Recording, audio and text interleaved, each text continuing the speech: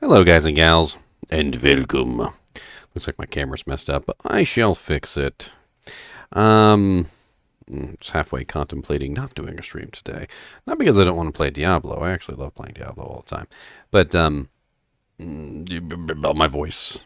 My voice is, or my throat is, I'm coughing all the damn time, so not exactly the most fun stuff in the world. That seems like my... no. I need my shirt to be nice and invisible. Yes, invisible. What's up, Merker? How's it going, man?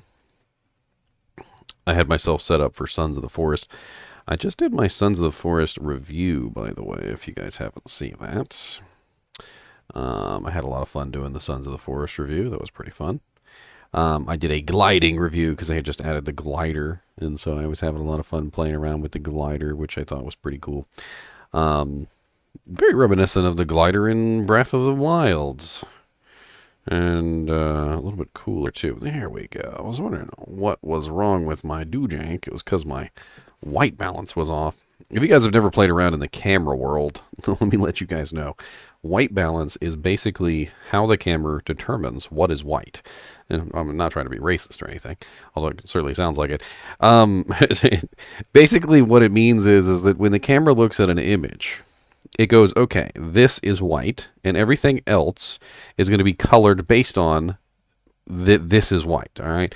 And so what it does is it changes all the colors in representation of what it considers to be the color white. And you can change your white balance deliberately. You can adjust it so that it's correct. You can also let it do it automatically, although sometimes automatic doesn't work. To give you guys an idea of how silly it gets, let me play around with my white balance real quick and show you how crazy it can become. So this is automatic. This is set up automatically for me. But if I were to change this, notice very quickly my skin becomes very like orange colored, and I can adjust it even further. I can change it so that my skin is now blue, and my shirt has now changed colors too. And by changing the white balance, you can effectively change like everything. You can make your face look less pale and more red. So like for a ginger like me, if I put it all the way up here, like it looks like I actually have color in my skin, but I'm just a whitey whiteo McWhiterson. So like when it actually goes to auto, you can tell that my skin is very white, right? But if I change the white balance up, now all of a sudden my skin is no longer white. Now it's like a darker color, right? I used to play around with white balance all the time on my camera back in when I used to work at Canon, and it's only this is the only reason I actually know what it does. I've got tons of useless knowledge rolling around up in my skull. Tons of useless knowledge, yes. All of the useless knowledge just for me. Who doesn't like useless knowledge? I do. There is always been, in my opinion, just something amazing about learning. Just learning things. Just learning new things. I love to learn new things. Whether it's putting together a computer or any other number of things. I remember one time I learned to juggle. I recently traded off my 220 amulet. I had that 220 barb amulet. I traded it off for a Vex rune. So I'm probably going to be making my own flickering flame today. The flickering flame that I have on my head is not mine. It's somebody else's. So I'm going to make my own flickering flame. I need to get myself a good base. I don't want to do a diadem. I want to do a mask. I want to do the demon head mask. I looked up the strength requirements, and I wanted to get one with the highest defense. So I need a nice 3-socket demon head mask. And I did look up the maximum defense on the demon head mask is 154. So nice. Ginger, you got any physical rune words off Etsy yet? I actually gave some away, Merker, a while back. This was when I was a much more wee YouTuber. I actually did give away a set of rune words. I believe it was Enigma, and I have a picture of the winner here. Let me see if I can put this up here for you. It's been a little while since I showed off the winner of the Enigma rune word, and why not? Could be something fun to do. Where are you at, sir? I've got so many images in here, and I really need to just take a day and just organize them, you know, like put the memes in one folder, put all my skill icons in another folder. I don't know why I haven't done that yet. I've got like a million skill icons in here, and they all need to be arranged properly, but they're not. I've got like PNG files for my, you know, like my t-shirts and stuff like that, and that needs to go in their own folders. I'm terrible with organization on my computer. I just need a cleanup day. I literally need like a whole day just to clean my computer. Clean up, everybody clean up, everybody clean. Clean, oh everybody clean. Clean, oh everybody clean. Yes, clean up, everybody clean. Clean up, everybody clean. Orion Legacy. Here he is. Oh, wow, way too big. Hold on. Fit to screen. Here he is with his Enigma set. And he's also showing off his World of Warcraft swords, which is pretty darn cool. I got these off of Etsy and gave them away. I don't know. I can't remember, actually. I'm sure if you search my channel, you can find them. Like Enigma Rune Word Giveaway or something like that. Yeah. Pretty cool, though. They're large, you know, like large apple-sized large, and they're solid. Make really nice little like paperweight looking things. I also gave away some other stuff too, like I had some coasters and some other various things. I also gave away an Arm of King Leoric. Now that was really cool. If you guys missed out on the Arm of King Leoric, I hate to tell you guys, but that thing was freaking amazing. I believe, yep, there it is right there. It's a real Arm of King Leoric wand. I mean, it legit looked like a real spine. It was not made out of real bone, but it certainly seemed like it was made out of real bone. And that one was actually won by, I can't remember. I believe I have his picture. Yes, there it is. Here he is with his wand. He won this a little while ago. I signed the base too, as you can see. I'm not sure if you guys can see there. See, Ginger Gaming Mentor, and I even signed my real name on there. And I sent him a hoodie as well. He's got the GG Chinchilla hoodie. If you guys haven't seen that on my shop. I've given away lots of cool stuff, and I have plans to give away more. Whenever I see something that strikes me as a really good giveaway item, I usually end up picking it up and getting ready for like some sort of giveaway. All right, let's go see if we can find ourselves a Demon Head, 3-socket preferred with some high defense. I'm trying to think the best place for us to farm. Like, me specifically, I feel like Crystalline Passage might be the best place for me to farm. Actually, what's the Terror Zone? That's Arcane Sanctuary. We got like 10 minutes. Let's do a little bit of Arcane Sanctuary farming. That's actually not a bad idea. We kind of like rock this place. Like absolutely rock it.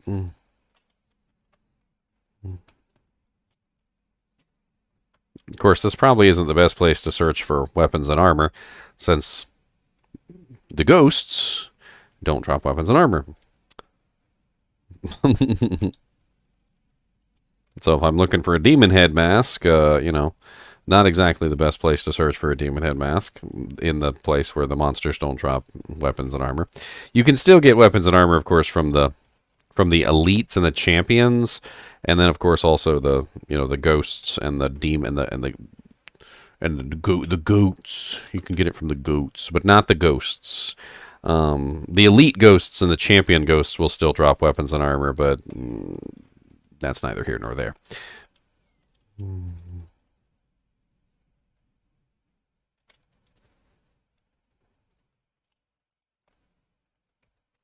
Demon Hide, that is an exceptional base.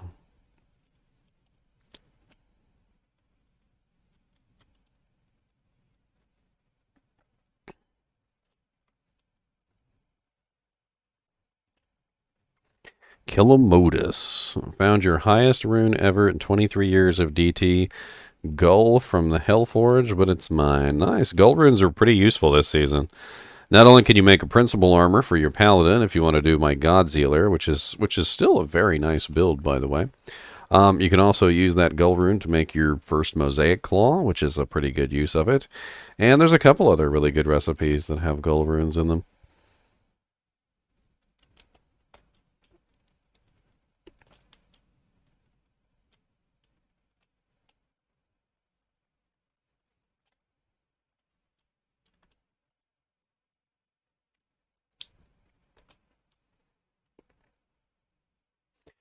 Alright, I'm going to hop in Discord and see what's popping in there. I usually like to hop in Discord anyway.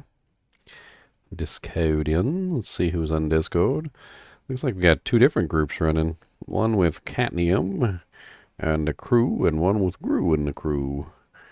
I guess let's hop into Kinship Group 2. What's up, guys? How's it going in here? Did I even join? Did I join? Oh, yep, my settings are messed up. Hold on. Hold on. Hey, stop beating me up while I'm trying to get my settings correct. Every time I do any change on my computer whatsoever, every single time I do a change on my computer, it screws up my settings on Discord every single time. Now, okay, there we go. What's up, guys?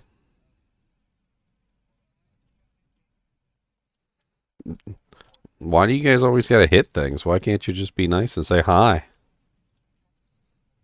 Don't hit them. That's the shinies are not for you.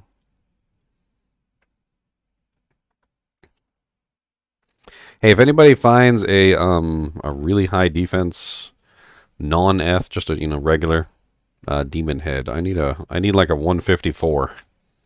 I'm trying to get a high defense one. Obviously 3 sockets would be nice, but even a plain 154, I'll take it. I'll throw some. I'll even use a socket quest on it because I just want to get like a high defense one.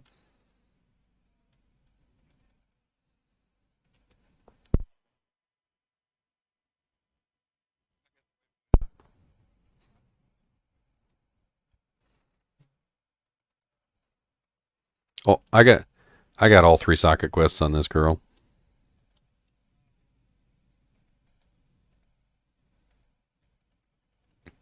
Oh, the low boobs. Mm. Ain't nothing wrong with a low boob. Sometimes they're high, sometimes they're low, sometimes they spread out real far apart. Sometimes they squish together,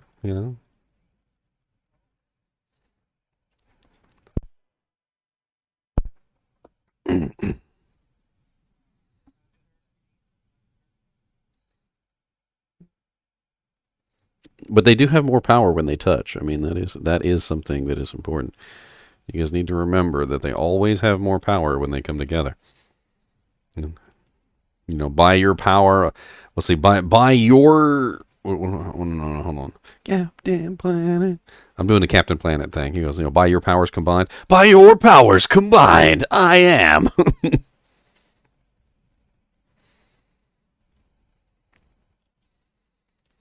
Captain Planet, he's your hero.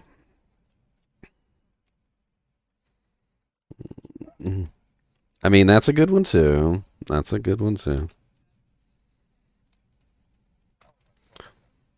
one of the coolest scenes ever in like the He-Man like universe was from the live action one in like 1980s, where freaking Skeletor gets the sword. He finally steals He-Man's sword, and there's this scene in there where he's like, "I have the power." Freaking Skeletor does it, and he just like legit combines his power with the He-Man sword's power, and he turns like gold, like his skull turns gold, and like he gets like super powerful. Like, because, Skeletor could always rival He-Man. Like, that was his thing. Like, he was always, like, the rival of He-Man. And so, like, with He-Man's power, he was, like, He-Man times two. And so when he combined the two powers, like, it was pretty cool, I'm not gonna lie. I know he was evil and everything, and you weren't supposed to be on his side. But that transformation was epic, all right?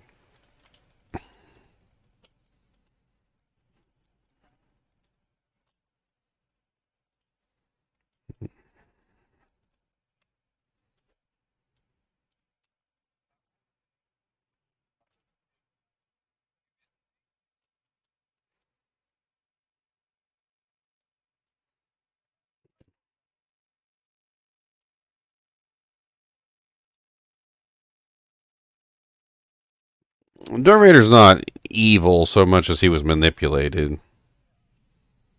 I mean, if you well, it's weird though because you can't really say he let the dark side take over so much as he just really wanted to save his wife. Like, yeah, well, like if you think about it this way, the old saying that goes, "The road to hell is paved with good intentions."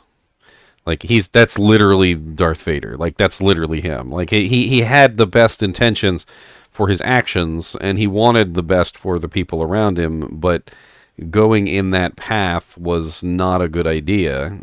And despite, his, superior, his, not superiors, but like, what would you call it? His senpai. And despite his senpai's advice otherwise, he still took that path. And, I think that he thought he could control it. I think most people do think they can control, their darker emotions, right? Like, I mean, he probably thought he'd be fine. But I think what was more condemning to all of it was that he didn't have another choice. Like, there was no other choice. Nobody offered him another choice. Like, how else can I save her? Like, who else has the power to save her? I know she's going to die. I've seen it. Like, how can I save her? And here comes the evil guy, like, I can save her. And so, of course, he's going to go to the one person who has the answer. Like, if he's the only guy that's got an answer that says I can save her, then of course he's going to hop over and be like, all right, how are we going to get this done? You're an evil asshole, but let me know, like, what's going to happen.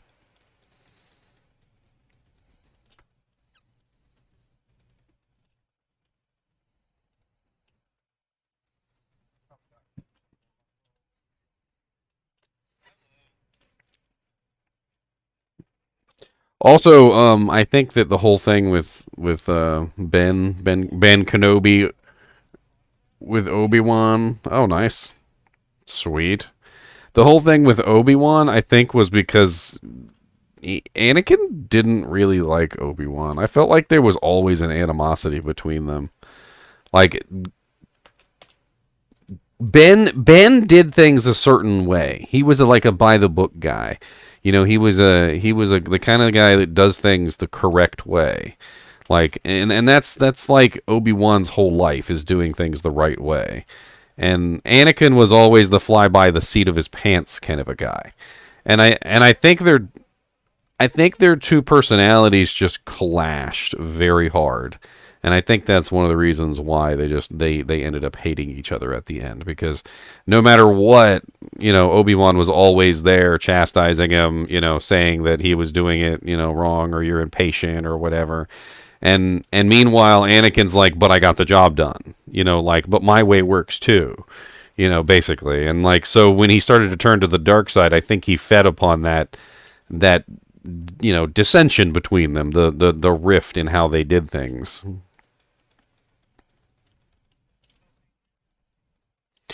just GGM1. And it doesn't take a genius to guess what game I'm in. Ooh, Glacial Trail. Nice. I was actually going to farm there before I came here because it was on TZ.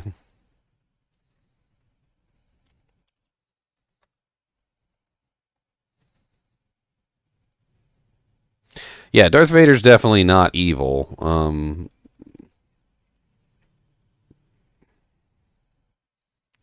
Oh yeah, that's right. You know what? I think I'm on Asia server because I recently did that trade. The guy that offered me the Vex rune for the 220 was on Asia, so I probably forgot to change it back. I'll have to swap back to US.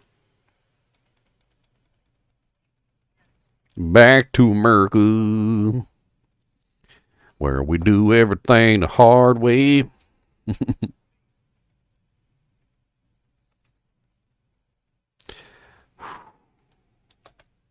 What if I need an organ though?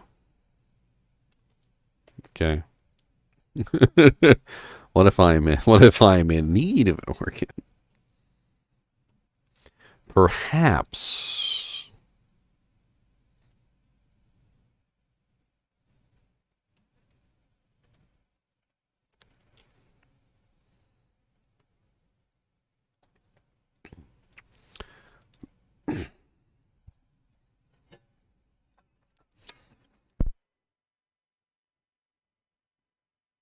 Did I change it? Sometimes I literally change it to America's and then forget, like literally after I click the button, whether I did it or not. And I'm like, did I click it?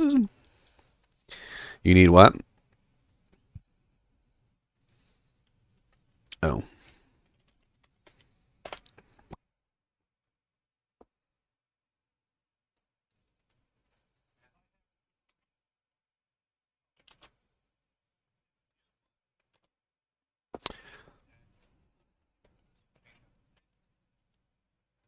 I'm just going to run TZs if anybody wants to join me.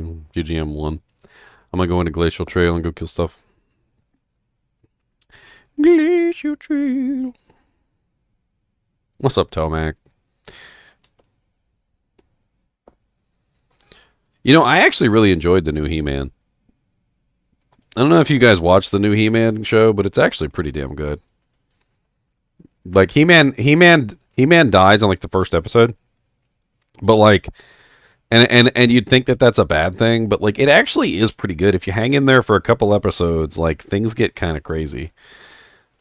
Like He-Man comes back, they basically like go to heaven, and He-Man's there, and he's like things are bad, huh? And they like kidnap He-Man from heaven, basically, and he comes back, but he doesn't have a sword because his sword's gone.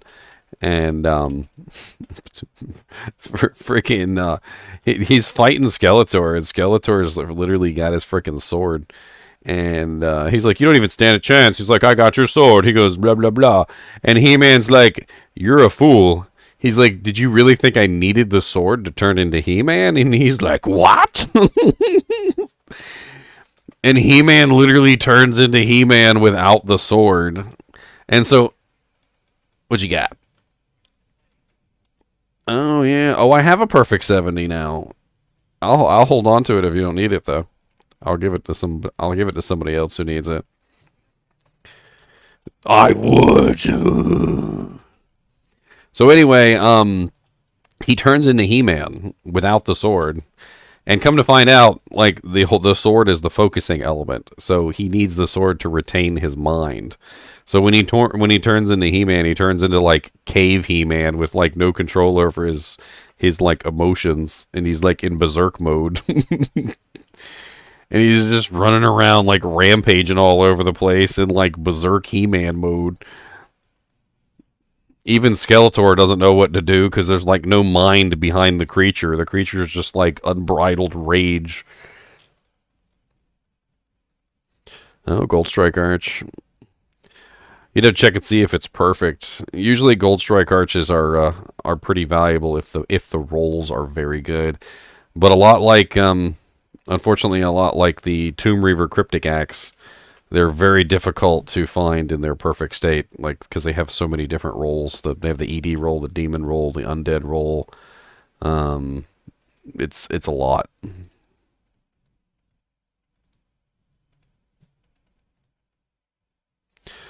Oh wow, +2 passive and magic with 20% IAS and dual res. Do we have any Spears-Ons this season? That's actually a really solid Spears-On pair of gloves.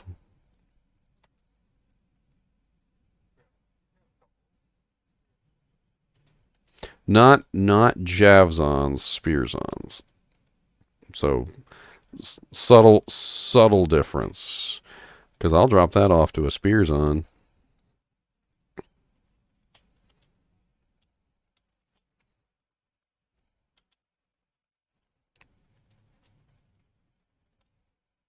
He-Man is secretly Stretch Armstrong.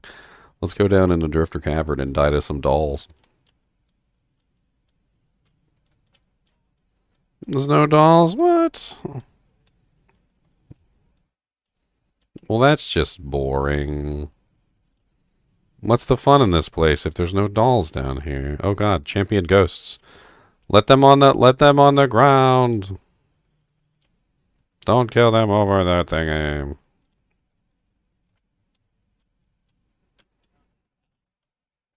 Oh, nice. Cryptic sword, any good?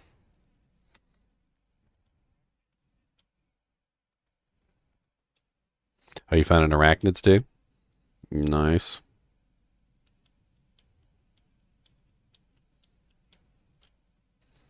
Yeah. Proliferated out.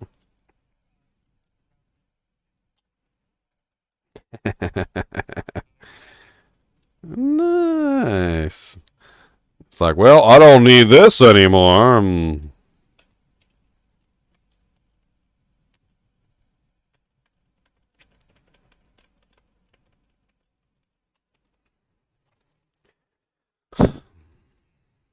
Watch out for Bone Break. He's got might.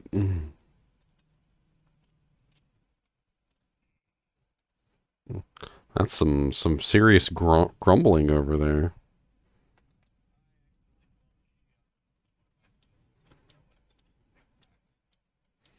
Oh. Which one did you bump?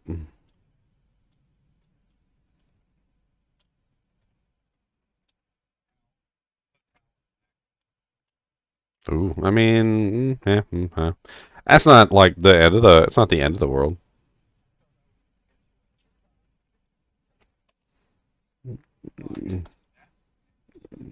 No, Howl is the Howl is the one that makes all the monsters run away. It's actually really great for Ubers. There's been many times where we've had like an almost failed Uber run, and the Howl barbarians will come save us. I think we're on to the next game. All you do is you just run in and you just start howling and everything runs away. And it'll keep running away. And the higher level your howl is, the better, because it literally just like makes them run forever. I mean, I don't know if I would specifically level howl on every barbarian, but I mean, it is definitely a very nice Uber ability. It's also pretty good if you want to farm just bosses and you don't want to worry about the minions. Like, you basically can just like jump into a group of monsters, howl immediately. All the monsters will want to run away, except the champions and the elites and the bosses. And then you can just kill the champions and elites and the bosses completely free of any minions. It's a pretty time-honored tactic.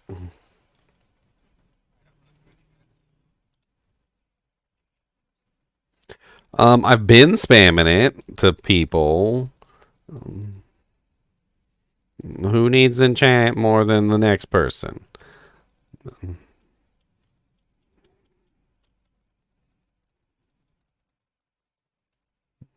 Ow! Spawned an urn on top of me while I was enchanting.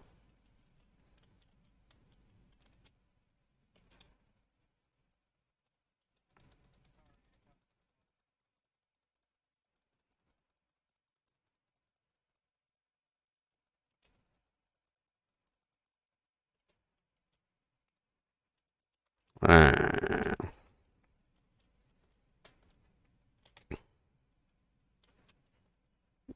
I keep shooting at I keep shooting at COVID. I'm sorry, vampire. I like literally just keep shooting at him though. Like I'm like, why is he not dying? Oh gosh, he's so rude. Pew pew. Dead end.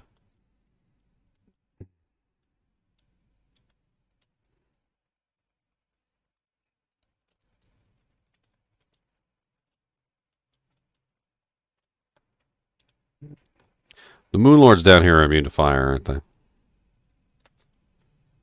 Poopies.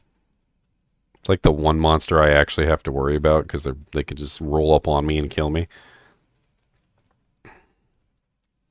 Don't be building your frenzy stacks on me, sucker. They're chasing me.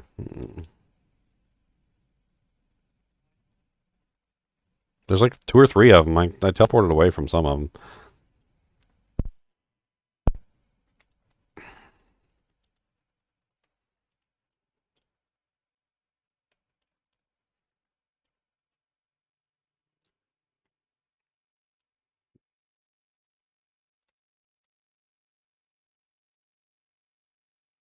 I do not. I do have a key though.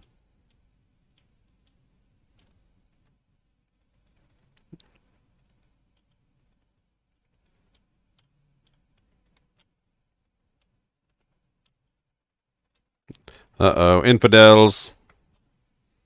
If you die to an infidel, you have lost the game. You have been slayed by an infidel. Cause you've been struck by, you've been slain by a smooth infidel. Do-do-doom-doom, do-do-doom-doom, do-do-do-doom-doom.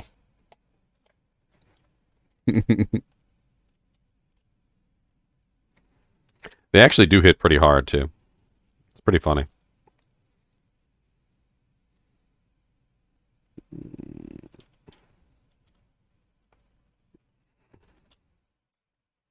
Oh, sacred feathers. Beard of the barbs. I think that's next. I'm pretty sure we covered like this whole map. Yeah, we covered everything. Oh, hello, Flawless Diamond. Hello, Oh, the evil urn here. Nobody clicked this evil urn. I clicked it though.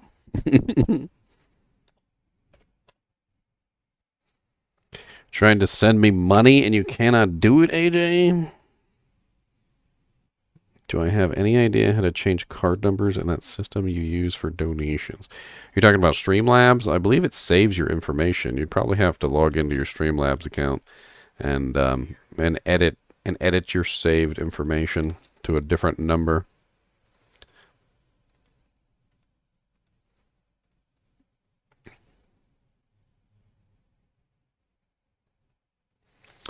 You could also use this link, AJ. Here, hold on. Boom, boom, boom, boom, boom, boom, boom, boom, boom, boom, boom, boom, boom.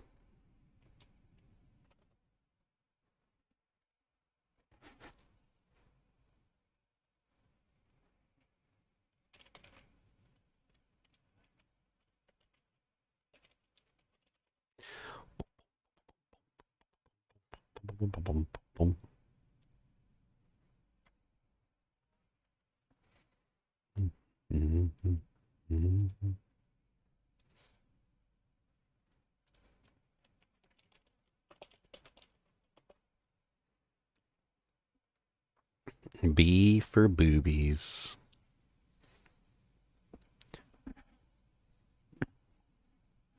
Whoa, whoa, whoa, whoa. Now we're getting dirty here.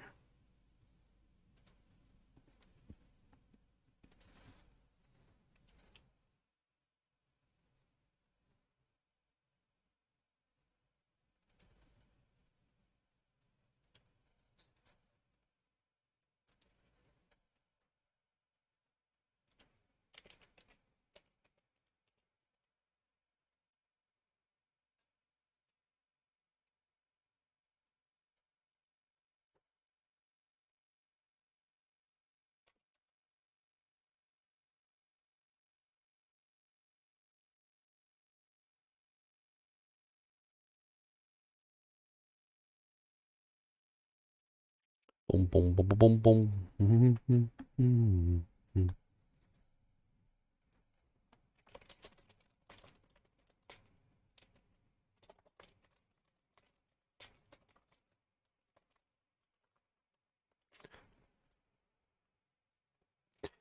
All right.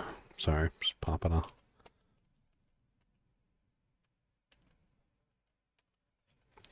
To the glacial trail.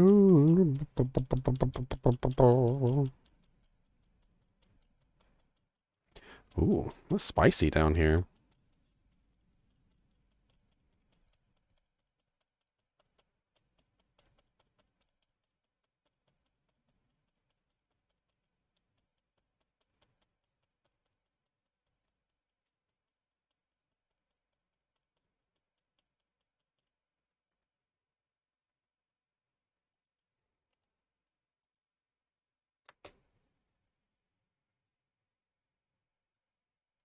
All right, just started a ladder character, AJ. Which character did you go with?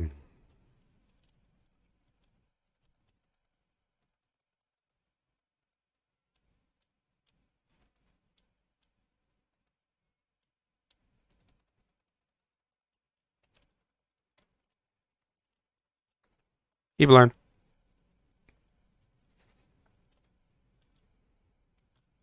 Bonebreaker. Small jammy. Ooh, fancy. Y'all just left a small jammy just sitting on the floor.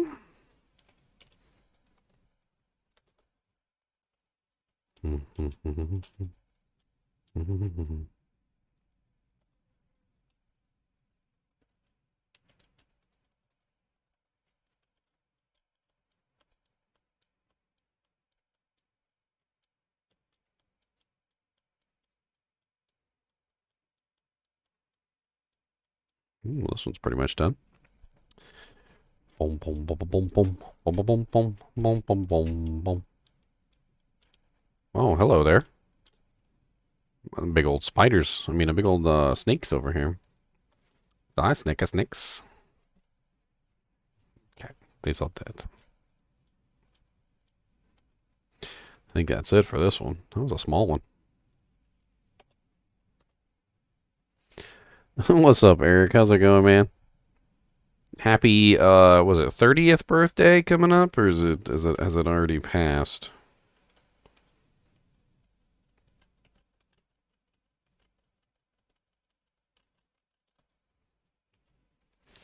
Boom, boom, boom, boom, boom, boom, boom, boom, boom, boom, boom, boom, boom.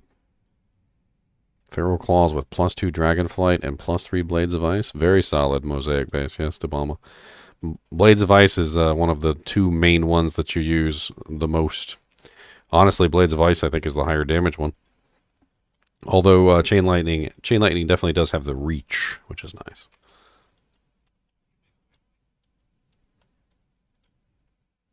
What'd you say? Oh, I was talking to Chunks. I need to turn you up, I think, Chunks.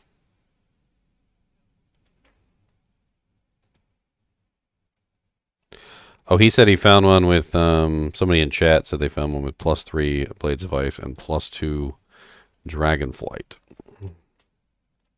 which is a pretty solid combo.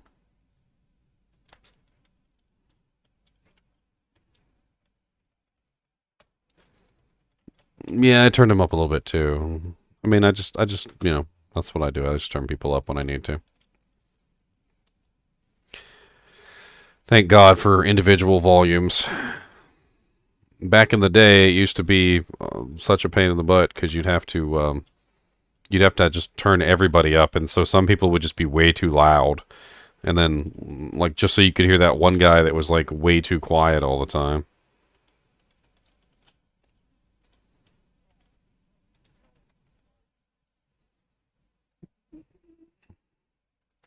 Mm, 7 min damage with some AR, but no leech.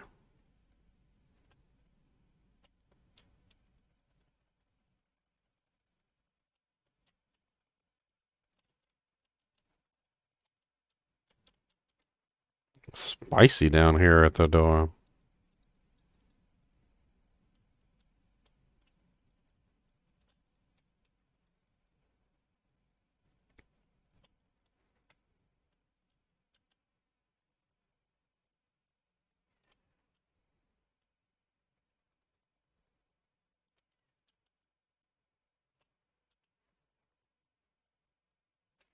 Need to get back into the habit of firing at things off screen. The easiest way to play this character. I got a key. I got a key. Oh, a Tal rune. Oh, a blue Archon plate.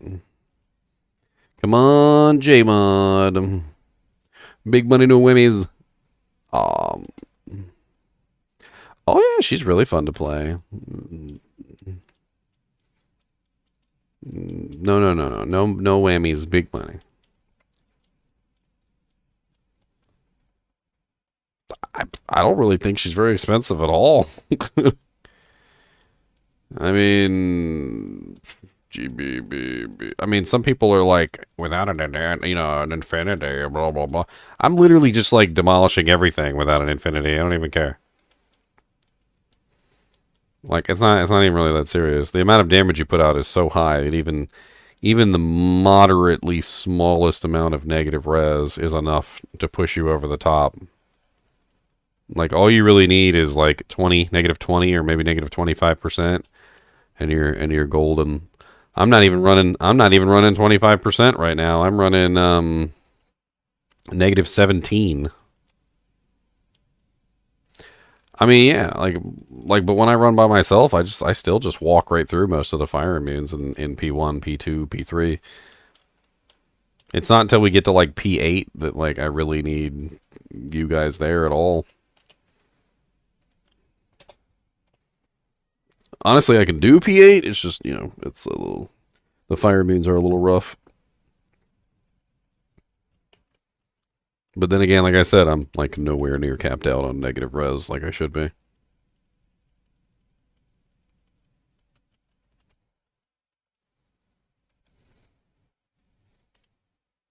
Oh, nice, AJ. I'm sure it'll pop up here any second. Even if it doesn't, I will make an announcement.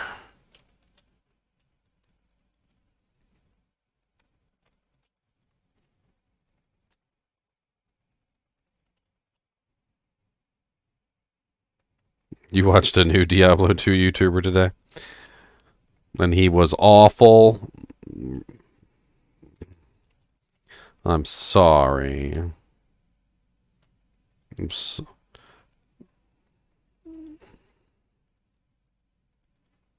No, the biggest mistake they make a lot of the times is trying to copy other YouTubers. It's not about copying. It's not about format. It's about it's about finding like what you actually enjoy. People don't like watching you if you don't enjoy what you're doing. About the only ones that I can think of, whether the game or not, are the ones where they're not up there. Like there's some people that do like no commentary, no camera playthroughs where they literally just put the gameplay up there and that's it. Like some people enjoy watching like gameplay with no nothing. But those are the only ones I can think of like that people enjoy watching when they don't enjoy playing.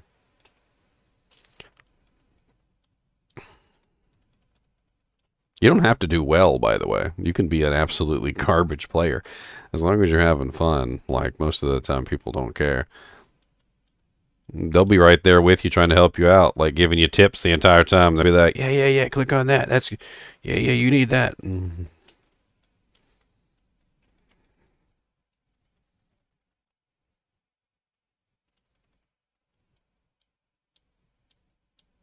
I mean, I talk about other YouTubers all the time. Feel free to drop names. Don't matter to me. I am not scared of that. I mean, in my defense, though, I haven't really met a whole lot of YouTubers that I hated or anything. There's only one so far that's rubbed me the wrong way.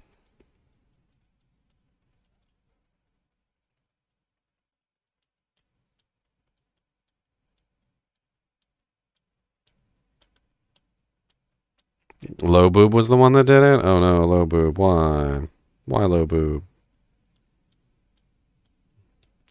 I used to, when I was younger, I used to just like insert words into the old song, like, dude, I can't remember the actual word now because I always just put stupid words in there. What is it? Does your rifle hang low? Does it wobble to and fro? Can you tie? Blah blah blah. Like you just put whatever word you want in there. Like it doesn't matter. You know, do your ears hang low? Do they wobble to and fro? Do your boobies hang low? Do they wobble to and fro? Can you tie them in a knot? Can you tie them in a bow? Like literally, you just shove whatever word, you just shove whatever words you want in there, and it just gets more and more hilarious. Like, I remember at one point we were like, "Do your balls hang low? Do they wobble to and fro? Can you tie them in a knot? Can you tie them in a bow?" That's right. It's a great song to like just put random words into. Like,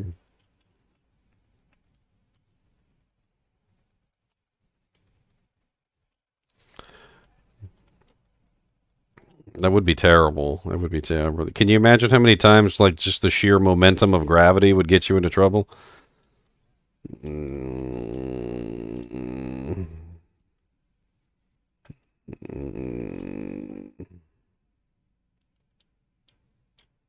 mm, I hate to tell you, but they're not. These are not getting used as hammers. That's gonna hurt, my friend. That's gonna hurt.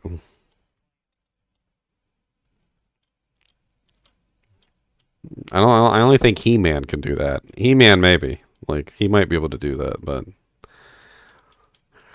not us regular people.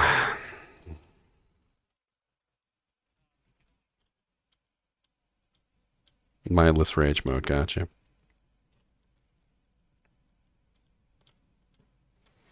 It is indeed. It is indeed, Chunks. Don't you want to sing the song with us?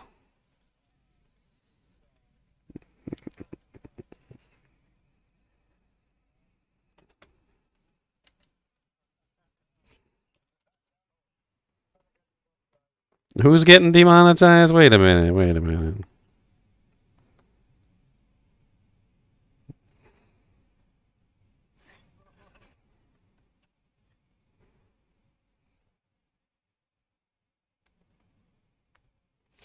Boom, boom, boom, boom, boom, boom, boom, boom, boom. It's actually do your ears hang low? Do your ears hang low? Do they wobble to and fro? Can you tie them in a knot? Can you tie them in a bow? Can you throw them over your shoulder like a continental soldier? Do your ears hang low? It's like a nursery rhyme. And true to form, we have to corrupt everything.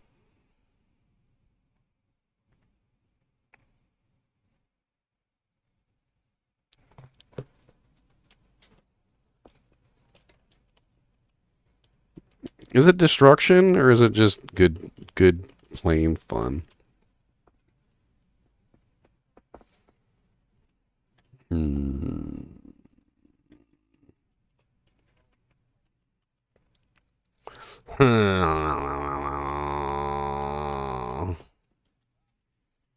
Depends on what you consider corruption. That is a lot of moon lords, by the way. Like, I don't know who decided fighting 18,000 moon lords at once was a good idea, but like some of them are extra fast over here. Like, I think it's like it was literally like a pack of moon lords, like an elite pack, and then a champion pack, and then there was like another elite pack. It was like three different like elite packs of moon lords all at once. And y'all like when y'all got started getting surrounded by moon lords, that was the time to like back away a little bit. You know, use a choke point or something. Use a choke point or something, my friends.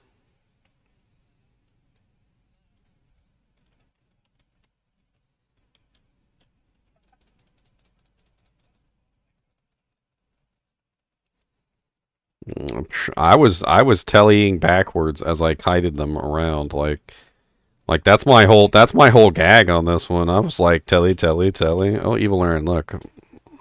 Oh, look, one ghostly pit viper. Why y'all always running by the evil urns? Y'all click on the damn evil urns.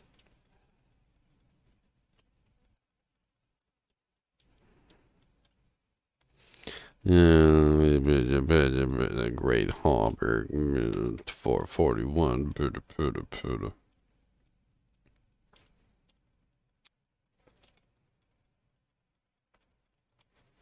Superior Jawbone Visor. Man.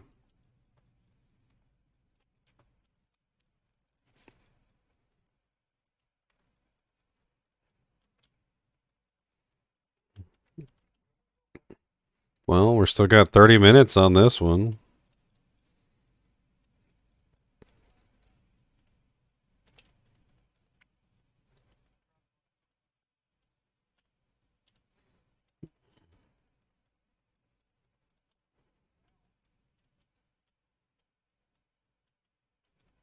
Who is Start Me Daddy? Because you're just running around all by yourself, killing everything.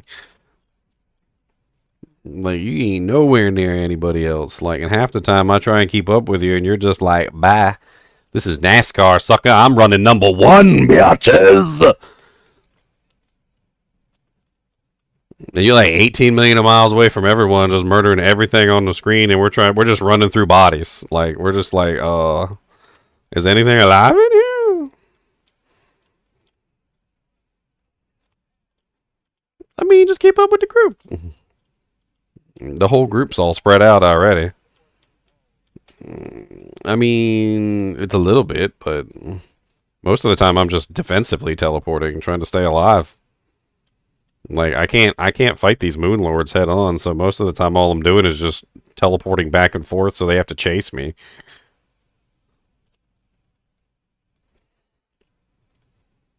This boy got an enigma. You got an enigma, sir.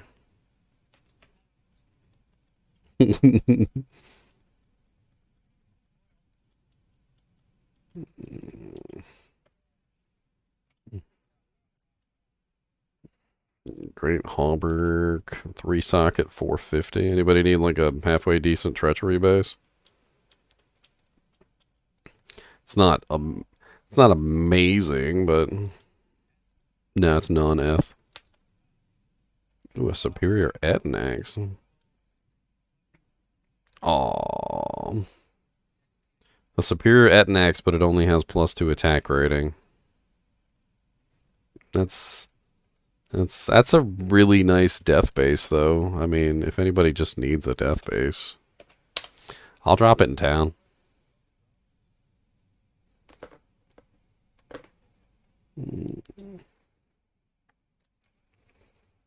Where are we leaving? What? I don't know. We're just running these things. And freaking everything was dead. I was trying to teleport around. I couldn't find nothing.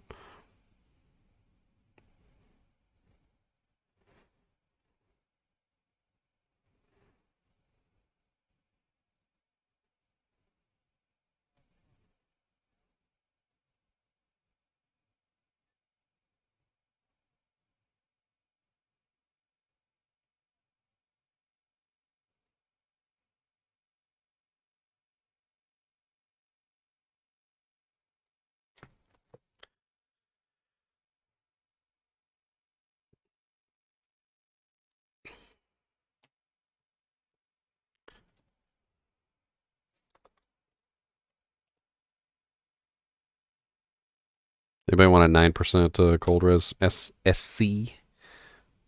Drop that on the ground. Cobalt SC.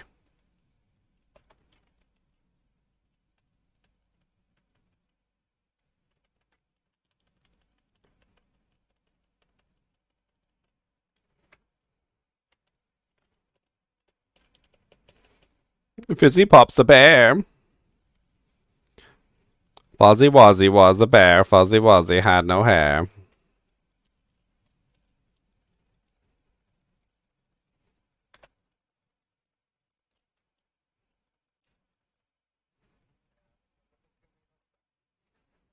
No, you just got to kill him as quickly as possible. Don't let him spool up.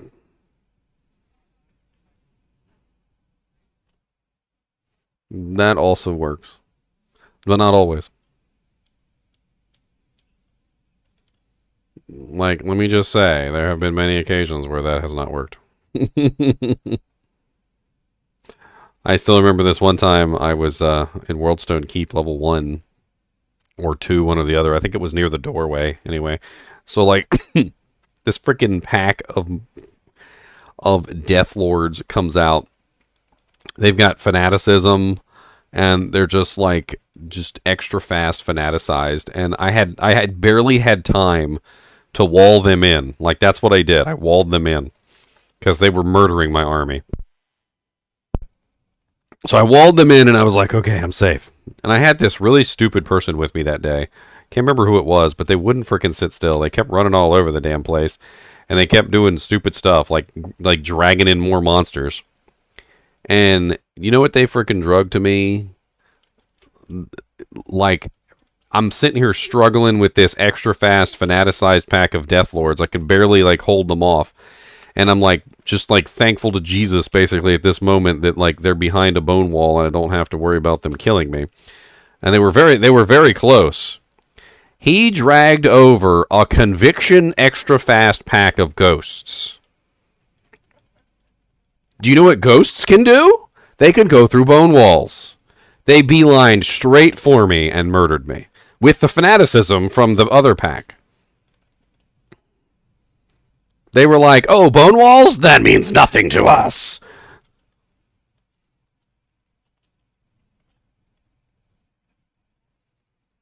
Then the freaking one of the guys who was in stream, you know, he's got like the end game character of the gods over there. Like I think he was running like an F like almost perfect Tomb Reaver with like 1540s and a Zod rune in it. And like he had like all perfect gear on his freaking druid. And he's like, I got this. And he goes down there to get my body. And I'm like, well, they're pretty rough. I was like, let me come down there with you. Like we'll go in at the same time. Like, so maybe maybe my corpse will like will help you buy you a fraction of a second so that you don't die immediately. Dude, we get down there and I get smoked like almost immediately, right? But like I managed to get off a couple curses and I stay alive for like I think it's like a second, maybe 2 seconds. He's down there and he stays alive for like 5 seconds and he's dead. And he's like, holy crap, it's fucking crazy down there. I'm like, dude, it's a freaking fanaticized extra pack of fast pack of Death Lords and a freaking conviction pack of freaking ghosts. I was like, it's super nasty. He's like, I don't think we're getting your body back. I'm like, no, I didn't. I was like, you wanted to try, so we gave it the old college try. Didn't think it was happening. They were at the door too, which just complicated things even further because you couldn't get to them without having to go through a loading screen. So like by the time you loaded in, you were almost dead.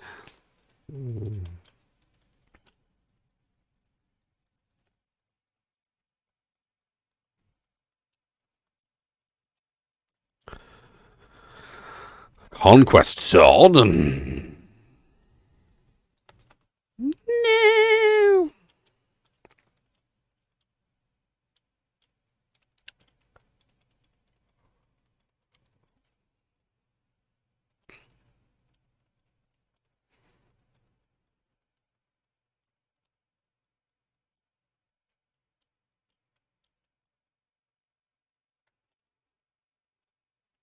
Mummified Trophon? +2 attract. Meh.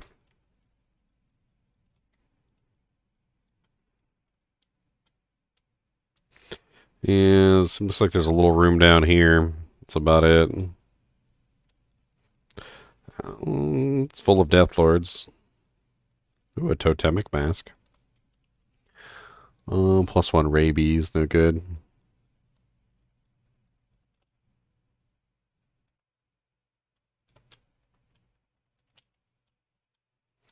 Yeah, that's it. It was just a little like dead end over here that had some monsters in it. There's nothing else.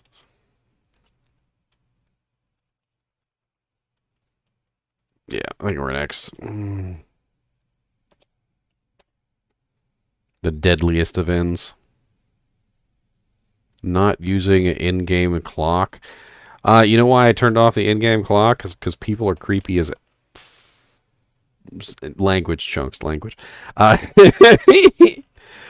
People are super freaking creepy and make the weirdest freaking comments based on the clock. Like, and it started to bug me, and so I took the clock off. That's why the clock isn't up there. Like, when I say creepy comments, I mean things like I'd post a video that I recorded, and it might have been like late at night or something when I recorded it. Like maybe it was like 2 a.m. or something in the morning. Like I couldn't sleep. And they're like, 2 a.m. in the morning? You're playing awfully late, aren't you? And I'm like, like, what is... I'm like, how do you know what time it is? And they're like, your in-game clock is up there. And I'm like, well, we're fixing that. And I guess it's not going to be up there no more. Freaking ITD Grand Scepter with decent ED, max damage based on character level, ITD, pretty nice attack rating, mana leech. Like, if only it had better skills than Sanctuary and Holy Shock and Concentration. It's a basic Grand Scepter. It's a 106 damage Grand Scepter. If you upgraded it one tier, it would probably be like off the hook. I'm gonna hold on to it for just a second. I might upgrade it one tier just for lulz. It doesn't one tier, the first tier upgrade doesn't cost anything anyway.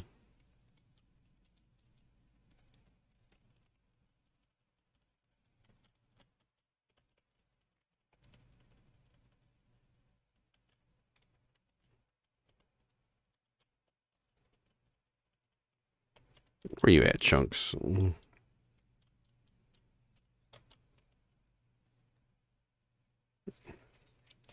I was trying to chant you.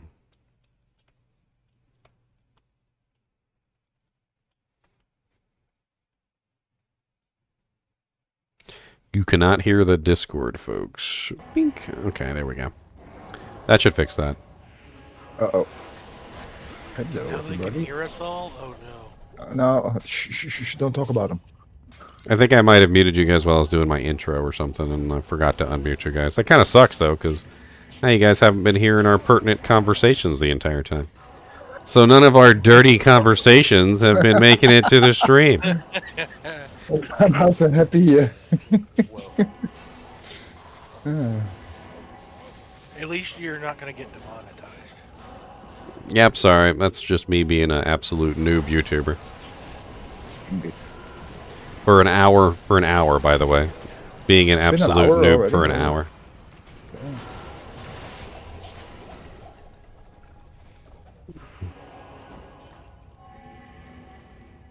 You probably also couldn't hear the game either, because that control happens to also control the game volume as well. So it's a nice silent gameplay for an hour. No, it's just you rambling to the other voices in your head.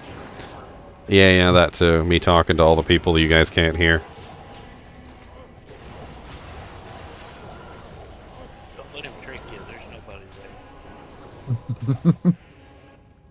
He's just crazy. Dude, I have gone the whole stream before. I've literally done a whole stream where literally there was no sound whatsoever. Why can't I pick up this freaking Grand Charm? Can't either. It's like... It's a bug. I've noticed it myself. You're gonna have to start picking up other random crap until the charm comes back onto the map. I don't like it. For some reason, it won't let you click on stuff if the name is off the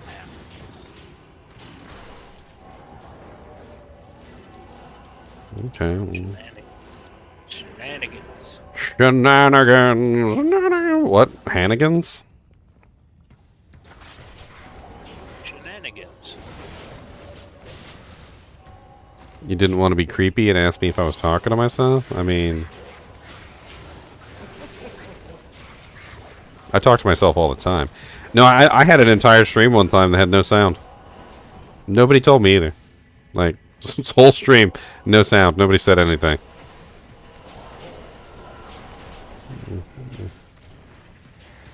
Apparently they just liked watching me while, you know, just play the game with no sound and don't talk. And I wasn't talking either. There was no audio, and there was no sound coming from my microphone. Nothing. There was just no sound whatsoever. Watching you mutter and ramble. Yep, just like hands waving in the air like an Italian. Only the Italians could understand what I was saying. That Corona is wrong to... So was the spiderweb sash.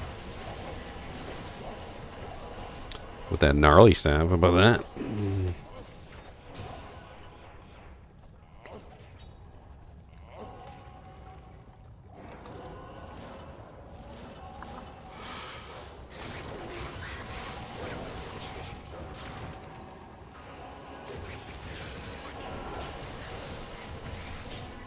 Ooh, runic talons.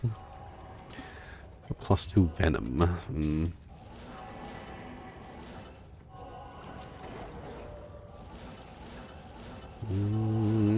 I think it's kind of. Oh, there's a little. No, we didn't go in the center of this thing.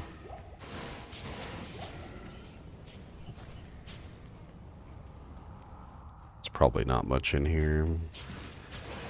Just like a little. Little tiny packs, nothing fancy. Yeah, I think that's pretty much it. It's a crystal sword. Check to see if it was ethereal. Does an F crystal sword have a use? A rare one, yes. Yep, I got one. Oh, okay. Yeah, if you find a ethereal crystal or dimensional blade that's rare, definitely identify it and check it, because like they can be kind of crazy. You upgrade them to phase blades and then they're indestructible. So then they're indestructible F phase blades, which is amazing, and then they need like a bunch of other really good like stats on them too, though. Good enhanced damage, the Fool's mod, and what is it? Of 5% the chance to quickness is also important. IAS, yeah, and then the 5% chance to proc amplify damage. If it gets the amp damage proc, that's mint. But the amp damage proc is a really low level proc. Unfortunately, it tends not to proc on or spawn on high level items. If you go to like level 1, like in the Bloodmoor, and you farm rare items, you'll see the amplify damage proc like pop up on so many like low level rares. Because it can't be anything else. You know what? I'm gonna re-roll that small charm. Sounds like fun. I got some extra doojanks to re-roll with. You need to give me one of your diadems. I'll go down there. I mean, if you find a white one, I can imbue it, and we'll see what it gets.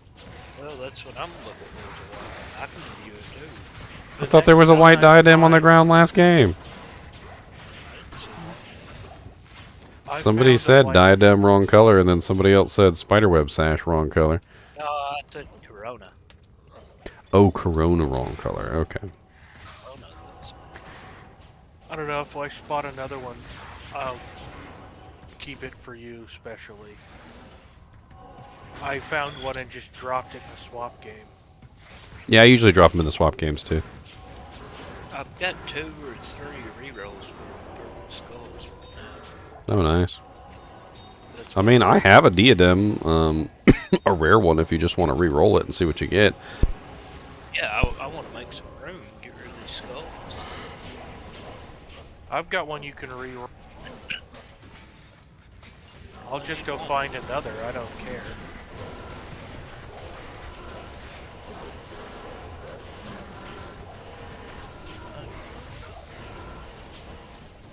As long as I can use some skulls. I've also got a Monarch I've been trying to re-roll into a J-Mod. Oh, nice. Monarch. I mean, hey, if you hit it, that's freaking lottery, right? Hey, look. The Grand Matron.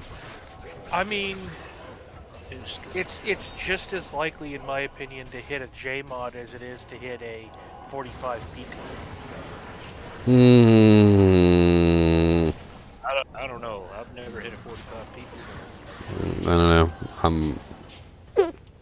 never hit a 45 block period. Yeah, exactly. Hit like 40. My point being is I don't see how either one is more rare than the other. Well, I It would mean, depend on how many statistics can roll on a blue Monarch. well, first off, you're talking about the life mod, which actually rolls. So there's multiple different life mods that you can end up with. So, like, you could end up with a P-comb with anywhere in between, like, freaking, like, 10 life and 45, which is still a really nice roll. So there's a lot of different possibilities in between, of, like, what you can get.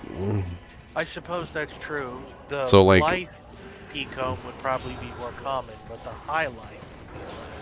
I mean, yeah, but, no, people aren't re-rolling specifically for plus 145s. They're just re-rolling for like it's something decent. Like, you know, if they ended up with a plus 135, they would probably be happy with it because they've probably got a plain one or something worse that they can replace that with. With the J mod, there's no in between. Like, it's gotta be jewelers, and it can't just be jewelers. Like, if you just got a P-comb, you'd be happy, right?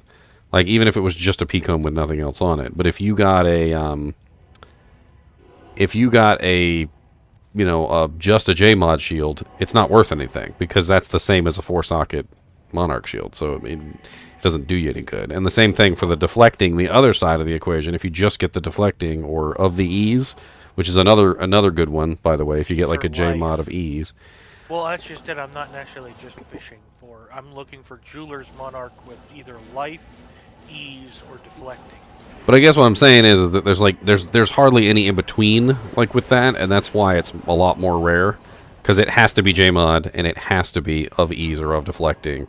Like if it's not those two together, like it's worthless, right? So it's a lot harder to hit that than it is to hit like a +1 something.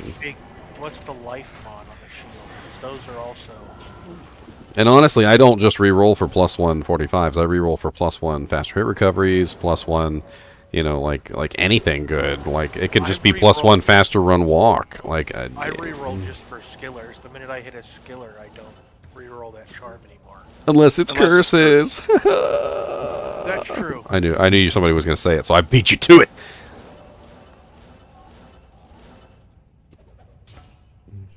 Because I'm not all that super picky about getting life or really anything else on my charms.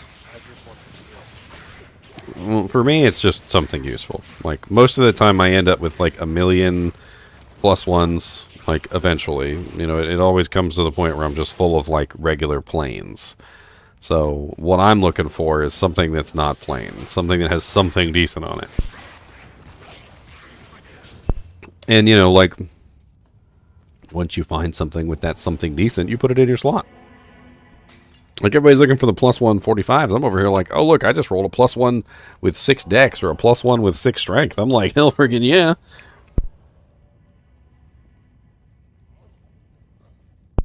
I love the +1s when they roll with like stats like that, like the +6 stats.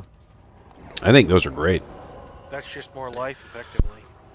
Well, yeah, more vitality points and less points I have to put into other things. I like the ones with 12% faster hit recovery. And that's because you're a druid. Yeah. Yeah, That's better. FHR ones are also nice. Alright, next game. A salad. A salad.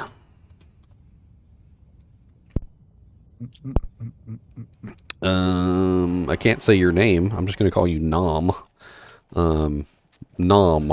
I just leveled up an enchant start today and getting the gear put together. Any tips? It's really just about your enchant. That's it. I mean, it's important to note that the fire mastery damage does not transfer on pre-buff. A lot of people, for some reason, seem to think that it does not. Fire Mastery is an active buff, not a pre-buff. So, like, you actually have to have the points in Fire Mastery for it to work. Enchant, on the other hand, can be pre-buffed. So, you want to get yourself a nice, solid pre-buff set to go along with something. A nice +3 and a +2 is a basic. Eventually, you want to get your hands on something a little bit more sexy, like maybe a +3 Fire Skills, +3 Enchant. Blue Orb would be like your optimal. A Flickering Flame is a really nice helmet for this build. You only need 15% IAS to hit the cap with the Demon Machine crossbow. So 20% IAS on a pair of gloves, or if you throw like a 15% IAS jewel with some other nice mods in it in the weapon. Honestly though, the socket in the weapon is better off used for a fire facet, and you're better off using something else for IAS. There's a lot of different choices you could potentially make for IAS. You have to use the Razor Tail Belt to hit 100% Pierce, and it's very important for your damage output. If you don't, it's not going to work out very well for you. You're going to need a Fire Sunder, obviously, to break those fire immunes, and any fire damage charms that you can get, like this Flaming Small Charm right here. Has a very nice multiplication effect. Where are you at? I'm in town. Cool. Buy the stash as a diadem for you. Diadem. Sweet. Thank you. 40.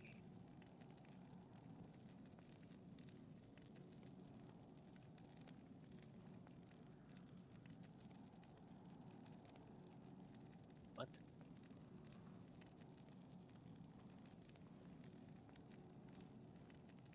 In a world of pure imagination, come and see.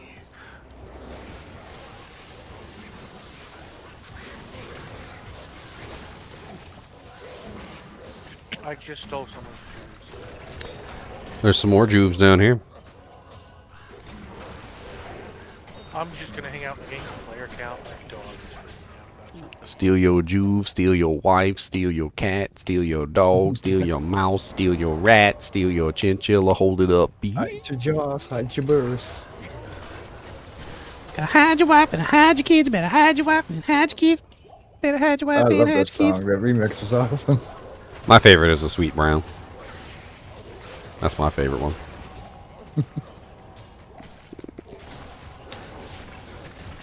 I went outside to get me some cold pop. And I smelled somebody barbecuing. And I said, oh Lord, I got bronchitis. Ain't nobody got time for that. Ain't nobody got time for that. Ain't nobody got time for that. Ain't nobody got time, ain't nobody got time, ain't nobody got time for that. I said, oh Lord Jesus, it's a fire.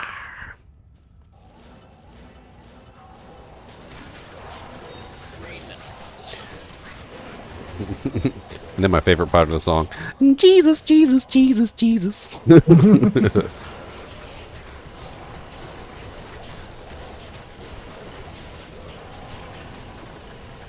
Now, is this 27 on Catherine's?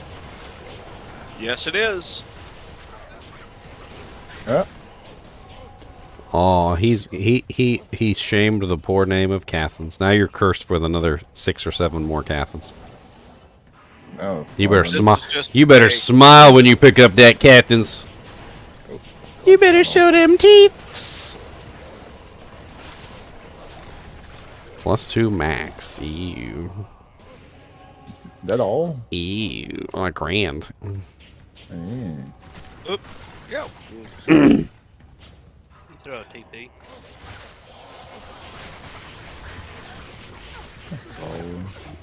So the only things that can roll with Yeah. a skill is something else that is not on that side of the equation. So whenever you look at a charm, like if you pull up your charm, you'll see that there's a left side and a right side.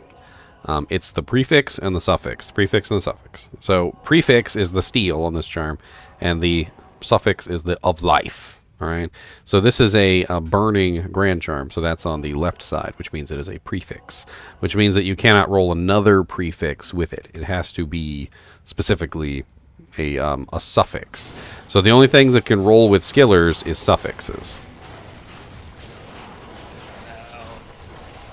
So if you look at your charms and you see something that you like on a charm and it's in the suffix position, if it's on the right side of the word grand charm, then you know for a fact that you can indeed roll that on a skiller with a plus a skill. You know, like for instance, I have of incineration, so fire damage can roll with a skiller, or like of vita, so you can have life with a skiller. Emerald is on the left side; it's a prefix, so that one cannot roll with the skillers. There's a lot of good things that can roll with skillers, though. There's a lot of good suffixes. Where's the... Up here somewhere. Barracks and jail. Can you open it if it's in your Herodric Cube? No, if the key's in your Herodric Cube, it doesn't work. You gotta take it out. We moving to the Joe? Yeah. Think I might just switch to Chaos. Still trying to find that mask. I still haven't seen a single Demon Head mask drop. We'll do some cows, maybe. A demon head from me and Andariels? No, I need a nice defense look at it. white, because I'm gonna make a flickering flame in it. Oh. I'm looking for like a 154, or at least close to that. going to be my best in slot piece of equipment, so. My BIS, yo. Coming on down with the BIS. Gonna get it. It's a mess. Taking on down with the BIS. I don't want to do a bone visage. Honestly, I think the bone visages are kind of ugly in D2R. I liked him in the classic version. The bone visage does have higher defense than the demon head, though. I need a key. I need a key. Pew, pew, pew, pew, pew. Pew, pew, pew, pew. Oh Lord, fanaticism, rockin' issue, go away. Why you gotta be so mean? Oh, he dropped a blue Shaco. No. Rockin' Issues like has the highest drop odds for a Shaco too, so that means I like just barely failed a Shaco, a Harlequin Crest roll.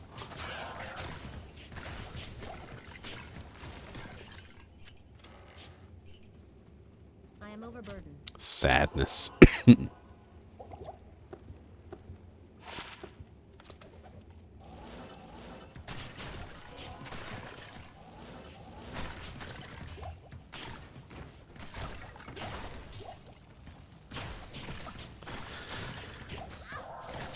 What's up, Busy Grease?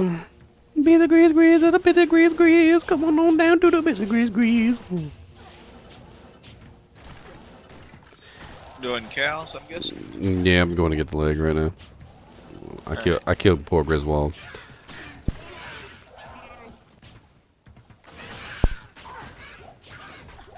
All I can say is stack the bodies together, and I'll try and order something out of. Oh yeah, you want to do a test for me real quick? Impossible. So I just killed these monsters. I want you to come through this portal. How many bodies are on the ground that you can hork, like, right now? Like, I literally just killed them. Can you actually hork them? So it must be time. It must be timed then. So sometimes when I kill monsters and I tell somebody to come hork them and they come through a portal and they weren't there when they initially died, there's no corpses there. Like, they'll be like, there's no corpses on the ground. So it must have something to do with timing. After a certain amount of time, like, if the bodies are on the ground, like, I guess you just can't hork them anymore. They disappear, actually. Which is weird, because, I mean, a lot of the times they're still on the ground for me, I guess is what I'm saying. Like, because as a necromancer, I can corpse explode them and stuff, so I can clearly see that they should still be there, and I can actually use them for corpses and stuff, but the barbarian can't see them for working, which is a little weird. Nice. Oculus. Oh, nice. Good day.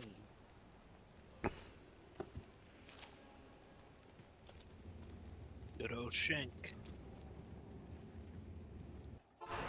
I need that. I actually have one on right now. You have one, or you need? I have it. I'm using it for my pre-buff. Because, you know, it's +3, so it's like a Hodo. But I don't actually have to have the Hodo. Does the percent fire damage from the shooters not help you more? No, that's active buff. The shooters is a all plus fire skill damage and fire mastery is an active buff. It has to actually be on your character for it to work. I'll gladly take it for my ice sword. So the only thing that'll help on a swap is like It has to be bonus to enchant specifically. an enchant. Yeah, enchant stick. basically, yeah. So you're not looking for your pre-buff. You're not looking for just generic plus to skills. You want things that are giving you specifically plus to skills to your enchant. As much as you can get to your enchant, because that's the only thing that matters for pre-buffing. Where are you at for this Oculus? Look, Grand champion. I'm actually in the cow level right now. Oh, $4.99 from Jared. Oh, he went to Jared's, everybody. He went to Jared's. Fancy. You orc monster. Yep. All I'm saying is Gage was a hardcore character that died illegitimately. He was brought back, and Judd paid the price. Gage? Who's Gage? You talking about from Mortal Kombat? Pet cemetery. Pet cemetery. Gauge. Yeah, but that's like they use demon practices to bring him back, though. That's not the same. A 12% MF Grand Charm. That is weird. It's also got 1 to 27 lightning damage on it. Lucky Grand Charm of the Storms.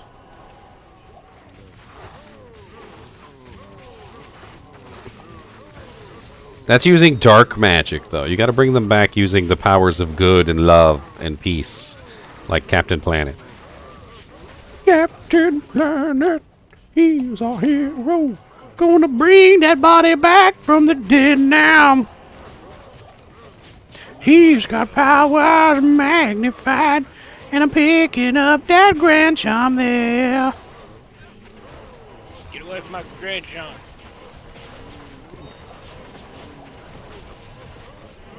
+5 strength.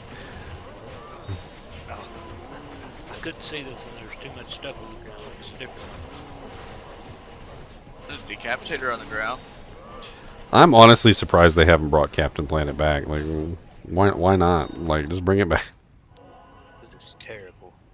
There's nothing wrong with Captain Planet. It was a great show. Taught us all about trees. We learned all about trees.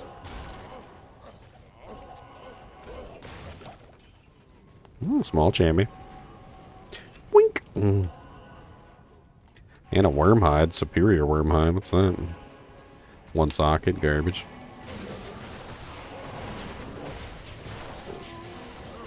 One socket. Garbage. Yoink. Nice small charm. Yankity yankity yankity yank. Yankity yank. No takebacks. He starts picking up all my bolts.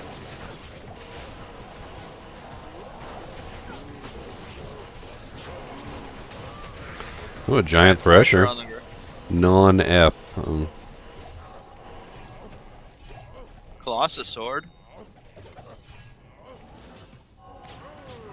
I need a 5-socket head. Oh. You know what? Speaking of which, to finish off this character, I need a mist bow. So, I guess I need a +3 matriarchal bow. I don't want the matron. I want the speed. I want the speed over the damage. Thresher on the ground. Troll nest. Speed Wait, what over kind of- damage. What kind of mask did you want? I'm looking for the demon mask, the same one that Andariel's mask is, but you know, white with like 150 plus defense. That's what I'm looking for. Okay. I just found a death mask. There's 2 sockets. So. Yeah, it's got to have 3 sockets too for the, or at least be capable of 3 sockets. Flickering flame, yeah. Yeah.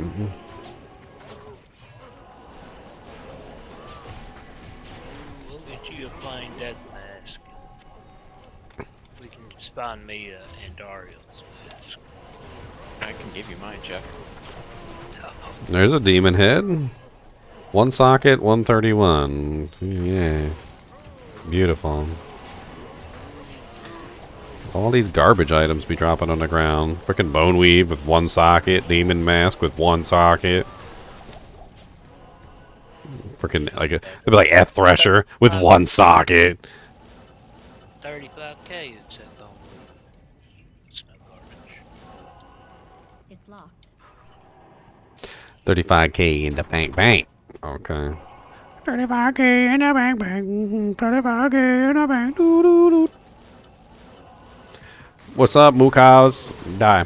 Die, Mookows, die. No, no. Oh, you die. No, no, no, no. No, no, no. You die, no, no, no.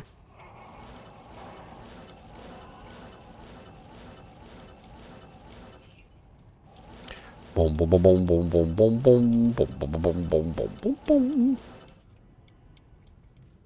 Go to chaos. Yeah, Yeah, we can go to chaos. Let's go to chaos on this game. Why not?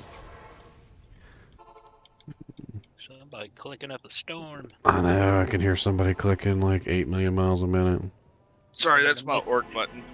Oh yeah, I muted Scott the other day because somebody came in and was talking to him, and I just now unmuted you, Scott. If you were talking to me and I didn't hear you, like, not my fault. Yeah, I thought so. Yeah, the grandkids running around, things are just going nuts. But no, I was going to tell you, I just rolled a mist in a grand matron with +3 bow and crossbow. Freaking hex! Almost what was 5 off perfect max damage. Oh, nice. Enhanced damage. But I also have I have a 35% wisdom draw with a cold facet in it. Oh yeah, 40%, negative 40%. Hell yeah, And that's where it's at right there. I have the full Mavina set, so I thought you tallied up. I mean, That negative. I don't. There was a whole bunch of elites, and I got distracted. That negative 40% is the key to that build. The freezing over Amazon. And until you get your ice, that's literally best in slot. Negative 40% is hard to beat. You gotta up it, socket it, double, obviously double upgrade it. Yeah, it's been upgraded once. Yeah, you gotta get the second upgrade because that's gonna give you the physical damage that you need to get your life leech and your mana leech. Because without the second upgrade, you won't have the physical damage to mana steal, and you need that physical damage to get your mana steal off. So, yeah, I mean, one of those like. So you got, that's the funny thing about being a boson. You always have so many bows to choose from. You're like, like people handing you bows left and right. They're like, look at this bow I found. You're like, oh, that's kind of nice. But man, I heard you say, you were looking for one of those, and I didn't know what else I could put with, I'm not sure I could put anything else. What could I put with the wisdom draw to, like. Four socket monarch, anybody? Impossible. I was just gonna say, is this What are you looking for? Are you looking Literally at just damage or Where? So are you pure cold or are you cold still? I can't remember which one of you guys because one of you was cold fire. I'm cold fire? He's pure cold. Okay, well if you're pure cold, then that wisdom draw is literally the best thing that you can put. Oh, look at this freaking AR charm, 124 with freaking 3 decks. Sorry, I got distracted. I dropped it on the ground. If anybody wants it. You're talking about like other gear. Are you using full Mavinas right now? Is that what you're using? Yeah. Yeah. So I have a freezing arrows on, and what I did was I used Arcane's Valor with a cold facet in it. So that brought me from 40 to 45. So negative 45 enemy cold resistance. And then I use a Crown of Ages. I got a 2-socket Crown of Ages, and I put 2 cold facets in that. And that brought me from 45 to 55. So negative 55% enemy cold res. And the Crown of Ages has a pretty good amount of resistances on it, which helps out a lot with the resistance issues that character has. And then you definitely want to find yourself a nice pair of +2 bow and crossbow skills with 20% IAS on them gloves. The other stats really don't matter. You want to make sure they have at least +2 bow skills with 20% IAS. And then for your belt, I found that I was better off with like an Arachnid's Mesh for +1 skills. But you can also utilize a couple other belts. You don't necessarily have to be tied into Razortail. Because as a pure freezing arrows on, you really kind of have lots of extra points to spend around with. So you can afford to stack a couple more into the piercing. So you can, so you don't have to wear the Razortail, and then you can get a little bit more benefit out of something else. I mean, honestly, if you wanted to just like straight up copy my freezing arrows on, like it wouldn't be an insult or anything. Eventually, when you get an ice bow, you can switch off of the Wizen Draw. But what you will find is that the Wizen Draw still is better for killing the immunes because it has negative 40% enemy cold res, and the ice only has, I think, what is it, 25 or something like that. Like, you're gonna notice that when you're fighting the immunes, the Wiz and Draw wins. But when you're fighting the regular monsters, like when you're fighting those, trash mobs that are not cold immune, the ice bow is definitely going to be the clear winner. And it's kind of, it was always a controversy for me, because like I loved the ice bow, I absolutely loved it. But whenever I came across the cold immunes, I needed the Wiz and Draw to burn through their negative resistance, their resistances. Oh, I can already tell. I mean, because I have a minus 73 cold sunder right now. Here, let me link the video for you, so that you can just pull it up and you can see what I'm wearing.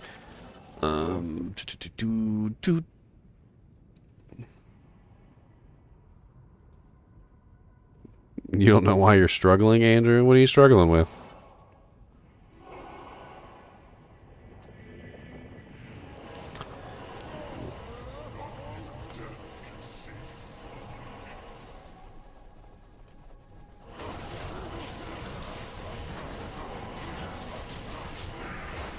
Hey, unique ring.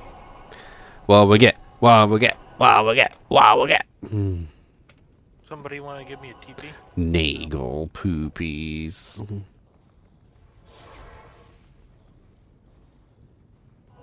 Where is my Amazonian? That was, what, season 2 is when I did that one?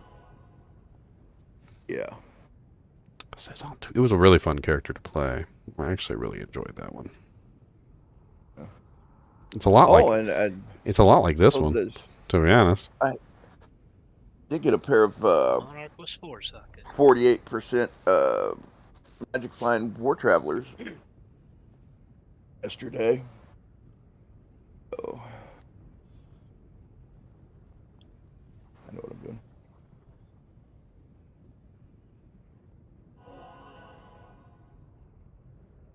There she is.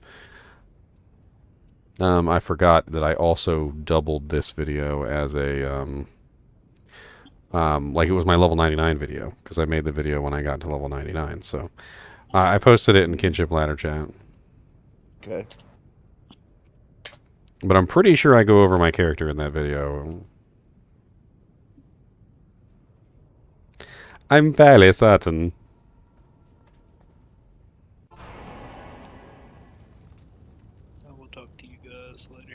Alright, let's go to number 11. See you, Chunks.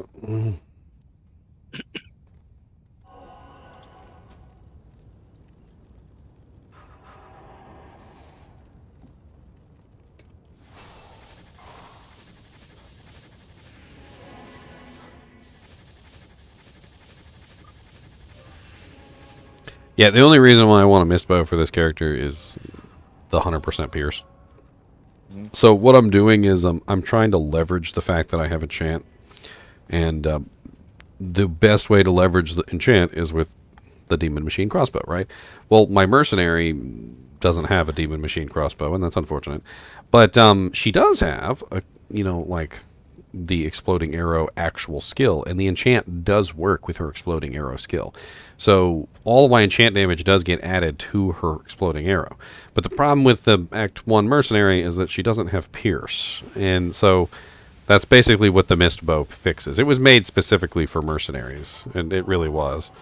And she gets with the 100% pierce, she can then put out kind of the same kind of damage that I'm putting out, minus the fire mastery. And it basically just kind of like double my damage. Unfortunately, she can't do anything to fire immunes, so too bad I can't put a fire sunder on her.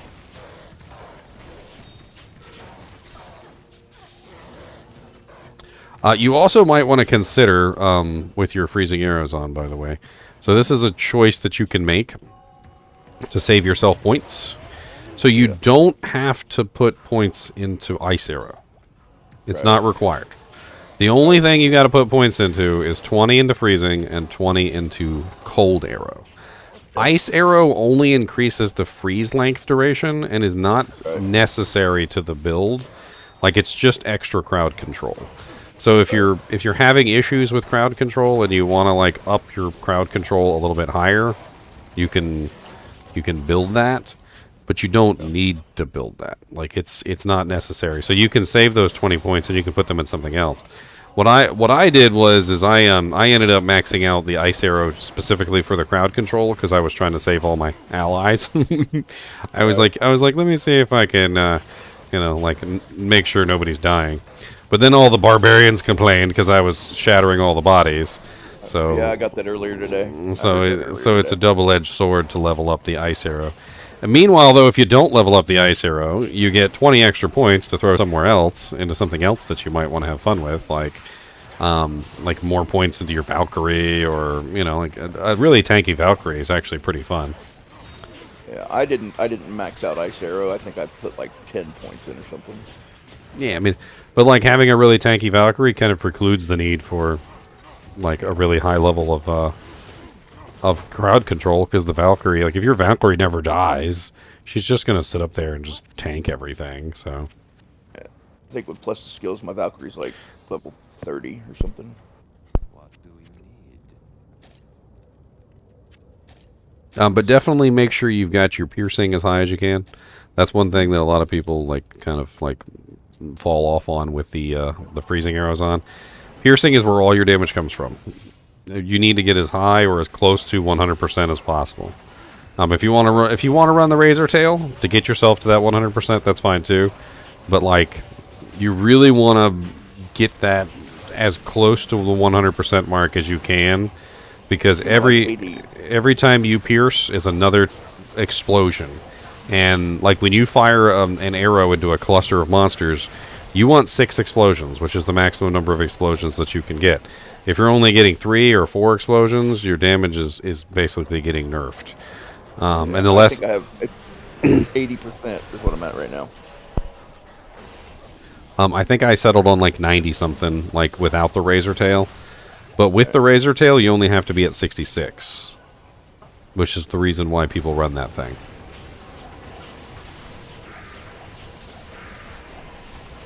Or rather, 67 to hit 100%.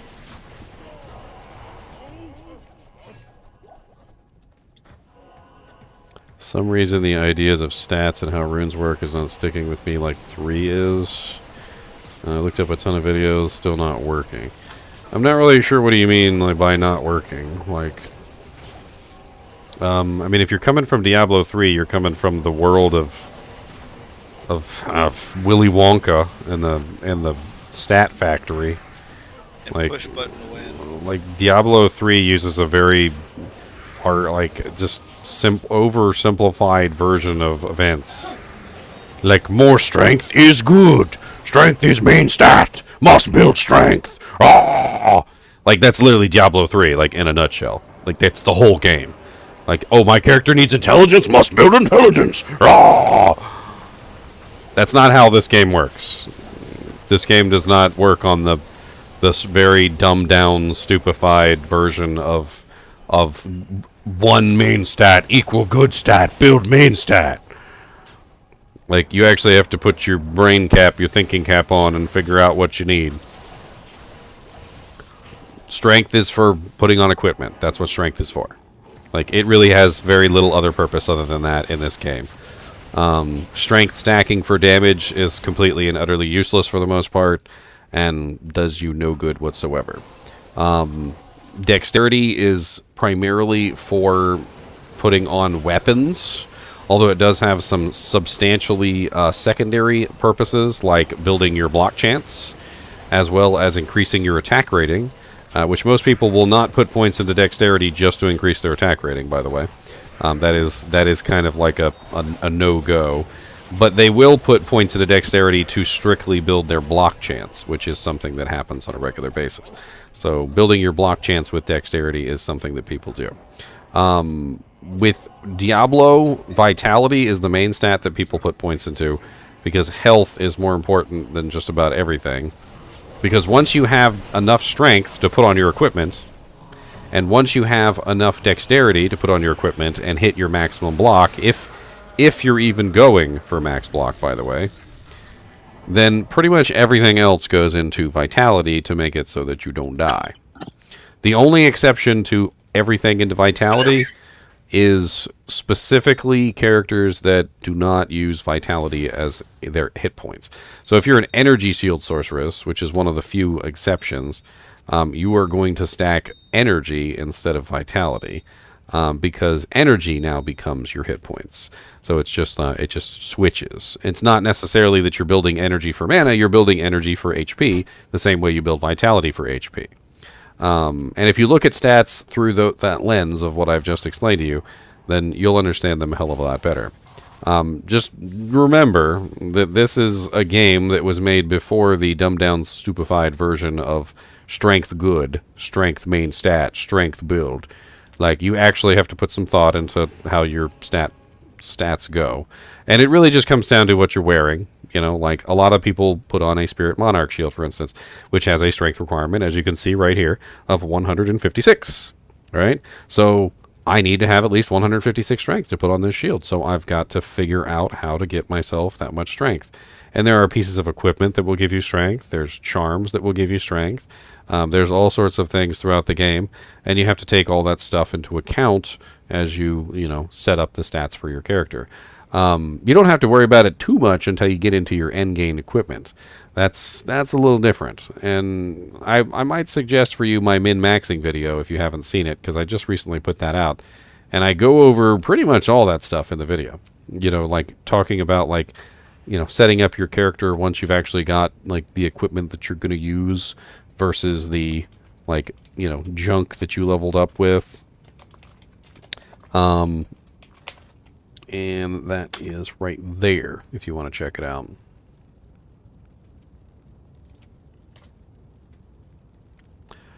The reason why I build my Enchantress kind of like equal vitality and energy is because I don't like only having mana. It might sound a little counterproductive, but basically how I like to do things is I like to not die.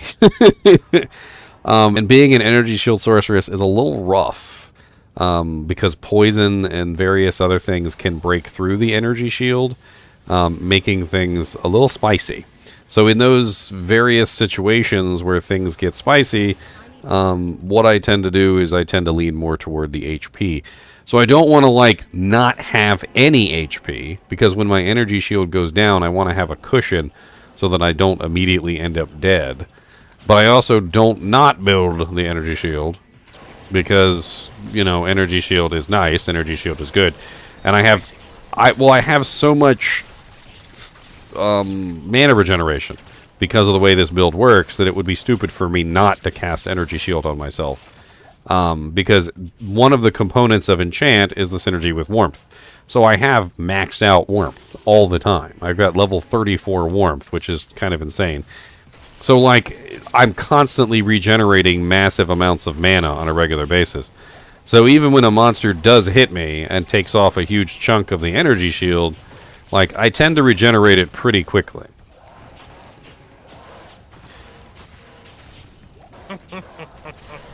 Spicy in there, huh? Yeah. Oh, holy freeze.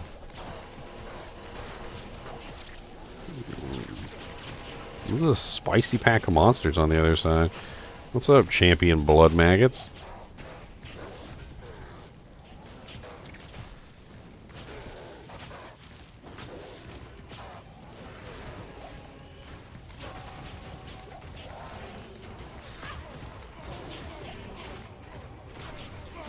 Let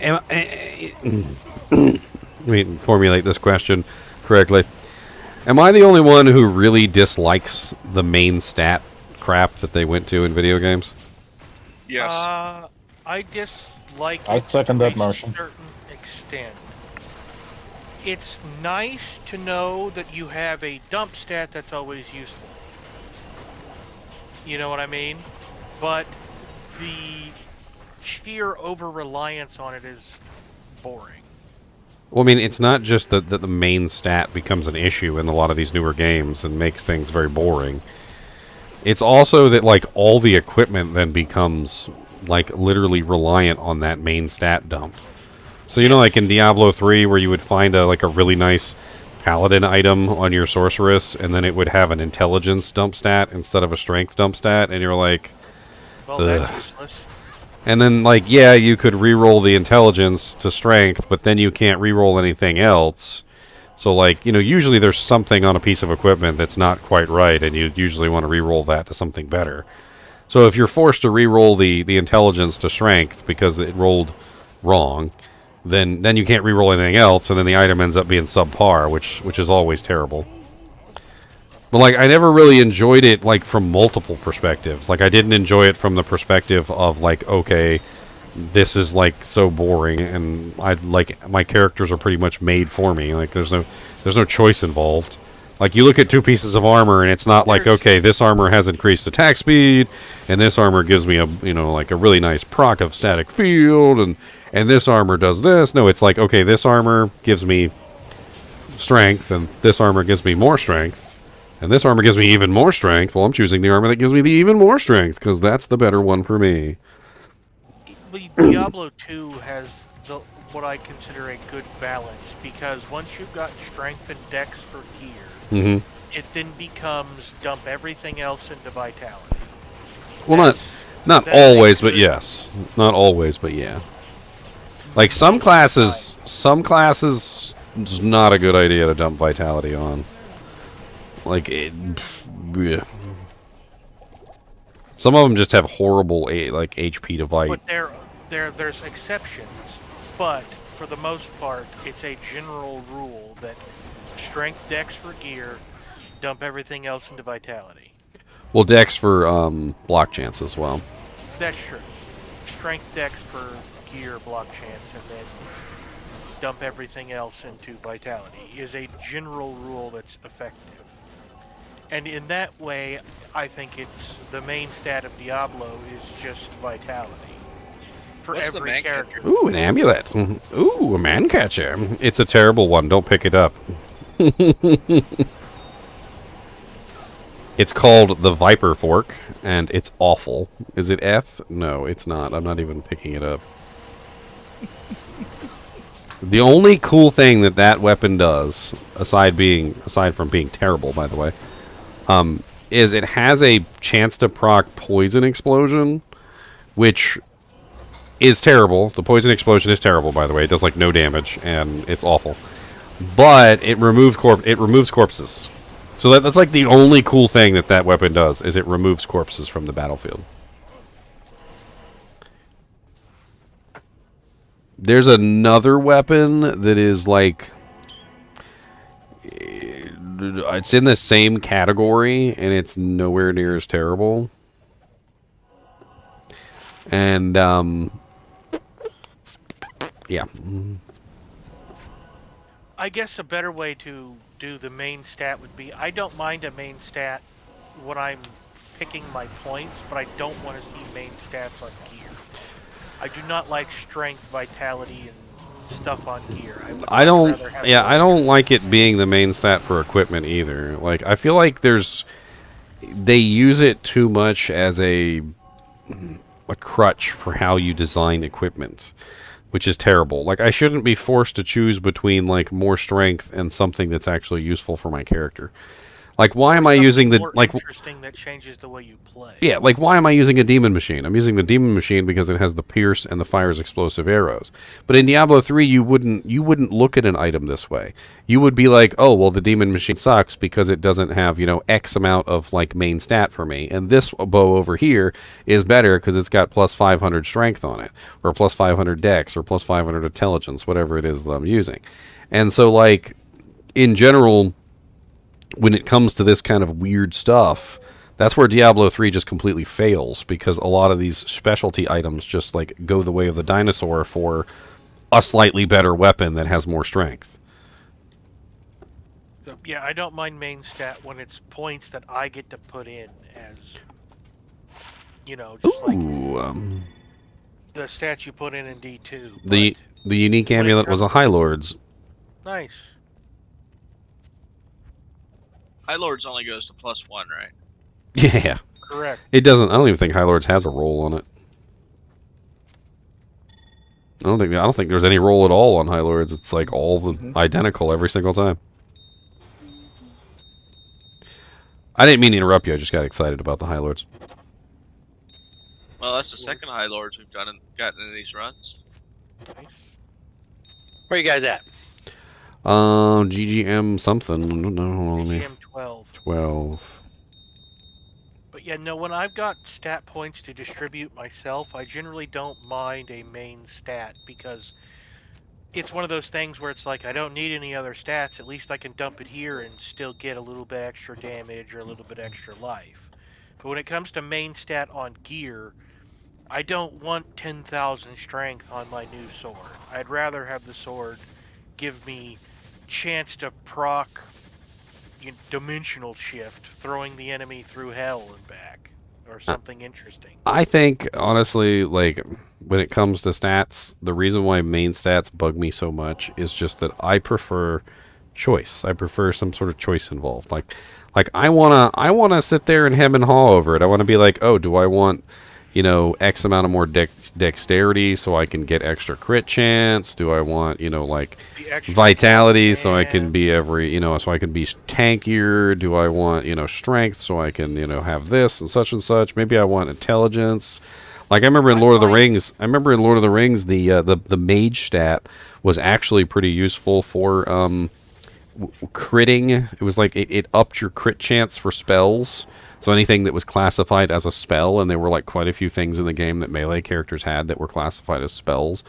So like building that particular thing on that character wasn't actually terrible. And you'd have characters running various pieces of equipment with various stats on them, and putting their points in different ways because it actually helped them. Like the choice involved in the hemming and hawing over like how to put my stats in is part of the fun. Did you ever play the Pillars of Eternity games? Yeah, oh my god, the stats in that game were so convoluted. They are. Nothing in that game did what you thought it did. Nothing. Nothing. I remember playing and I was like, and I built my character how I thought the stats worked, and like no, I was so wrong. Like I remember looking them up later and I was pissed because like everything that I had built, everything that I had done was wrong. And it wasn't my fault. They just had really terrible choices for like what each stat was, and then decided that the stat was going to do something really weird. Might giving you both physical damage and healing power, and just damage in general. Like let me to be a blaster wizard, you needed to max might. But let me pull this up here. I'm gonna pull this up. Max something else. We're gonna read them off here. Okay, you guys ready? So, might in Pillars of Eternity. What would you think that might does in Pillars of Eternity, right? And he was just talking about it, I know, so he gave it away. But so might doesn't just increase your physical damage, it also increases your healing. And it increases your fortitude. So, might specifically has to be used for healers, which is weird, right? Constitution, you would think, increases your health, which it does, but it also increases your endurance, and it also gives you fortitude. Fortitude, by the way, is basically a form of defense, save, like which acts as a save for body system attacks such as poison or disease. So if you wanted to be strong against poison or diseases, you needed fortitude. Well, fortitude comes from various things, right? It comes from might, it comes from constitution. Dexterity is not crit. It's not attack rating. It's not anything that you would ever think that dexterity is actually supposed to be. It's attack speed, out of all things. So, like, if you want your character to attack faster, you need to build dexterity. Is it attack speed or specifically action? It's 3% attack speed, and it also gives you reflex defense, which is the one that helps you against dodging area of effect attacks, which was actually really important, by the way, for tanks, as I came to find out, because when you were fighting the dragon or something like that, and your tank is in there doing his job, and then the dragon throws out a fireball, and it hits the ground, and the AoE comes out, it annihilates your freaking tank because your tank didn't have any dexterity. Then on top of that, perception, which, you would think is, I don't know, maybe like spotting things, or like, I don't know, maybe has something to do with spells, or who knows, is actually your interrupt chance gives you a small amount of accuracy, which is also kind of weird for perception. You would think dexterity would be accuracy. And it gives you some more reflex save. Intellect, which you would think would be spell damage, isn't actually spell damage. It's area of effect damage. So if you have a character who does area of effect damage, either melee attacks, ranged attacks, or spells, they need intellect to increase the area of effect of their attacks. Also give, it also increases duration. yeah. So if you have a buffer, like somebody who's giving buffs out to the group, which there was a buffer in PoE, I think, you need high amounts of intellect to make the buffs actually last for long periods of time, and it gives you will saves. And then resolve, which is furthest from the mind of a tanking character, is the one that gives you deflection. And deflection is the main tanking stat of the game. If you don't have high deflection, you can't do jack diddly. So as a tank, you might build your character, like, you know, just looking at the stats, you might build might, you might build constitution. You're probably not going to build dexterity, but you're not gonna put their points in resolve. Not without knowing that that's what it does, and not without knowing that that's what deflection does. Concentration, by the way, which is also important, is your ability to basically like resist being interrupted. Which also, as it turns out, is very important for a tank, because if the tank is trying to heal himself or something, like if you've got like a paladin smiter or something like that, well, guess what? He's going to get interrupted while he's trying to do his heals on himself over and over again, and you're just going to get your butt handed to you. And so resolve ended up being this, like, the most important stat for this character, for any tank class, right? But you don't know that going in. And unless you look up what resolve does, and then you consequently look up what deflection does, and then also look up what what the concentration effect does from resolve, like, there's no way you're ever going to know that that's what you need. So my tanks are dying left and right. That being said, the question is, would you rather have a Pillars of Eternity style where every stat has a secondary use? Well, I'm not complaining about Pillars of Eternity having stats with all these different uses.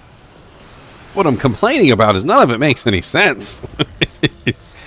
And so you go into Pillars of Eternity and you try and use your intellect, your mind power, or maybe your experience with previous games to figure out what the stats do, and you're nowhere not even close to what the stats do. Like, you're not even in the ballpark, like, of what the stats do. So you're putting your points in all wrong. You're giving the wrong equipment to your tank. You're like, oh yeah, my tank needs constitution. That'll make him tanky. Oh yeah. Meanwhile, your tank dies like 8 times a battle. He's got like every constitution piece of equipment he could possibly wear, and you're like, why is he dying? I didn't really ever have that problem playing the game. I built all glass cannons and just was like, either I'm going to get shredded or I'm going to shred. Dude, that was the only way. That was the only thing I could do. Like, my tanks were trash. So, like, I had to just glass cannon everything. Like, most of my encounters in PoE were literally just, like, me sending in the stealth class, shooting one arrow at the monsters, pulling them forward, me precasting a fireball at the location that they were going to be, so that, like, most of them would be, like, horribly wounded by the time they got to me. I wouldn't even let the tanks in the battle in PoE, because by the time they got there, Battle's over. If they went in, they would die. So I would keep them at the back for, like, that clutch moment that hopefully, like, they would be able to stop them from getting to my mages for half a second while they prep the next spell.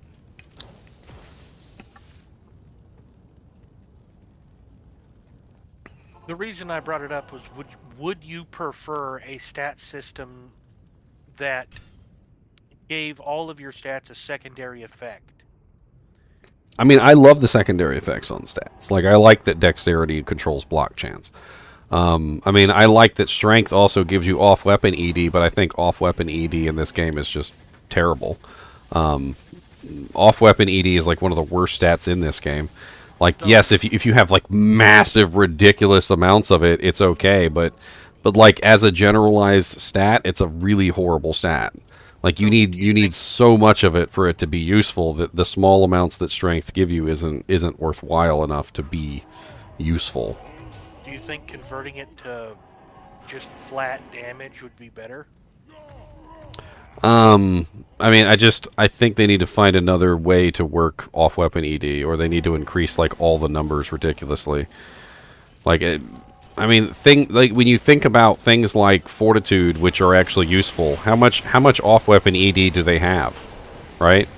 300. Yeah, 300%, and that's considered useful. Do you know how much off-weapon ED 1 point of strength gives you? Depends on the class, right? Yes, but it's generally about 1%. So the question I ask, would you think it would be better if you converted it to like brief damage? Honestly, if they upped it, it would be more useful. Like if they just like doubled the off-weapon contribution on strength like right now, it wouldn't even really have that much effect on melee characters, but it might encourage people to actually put points in strength to build more glass cannon type characters. But like as it is right now, it's just not gonna make it. Oh wow. A 3-socket, 13% enhanced diadem. Anybody want like a really good 3-socket base for something? I'm still looking for the demon mask, but like this is a no strengther, so I mean it's still like a really good base for somebody who wants like a no strengther helmet. Yeah, I'm good.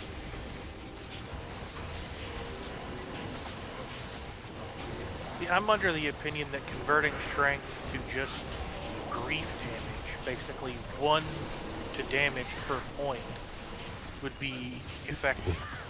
Because All your grief doesn't work with too many things. Like there's just too many things that grief doesn't work with.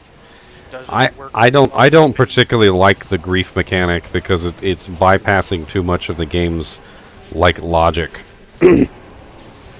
I would like to see the grief mechanic removed entirely and something else put in its place. There's too much like there's too many formulas within the game. There's too many things going on behind the scenes that grief just like ignores completely. And I don't like the way that works. Like I would like to see a mechanic replacing it that works within the rules of the game.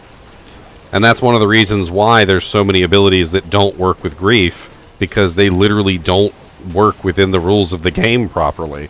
So you end up with grief not working with kicks, and grief not working with blade fury, and grief not working with vengeance, and it's just like there's so many different abilities that can't use it. So like putting that in as the strength bonus would just simply like ostracize every single one of those builds that can't use a grief.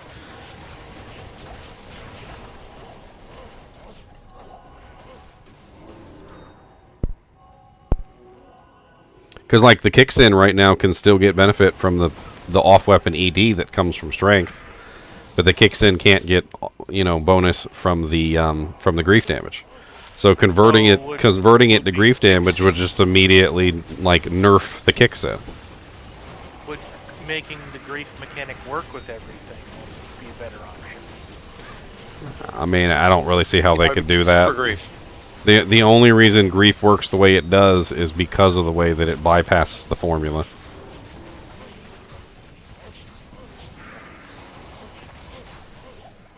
I'm just suggesting that they add flat damage or min-max damage. Does min-max damage avoid the formula? See, min-max is different than grief. Okay. And in that case, min-max. Let's change it to min-max that. One min, one would max. help things like the Vengeance Paladin. So in that case, that would actually help the Vengeance Paladin. But it would also still not help the Kicksin.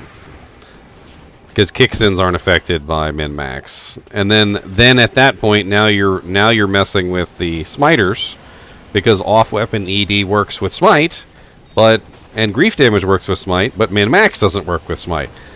So you see how things get stupidly complicated. So they a little bit of both. strength needs a secondary effect, min-max damage. And They might then, have to do it, like, but then, so if you did both, then things get more complicated because there's skills like Berserk, for instance, that actually do work with both. So Berserk works with the grief damage, and it works with the min-max, and it works with the off-weapon ED. Works with everything. But let's be honest, is, I don't know, 100 min-max damage going to change the Berserk damage so much to make it broken? I'm not really sure, but it was definitely going to make it hit really freaking hard. It already hits so hard it's ridiculous. I mean, they've got their one-shotting bosses on P8. Mesh belt. Gloom trap. Suddenly, melee classes have a point. It's the mana steel belt. It's like the I need mana belt. It has mana steel, like mana regeneration, hit damage taking goes to mana. It's the whole belt is literally just I need mana. Good for your ice on if you don't have Mavinas. Actually, it is a pretty good belt for ice on. Sounds to me like if to change the melee system would be to rebuild it from the ground up. I mean, I just think that, like, approaching it from the strength is not really a good idea because there's so many different builds and so many different ways that things work. So, like, when it comes to strength, like, that's like a generic all-around change, which is now affecting every class differently. And I don't really know how you could ever change the way that it works and not... How you could ever balance it? And not screw over some characters, like... I mean, how is it functioning right now? It still screws over some characters. Yeah, but people are happy with how it's broken. I think the reason why people are happy with it how it is right now is because it has such a minimal bonus that people don't care that they're missing out on it. So basically everybody is universally getting nothing.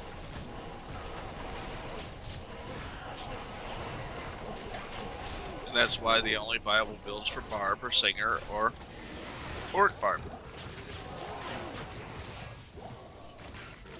Yeah, Especially Whirlwind for the doesn't general work very player. well. Whirlwind used to smack, and now it doesn't. Yeah. I think that came with the reduction in the base damage on weapons. I think they just need to make Whirlwind hit everything in its vicinity. I don't know if that's possible within Diablo. It can do damage like fire damage does on the ground. Yeah. Like you're whirlwinding through these squares, damage gets done to each square. Yeah, pretty much. The Wind Druid already has a periodic physical damage on the tornado. Yeah, make tornado damage like whirlwind damage, right? I don't know, I have a feeling if they try messing with it, it's just going to get worse.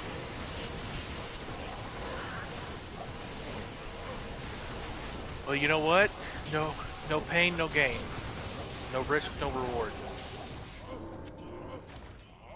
I mean, in Diablo 4, they fixed it. Yeah, then That's they a gave it whole to other everybody. What they did was they made it like an AoE cleave. And they explained this in one of the dev updates that they did. So basically how it works is the barbarian is actually spinning around. And he does actually have a weapon in his hand. And the weapon that's in his hand is dishing out damage at the point of the blade. So the blade itself becomes the area of effect. And as he spins, the blade is, of course, spinning. And it hits everything that it passes through as he's spinning.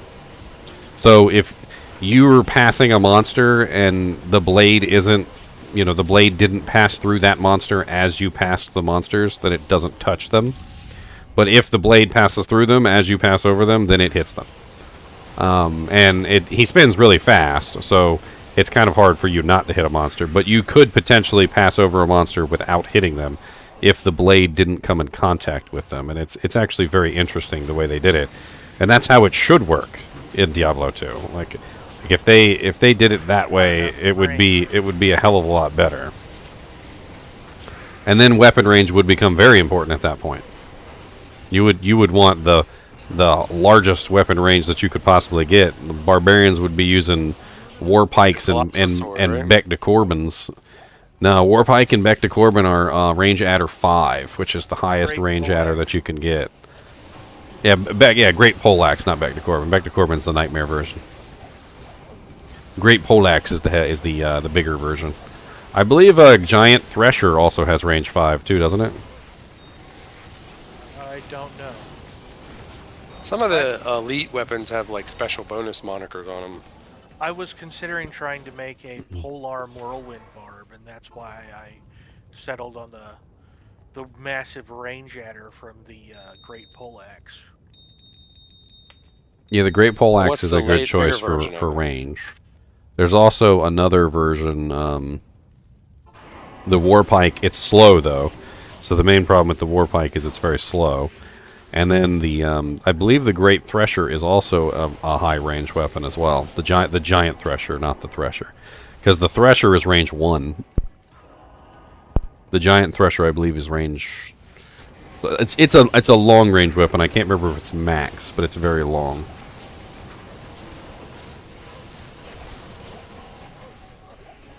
Speaking of Diablo 4, are you going to be streaming the open beta? Oh yeah, definitely. 100%. I'll be streaming the day before the open beta too. That's the most popular day. Everybody's all excited. They're like little kids at camp and they can't go to sleep. Like before D2R came out. They're like, oh man, come on, man, I'm jonesing, man. You gotta give me some D4, man. I'm jonesing. Okay. I'm gonna crack up here. You the dude from Friday. I was going for South Park, but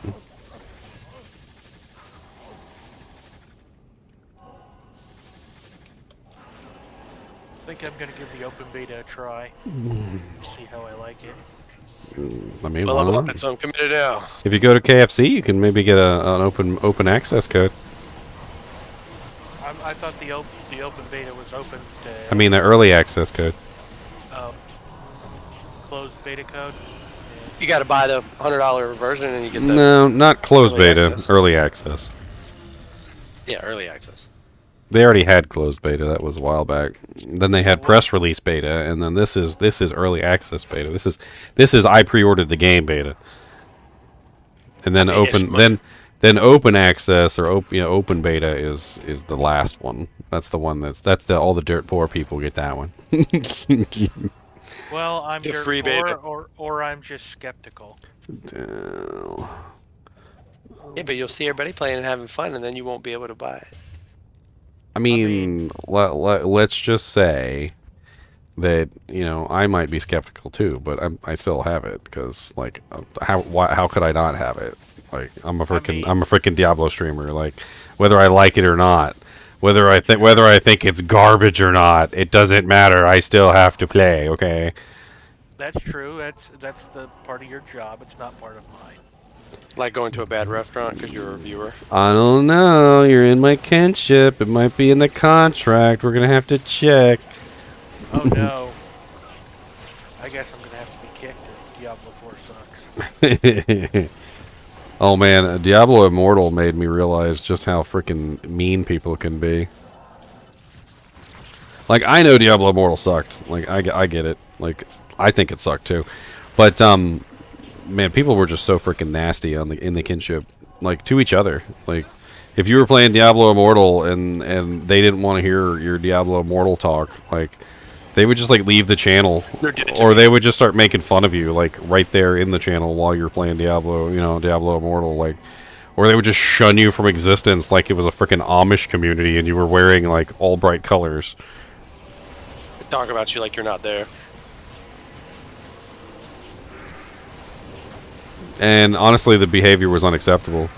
And I'm gonna, I'm letting you guys know right now, like, any of that behavior that happens, like, between Diablo 4 and Diablo 2, I don't care how much you hate the game, I don't care how bad it is, I don't care if the game killed your mother, okay? It doesn't give you the right to be nasty and mean to other kinship members. And honestly, this time I'm just gonna go in with an iron fist. And if I catch anybody with that kind of an attitude, being nasty to people that are playing Diablo 4 because you don't like the game, I'm just gonna kick you from the kinship immediately. I'm just not even. It's gonna be a zero tolerance policy. I literally have just decided this, and I think I'm just gonna go with it because it's such like rude and nasty behavior that I can't even explain it. It's like a little kid throwing a temper tantrum in kindergarten because you got 3 grapes and I only got 2.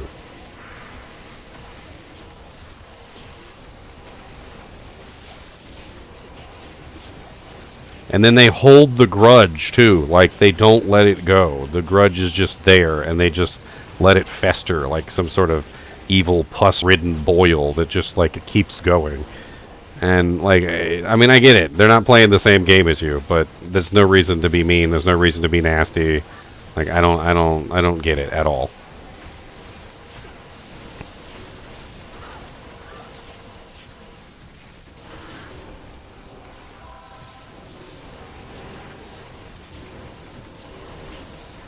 And you might think I'm being like overly, you know,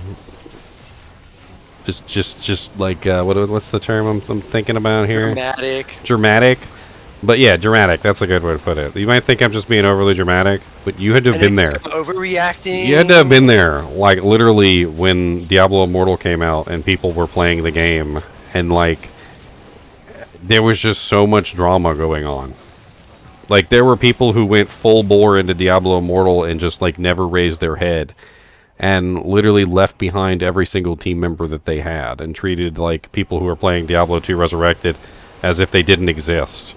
There were people on the other side of the equation who literally would like go out of their way to taunt and torment anyone who played Diablo Immortal. There were like factions that formed and walls that went up within the community, literally to the point where like little groups would start forming in random voice chats, and when you went in there they were just like bad-mouthing everybody who was in the other voice chat. And like people were coming to me and complaining like I was like the preschool teacher.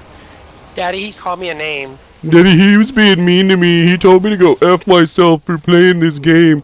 And I'm just like, just let them play it. If they want to play the game, just let them play the game. What is going on right now? People will steal my gold in a public game, and I'll be like, dude, what gives? And they're like, shut the F up, you effer! Okay. I love They're those supposed to be people. our friends, right? Our fellow kinship members. I'm Steal your juves. Yeah, my monarch. Yeah, my monarch. I mean, honestly, it's just as bad as the My Monarch guy. Like, I hate to say it. Like, there's no reason to like, do all that bull crap. Just like there was no reason for the White Monarch guy to, like, get so upset when he literally was, like, provided with 6 more White Monarchs in about 5 minutes. Like, they were literally, people were handing him White Monarchs, and he still couldn't drop the subject. The exact same thing happened with the rejuves. He lost, like, 3 full rejuves, and 4 of us were in there and be like, you want a stash tab of them? We got a stash tab of them. We got 3 stash tabs you can have. No, man, it's a principle. Oh, 3 sockets. No blades. It's just, like, I'm not dealing with it this time. Like, I'm not. Like, if I gotta ban people, I'm ban people. Not I'm moving on. babysit, ban. And that goes doubly for the other side of the equation, too. Like, if you're gonna be in the kinship and you're gonna be a member of the group, and then you just leave the entire group behind, I'm not gonna put up with that either. Like you know how like we start ladder together and we all help each other out. Like we had a couple people who started Immortal like together with the group, and like literally were so far ahead of everyone else that they couldn't even join our groups anymore, and like had all the equipment, spend like way too much money. Way too much money in the game. I don't even want to tell you how much money they spent in Diablo Immortal. Like cash money. I don't even want to tell you. And they left everybody behind. Everybody. Didn't even use their wealth to help people out. Well, they can't, because in Diablo Immortal you can't help each other out. Cody, will you get your Like, they could have been playing with you guys and then paying. Yeah. drool all over me? You got the jowls, man. You got the jowls. Oh my god, he just drug his jowls just straight across my arm. Just he didn't just put them down this time. No, he literally just laid them down and just went.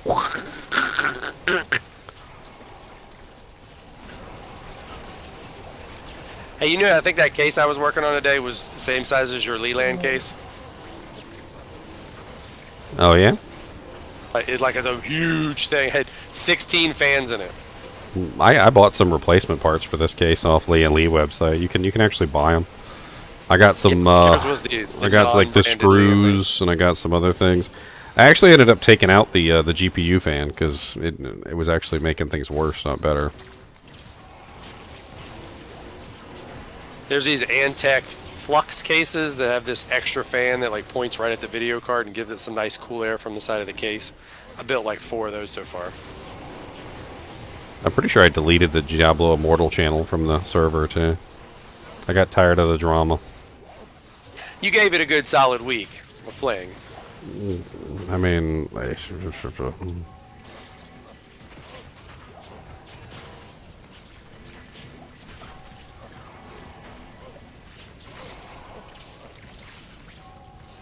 never have I seen so much hate in a community before over that game. Like, I literally told people, and this is the part that cracks me up, because like, yeah, I'm playing the game, like, whatever. Like, I'm a content creator, that's what I do. I told people before I started playing, I'm like, if the game is garbage, and like, the game is using, like, unfair tactics, and, like, and monetization, and all that other stuff that, like, exploits people, I was like, I'm gonna call it out.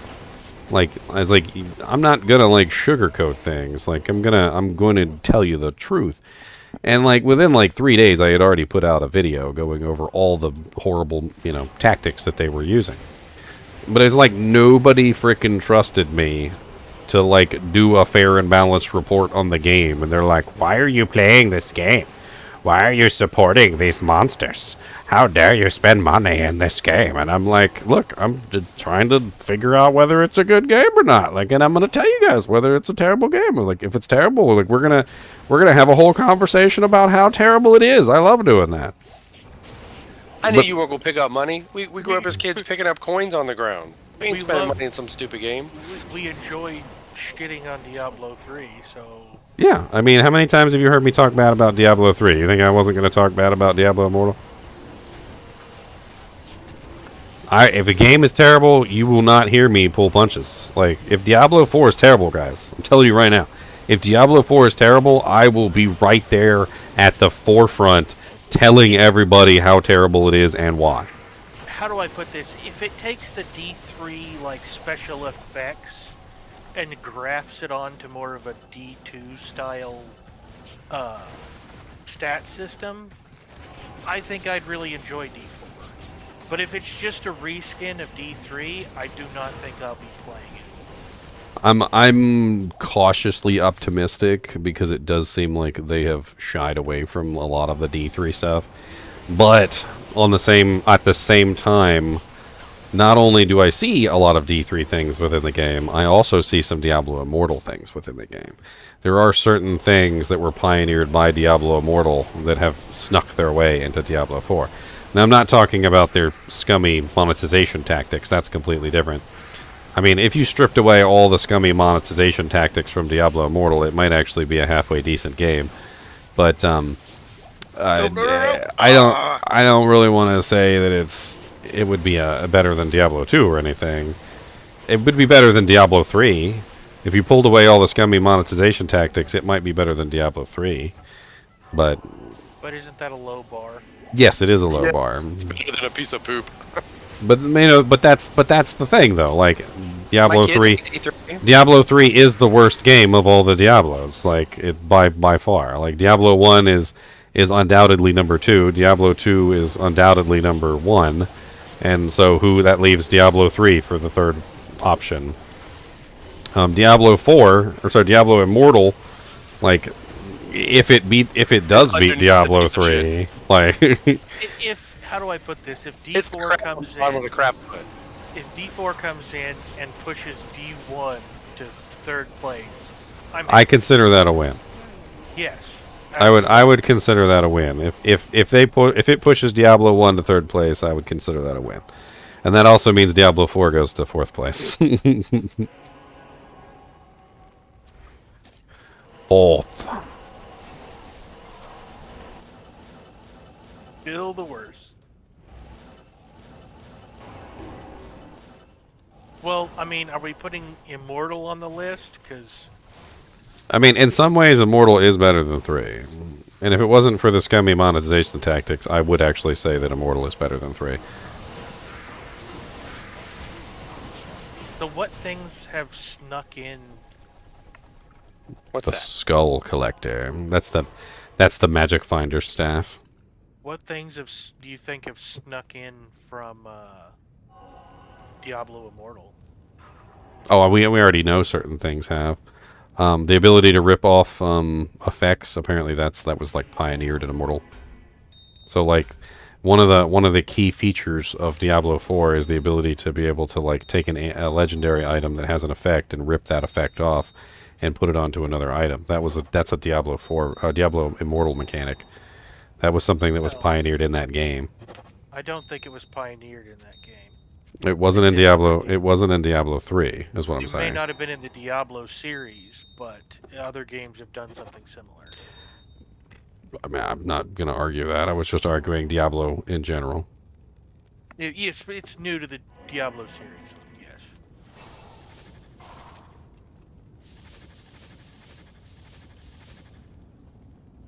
That mechanic doesn't bug me. That mechanic actually seems interesting. And that's the very interesting thing about some of the things in Diablo Immortal is they're not all terrible. But I mean, on the surface, Diablo Immortal is kind of a bland game. Like, they what you're telling me is Diablo Immortal is like we made a really pretty statue and then covered it in feces. I mean, Diablo Immortal is undoubtedly a mobile version of Diablo 3. It's essentially like what happens when you mobilize a game. I've seen it before in a couple other things. Have you ever played the Plants vs. Zombies series? A little bit, yeah. Not my on. kids have it on PS4. Not on the cell phone. Like, I'm talking like original PC. I don't know, it was like $5, and you just get you plant your plants and grow them, and you've got a whole bunch of levels, and it's like tower defense kind of thing. Yeah, so it's a kind of a really fun game. The original one was very fun. Well, then they took Plants vs. Zombies, and it got bought out by another company, and then they took that game, and then they re-released it on, like, cell phones and, like, various other systems, and they monetized it. And when they monetized it, they like did all sorts of silly things, like you had to buy gold coins and all sorts of other crazy stuff, and they ruined it. And that's really what it is if you take a game and then convert that game into a, like a free-to-play mechanic game, you're gonna end up with a lot of really weird stuff. Do you need it, Orion? It's yours if you want it. I have one that you found earlier, a 42 all-res Cool shield. Well, Protector's not elite, so... Protector is Nightmare, I think. Yeah, it's level 34, so it's probably Nightmare. They're always nice to find. They're good spirit bases. Well, if anybody needs it, I mean, it's a free spirit base. Monarch. My white monarch. Mine. I think people are surprised about Diablo Immortal's monetization because it was so aggressive. Like, I don't think you understand how far they went into the monetization tactics. Like, to put it into perspective, like, there are certain monetization tactics that you can do. You can make ads, you can put in currency, you can put in a whole lot of different things, but they didn't just put in like 1 or 2 or 3 different monetization tactics. They put in everything and the kitchen sink. They used every scummy mechanic that you could ever possibly use in Diablo Immortal to try and force people to spend more money. I mean every single one. I literally pulled up a website that was like, these are the scummy monetization tactics that companies use. And it was a long list, right? And I literally had the list on stream, and I was literally reading off the list, and every single one that I read off was a check mark. Check, check, check, check, check, check. All the way down the list, they did every single scummy monetization tactic that they could.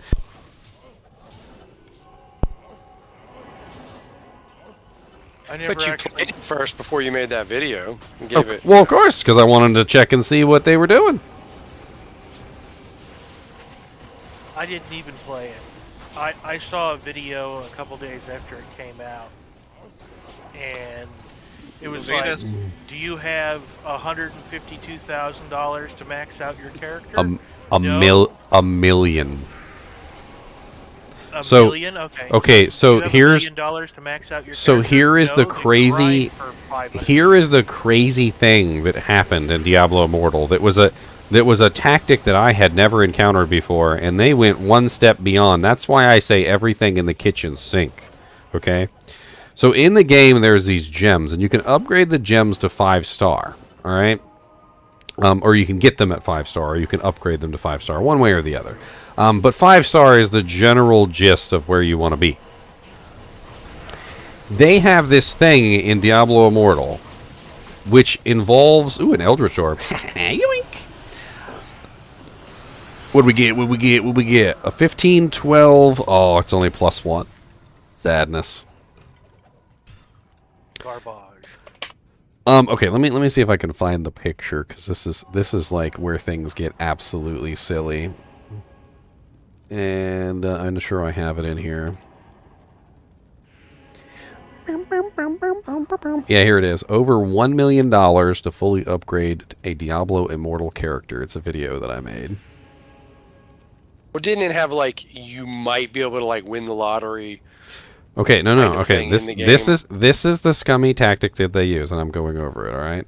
So people thought that the 5-star gem was the highest that you needed to cap out your character, and so a lot of the videos that you saw that had like $127,000 to cap out your character and stuff like that, they were basing those numbers off of the idea that you needed a 5-star gem in every single slot. Okay, but the scummy tactic that only emerged after somebody got full 5 stars in every single slot was a new hidden mechanic that required you to upgrade the 5-star gem using 5-star gems, which required even more 5-star gems to push past the full 5-star gem level.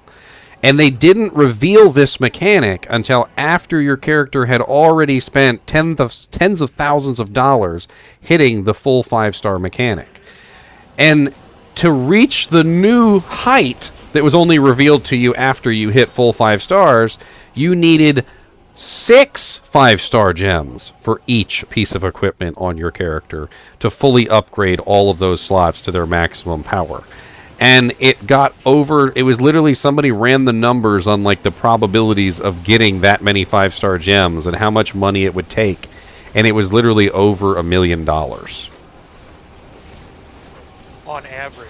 But the screwed up thing is they didn't reveal this to the people who were spending all this money until after they spent tens of thousands of dollars in the game and got the 5-star gems that they thought were the maximum for their character. So they were like, after you spend all this money, they opened another door and were like, you're not done.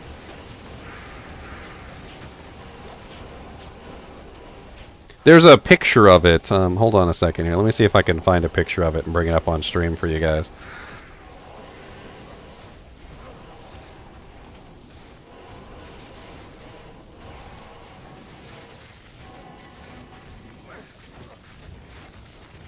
I had a picture of it in the video originally. There was literally a picture of like the actual panel that you used and had to put the 5 gems. Yes, here it is right here. Open image in new tab. It's called the Awakening or whatever. It's the Gem Awakening.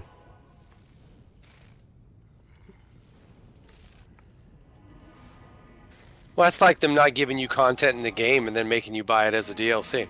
Here it is, right here. This is the thing that pops up after you finally get all your 5-star gems. I'm torn on the DLC idea. So this, I like the idea of expansions.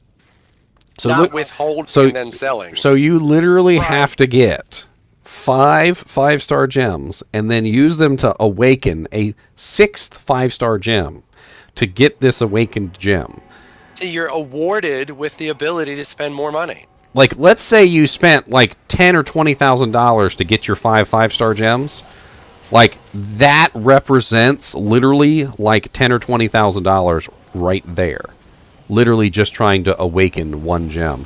And what the guy who actually You're broke. ran the numbers found out was that there's no guarantee you're going to end up with the 5-star gems that you actually want. So there's a very good chance you're going to end up with a whole lot of duplicates trying to hit that number. And the duplicates will be useless, basically. Well, it's like blind bags. Anything that you buy that like you could have a rare, you could have a super rare. Usually end up with a bunch of the same stuff. But the thing that makes it so scummy is they didn't tell anybody to begin with. You couldn't find that mechanic until you were there. They hid the mechanic from you until you reached that point. I'm just so glad I didn't play it. But this was NetEase. I don't blame necessarily Blizzard, although I do blame them for giving NetEase the contract in the. Do you think they've learned their lesson? Holy Jesus, boys. 1540. I'm going to Nice. town and I'm putting it in my stash right now. A frickin' 1540 just dropped. I stopped in my tracks. What, 2 weeks in the ladder? Dude, a 1540 just fell. That's like rarer than a Zod rune. That is rarer than a jaw. That's rarer than a burr. Did it fall or did he hoard it? I could find 10 or 20 jaws and burrs before I would find a freaking 1540. That is that your insane. Actually, yes, I think that is my first 1540. I came really close last season. I had a 1538 or something like that. It was really close, but it wasn't a 1540. I think that's the one I won at raffle. If you gave it up for I don't even remember what the hell I was talking about now. Awaken gems and D2 Immortal. It was some specific thread I was on, and I was ranting. I don't remember what the specific thread was. Oh yeah, NetEase versus Blizzard. Like I don't necessarily blame Blizzard for all the scummy tactics, but I do blame them for giving it to NetEase in the first place. They knew what they were doing. It's like handing a contract to the devil, and you're like, maybe the devil will be good on the contract, and you're like, no, you knew he was going to do a crappy job. Let's be honest. Like, The you can't just the contract was make money, and that's exactly what NetEase did. But in your video, you were very quick to warn people that don't play this game if you can't have self-control. I mean, it'll make you go broke. Well, I told people, I'm like, if you want to play it for free, and I'll tell you guys this right now. If you just want to play the game and you just want to have some fun, and if you have some self-control and you don't spend any money on it, it's actually kind of a fun little game to play for a little while. I mean, it's free, you can play it, and it's not, terrible. I wouldn't blame someone for playing it on the toilet. I got 6 skill points left. I would flush it. Start the wheel, we got another drop. Dude, that 1540 is nuts. What the hell did we get now? A Sir Rune? Nice! Fucking GG drops, man. Alright, well, I'm not going to roll a 1540, because it needs to be, traded off, or... I don't know. It's one of those items that, we've got to get the correct value for it if we're going to trade it off. It's gonna use something that good. You're selling. It's gonna take some time. I feel like I could probably sell that for 2 or 3 burr runes. I'm not sure what the going rate is right now. I'll check Tradery. It's still pretty early in ladder, so I don't know. I really am not sure. We have a couple people in the kinship that could really use it, though. I guarantee you. Something like that is probably best sold though. I agree. 35s for nothing. Like getting the full value on it is gonna benefit the kinship more than just putting it in something and using it. Jaws said it's about 1100 forum gold at the moment. I don't really do JSP, but That's a good bid, I think. Reaper. That's what I was thinking. Didn't I say 3 burr earlier? I said did. two or 3 is what I was saying. Bradery, they're up for 4 to 5 burr. And that only go down. Yeah, well, I'm gonna go ahead and pop it up on Tradery right now. Let me let me go ahead and do that real quick while you guys are running chaos. I just leveled up anyway. So, do you want me to pull up a Wheel of Names for the Sur rune? Oh yeah. Roll it real quick. All right. You can take my name out of it though. I'll pass.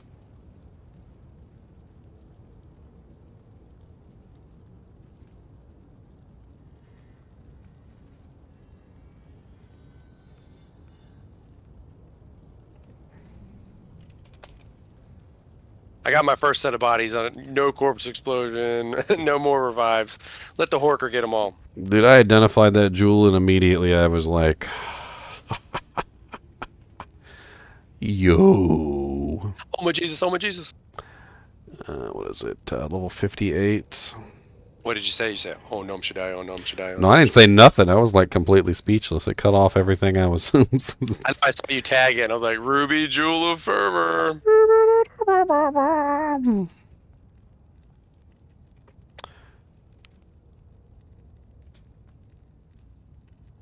Alright. Should I just put it up for 3 burrs and just like not even like look for any offers? Nah, put 4. I'd start 4, yeah. 4? Alright, let's do 4. He then. says 4 to 5. Put some weird shit like 3 burrs, 2 gems as a low. Alright, I think I got everything. Can you change the jewel color on here? I know some people are particular about that. Not for regular jewels, only for faucets. Well, is there anywhere I can type in like a little note? I always think it should have screenshots of the item.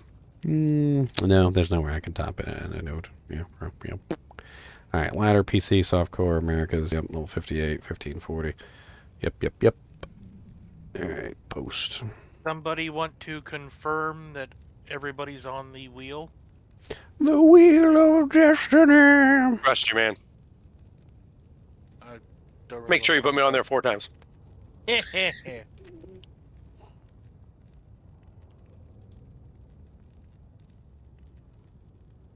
is it not up there? I literally just posted it and it didn't post it. What the hell? It sold that quick. No, it just didn't post. Like, unless I'm just not seeing it. No, it didn't post. Okay, create listing.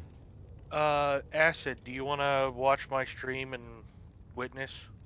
Witness. Sure. Please and thank you. Oh, I think I forgot to choose the rarity. That's what happened. Did you push enter? No, the rarity was, I didn't realize that you had to choose the rarity on jewels. Gotta make the name.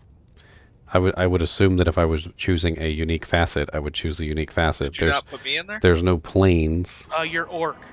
Oh, okay. I used everybody's in-game name, so... Make the game, Daniel. I'll make the game. Hold on. Or somebody. And Ella. Ella gets the Sur rune. Okay, it's going back to Didn't the he find it? It's going back to his Yeah, stash. I I love it when that happens. It's like karma for Offered it, for but you actually want it back. for actually telling everybody that you found it.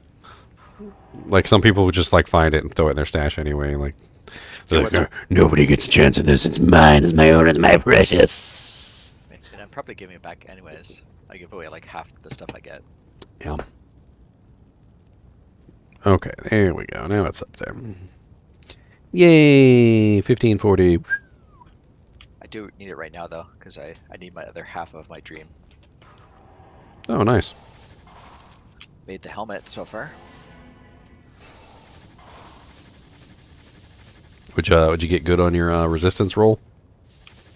14. Anybody have a co? I do have a co actually. I got 2 fouls. I got it. I got a bunch. Where you at? You're right here. 8. There you go, co rune. Some more. Oh, there's 2 co runes on the ground. There's a bunch of co runes on there. You get a co and you get a co. I'll take a 2 co runes. 3 co All right, runes. what's wealth? Lemco tier. Yep.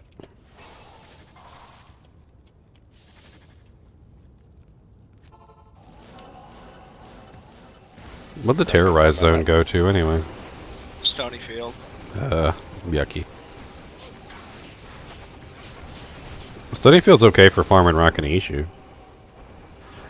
I wonder if Rakanishu's drop chance for Shaco goes up with the Terror Zone or goes down. I would assume it would go down, right? Because more items would get added to his table. Well, have you But he heard could, about the weird Andy bug and diadems? I've heard somebody got 3 diadems from Andy. I didn't know. I didn't look into it more than that one. Apparently, there's still weirdness because of the quest bug. I mean, the quest bug is automatic now, though. Yes, but it used to interfere with the. Yeah, and they fixed it. Yeah, but I think their fix did something weird again. Mm-hmm. So farm Andy, huh? Anytime she's What's up, Dazdor? terrorized, if you've got a level 96 Terror Zone, apparently she's got Keep please. ridiculous odds of dropping a diadem in comparison to everything else in the game. Thank you. I wonder why that is. I know her ring drop chance odds are particularly high. Well, that's And I know my she theory. normally doesn't have diadems on her table. So the Right, Terror Zone is adding things to her table that shouldn't necessarily be there. And she Right. does have particularly high drop odds for rings and amulets. Perhaps the diadem is being shunted to the jewelry spot. That's what I'm thinking, yes.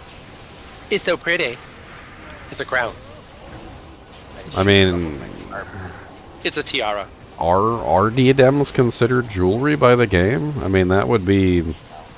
I think you can test that. Dash that.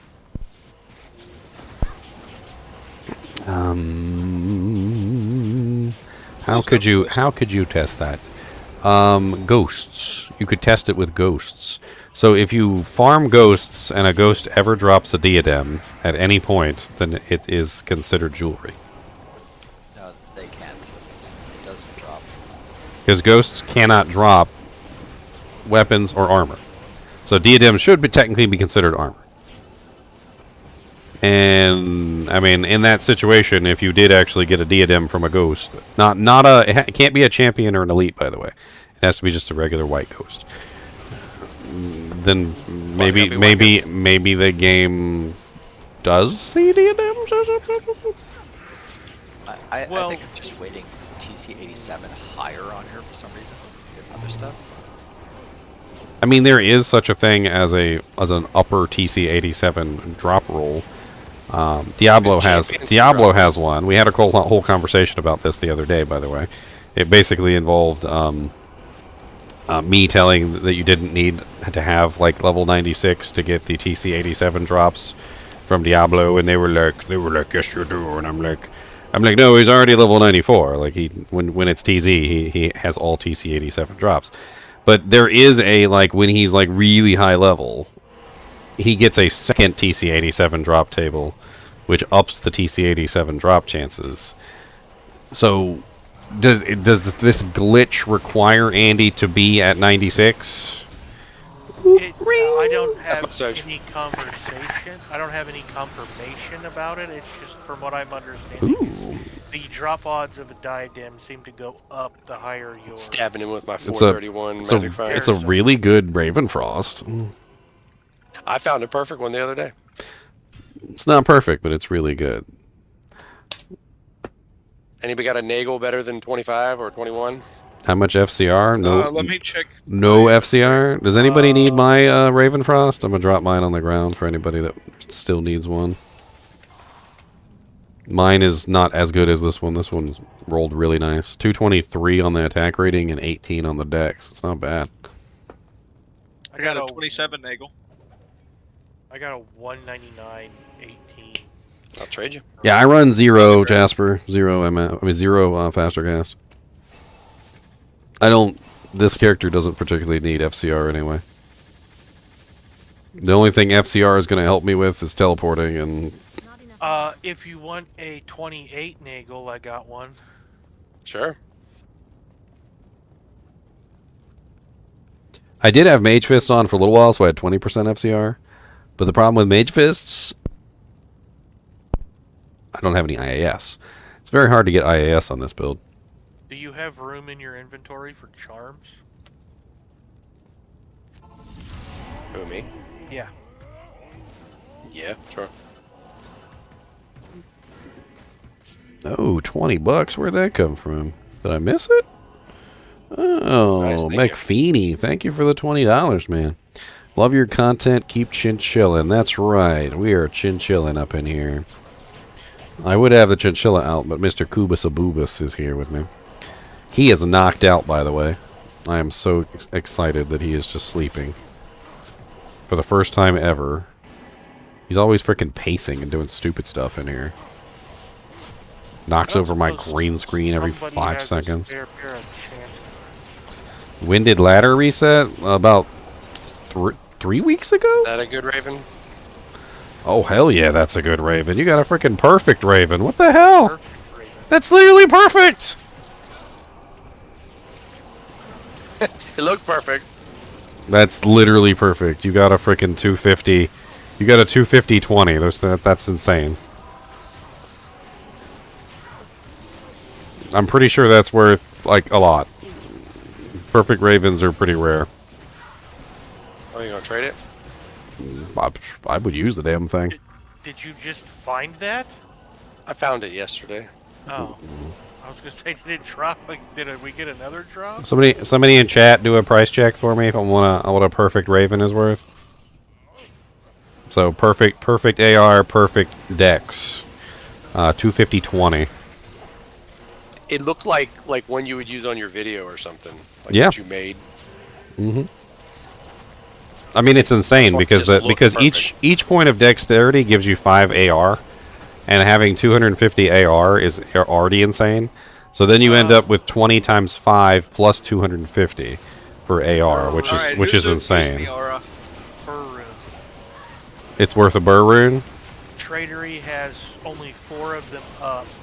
2 for making offer, 1 for 2 burr, and 1 for 1 burr. Exactly. See what I mean? You didn't even know what you had in your hand. You could trade that off for your burr rune, get yourself something nice with it, and then you could use what's left over on the burr rune and get yourself a crappy Ravenfrost. It's not like you even really need it on a necromancer. No, I don't need it. I just knew it was perfect. I was going to do something, sell it, trade it. Yeah, get yourself a burr rune, make yourself like a Chains of Honor or something. I need one more burr for my infinity on my that too. My ranger. Man, everybody finds burrs. Well, I mean your my other burr is on off ladder now. Yeah, your ranger's on non-ladder. Gotta wait till you dump and we can play together. Super fire.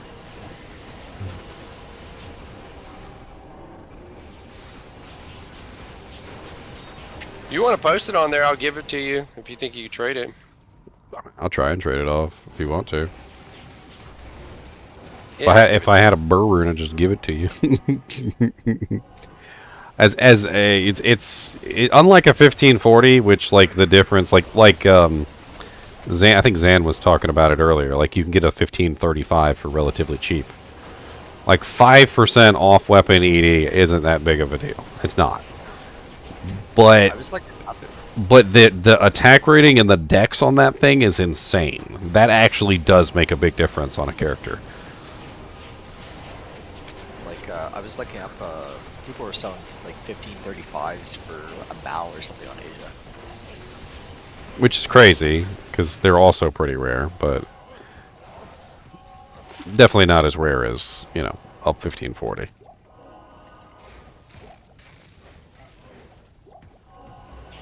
But the Nagel's, the Ravenfrost is more rare.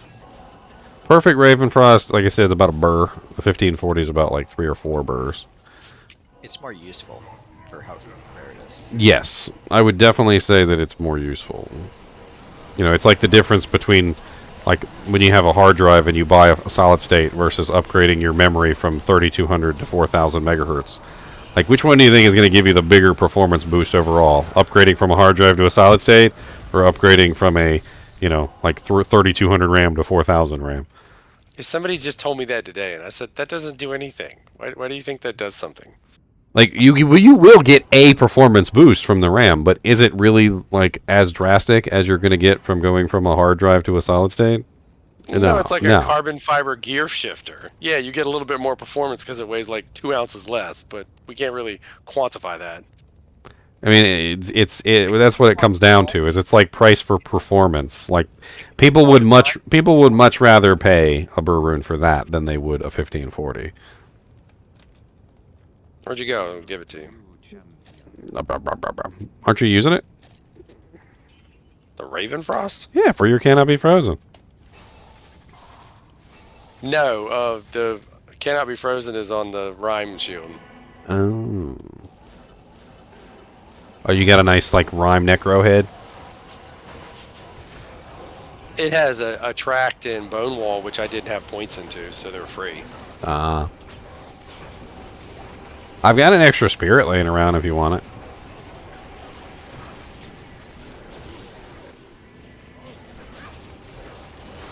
Oh yeah, spirit is better, isn't it? Well, it's just +2 skills. Helps out your army. Yeah, I've just been magic finding a Nightmare. That's probably where I found that Ravenfrost. Yeah, Nightmare is good for farming a lot of the stuff. Where is that? There it is. It's a 31% spirit here. Where are you at? Ow! Go punch me in the face, Mr. Walking up. There you go. There's your doojank right there.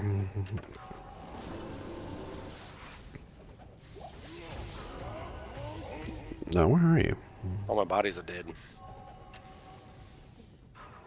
Oh. Where is he? There you go. He's right here. For you. It's 2 more skill points for your army, right? So you can get slightly better skeletons. It's probably better because I just put the wealth on, so the magic find that I gained from that 25 on the rhyme's not really that a lot. But I don't have Cannot Be Frozen then. Need to get you a Scolders.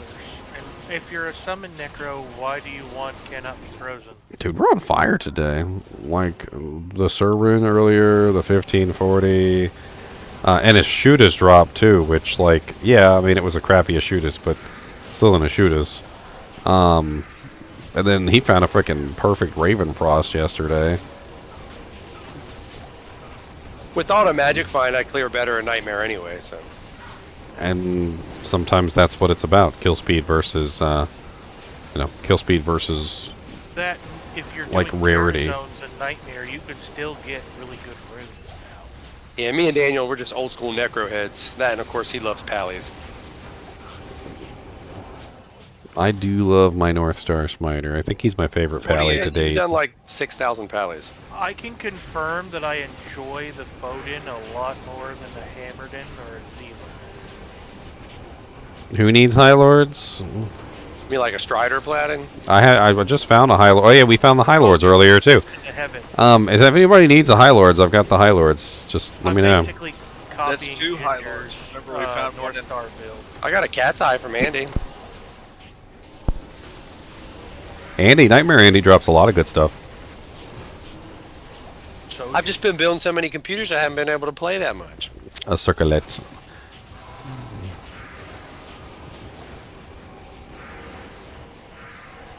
You dropped 6 socket chances. You better make your Infinity Gauntlet then, Gene Simmon. Come on, Infinity Gauntlet. Put your red gem, your blue gem, your green gem, your yellow gem. Infinity chances. This isn't Diablo Immortal. Infinity I thought I had an chances. extra pair of chances, but I think I dropped them in the trade game, swap game. Yeah, I dropped a Scalders in there earlier too. I still have Yeah, not somebody found it. called the first one I saw dropped. I didn't see the second one. Well, I got two Scalders in the exact same spot. First boss at the turn of River yesterday. If anybody find one, they can hold on to it for me. Berries. If I find one, I'll hold on to it for you. I appreciate it. Second F. I got F on the second one. Infinity Oh, chances for the win. Monarch.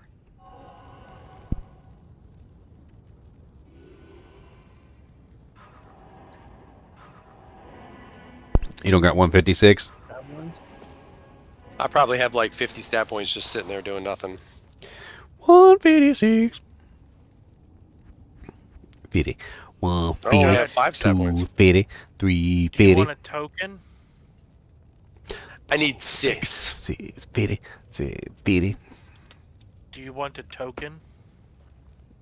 What token? Oh, to reset? Oh, no, I've got all 3 of my resets. I'm too young to need a reset. I'm only like 80 too something. young. We come from the time of no resets, so like, don't even get used to that. I have this bull Cathos just sitting in my inventory too. I use my respecs when I finally get a decent torch, an Annie, and respec for more bite.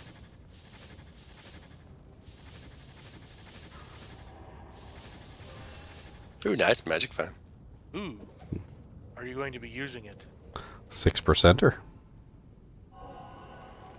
Oh, I'll use it. Unless somebody else needs it. I mean, I'll use it too. But Let me check mine real quick. I have 444 magic find. 444. I have 444. 101. You were using Nagels?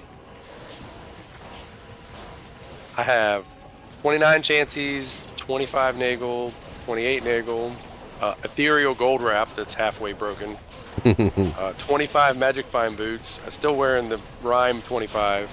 My necklace has no magic Oh, find. here. I got 48 tarn I and have an upgrade for you. Oh, a gull and a well. I actually have a. Oh, yeah, well, there you go. Woot. You need. That one's also up. Does anybody need trangs, by the way? I got those earlier. I don't know if anybody needs some trangs. Yeah, I had 8 durability left on my gold wrap. That? I Gold wrap upgraded for it you. and didn't even realize it was ethereal. Well, I don't know if you want this instead of maybe one of your Nagels. It's a dual res. It's a dual res ring with some magic find on it. Like it's not better. It's not better magic find than a Nagel, but it's magic find and res. That's not bad. Like it's got 2 reses, 10% magic find, and some other little doodads on it. Do you still need resistance? Where's that other? One moment. 29, 62, 25, 35. Try that if you got room. Try Oh, that. yeah, that'll definitely work. Somebody gave me a gold wrap already. Thanks. Yeah, gold wrap. Well, gold wraps aren't too rare. I got 4 of them, so. I got one that's almost perfect. Ha ha ha. 79% gold find.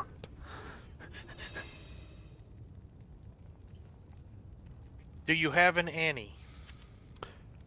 Yeah, I got a 10, 11.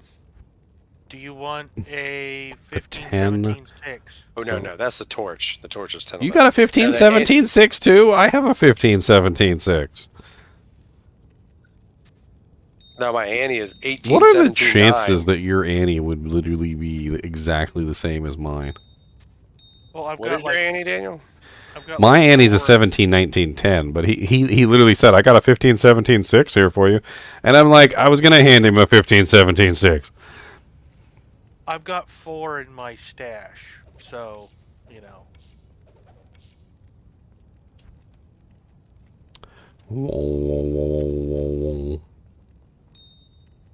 I got so many emeralds piling up.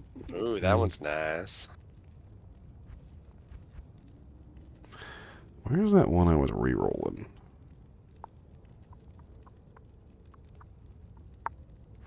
Can't remember where I put my re-roll jank.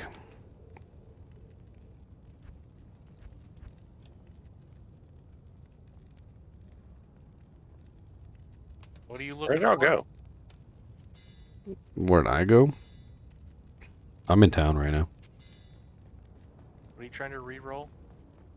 Oh, I was just looking for a charm to re-roll. I thought I had a max level charm to re-roll sitting in my inventory, but I guess not. I mean, anybody got an extra Shaco or anything? I keep finding Shacos, but they're the wrong kind of Shaco. Hail to you, You should look for the Harlequin Crest Shaco. I found literally like Those are the ones. 6,000 of those. Yeah. Rare, white, and blue. Over and over. Yeah, I found about 12, and every time I see it, I'm like, that's one that could have been the right one. No, that's rude. They don't want you to do it. No. Where'd you go? You gonna get this Ravenfrost? Oh, yeah, sure. Hold on a minute. Oh yeah, I got one slot. Here, Do you you can want- have that charm, Ginger. Do you want my Ravenfrost so you still have Cannot Be Frozen? Nah, I wasn't wearing it. I'll Oh. hold it. Oh, well, I'm Oh, sell that one. I and mean, keep the I'll one sell you're it, but I'm gonna wear it while I'm selling it. Yeah, sure. Like my I'm gonna get it all Annie, sweaty. I'm gonna yeah. get it all dirty. I'm gonna get it all sweaty and dirty, my friend. Ginger, if you want that life charm, it's rolled crap for me. It's a level 92. Okay.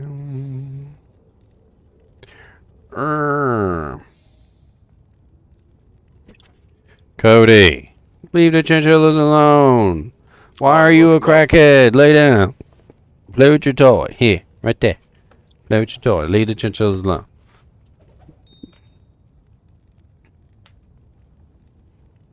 He said, what? He said, give the dog a bone. Paddywhack. Paddywhack, paddywhack, give a dog a bone. This old man is gonna win home. +1 assassin with 10% faster cast, 9 strength, 12% better chance of magic items. Here's some perfect amethysts for you. Yeah, I was just rolling caster amulets. And Double didn't drop anything.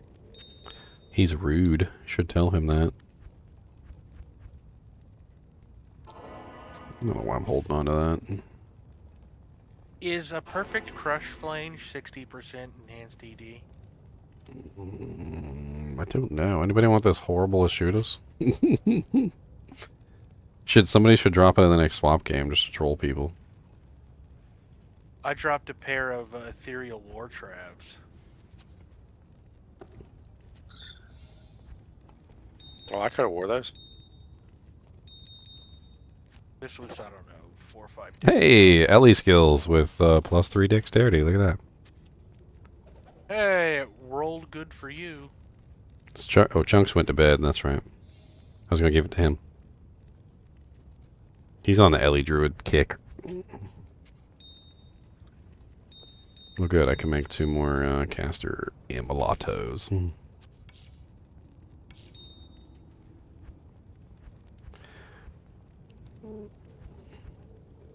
I hope you can find a better amulet than what I'm wearing.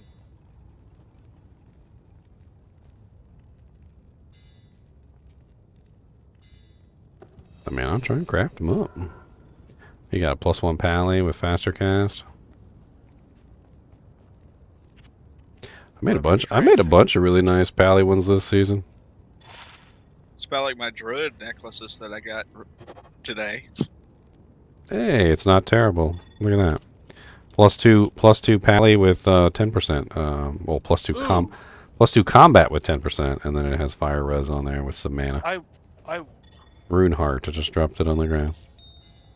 I was looking at that other one that he posted. That is his.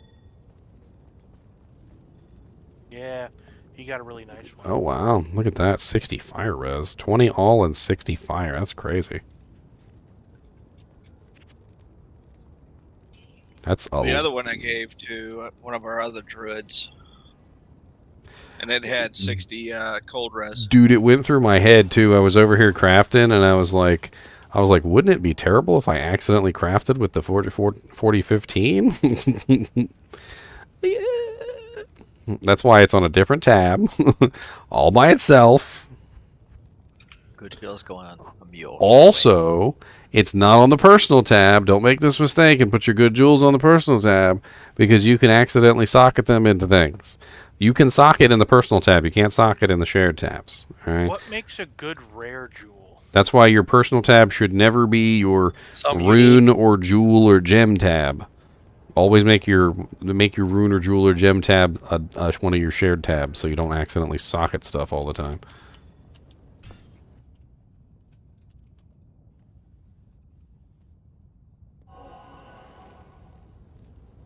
What'd you say? What makes a jewel good? Yeah, decent rare jewel. It's got to have like a bunch of crap on it that makes it worthwhile. 7% faster hit recovery. I like that, actually. Oh, we're already in 25? I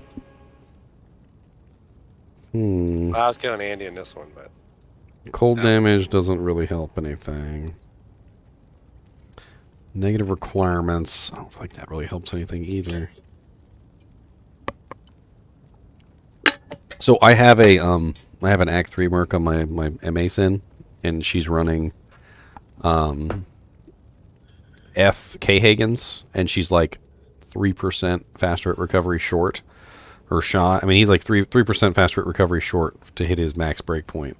And like what I'm gonna do is socket his armor with a 7% faster hit recovery jewel. And I was looking at the faster hit recovery jewel that you posted, Orion, and I'm like, You want it? But well, the negative requirements doesn't help him, because I was thinking about that, because he can wear the armor no matter what. The cold resistance doesn't help him either, because he's already capped out on all resistances, and the cold damage doesn't help him either. So unfortunately, it just wouldn't help him. Oh wait, you're not an ES Orc, so you wouldn't need that charm I just got. Not really an ES Orc. No, not really. Like I'm kind of like a pseudo. I just have it. I have it because like it would be stupid not to. But like, I'm not really an ES Orc. Little else to invest into. Well, it just makes sense. Like, because I have max warmth, and so like it's stupid not to at least grab it and put points into it. But because like I maxed out the synergy, so telekinesis, so that I have a good conversion rate, but I'm not going to fully invest into Energy Shield. I'm not going to go down the Immortal Sork route, and I'm not gonna do the whole like max points into energy thing. What's up, Funkort Mix? Funkort Mix. Sounds like a killer mixtape. dude, I made you an exercise tape of the Funkort mix. So are you full on skillers? No. Fire skillers? No. I still need 1, 2, 3. I need 3 fire skillers. I got one on my stash that I got on one of the runs. Well, I will take it. I will take it. What do you want for it? What do you want? What do you want? What do you want? I got an Umroot. You'll probably like this one too. You want an Umroot? Ooh, a Vortex Shield. Garbage. Burning Charm. Ooh, faster hit recovery. Yes. Yeah, that's actually really sexy. It's a good effect still. Yeah, that's a pretty expensive one. I got it in one of these runs. Oh. I linked it. Nobody said anything. We didn't. Sometimes chat doesn't work. You got to remember that. Oh, yeah. Like, there's plenty of times that we'll be playing along and chat just won't work at all. Or that, or we're in the middle of a massive fight and nobody's paying attention. Where you at? I'll take you to a drink. Here you go. Experts and the combat skiller. Wrong one. Here, have this one. Oh, well, I don't need this one anymore. Does anybody need this sexy attack rating charm I got? I'm good. Steel Grand Charm of Life. I don't know if anybody's running one of those characters that just desperately needs attack rating.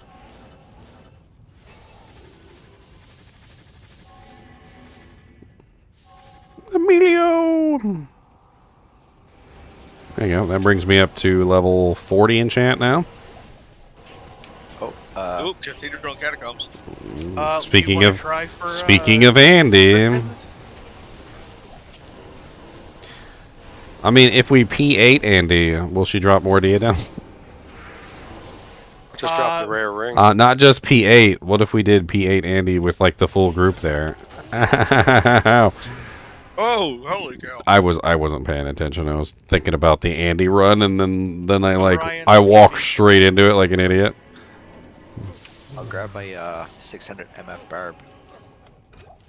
I mean, I'm just saying, like we could P8 it When you if come somebody. back to 24, that's where I'm at right now. I can try and teleport it. Like I'm not like that great at it, but give it a shot. I'm only on 3. We need a 90. What is it for the max level? We need 96, so it's like what, +2 or +3?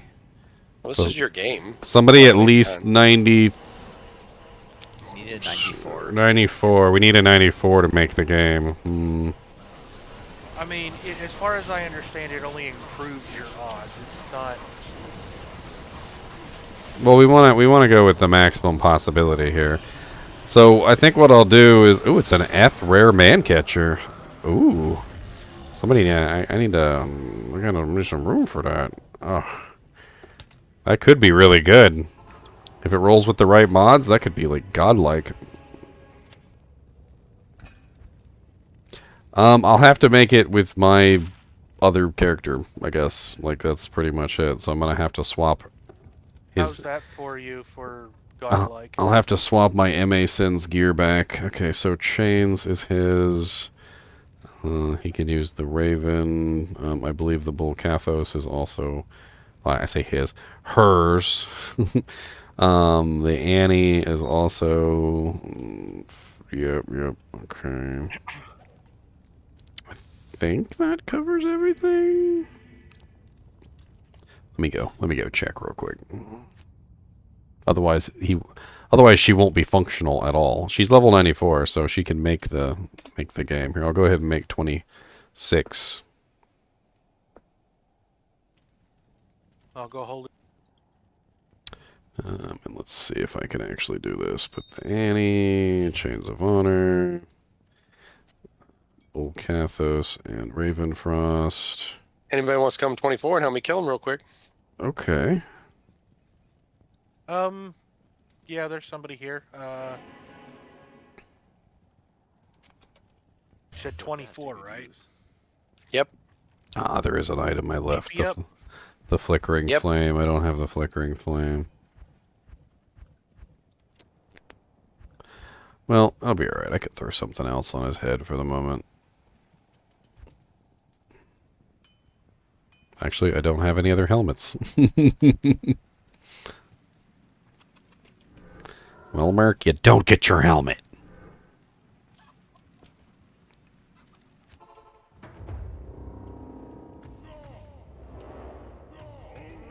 Oh, you got way better than me.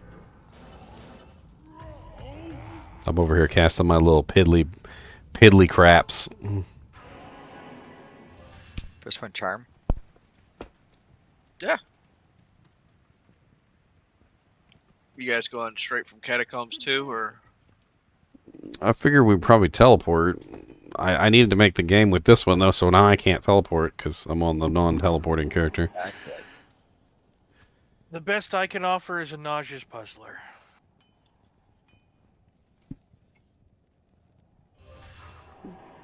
I mean, can teleport it if somebody can. The goal is we're trying to take advantage of this whole like level 96 thing.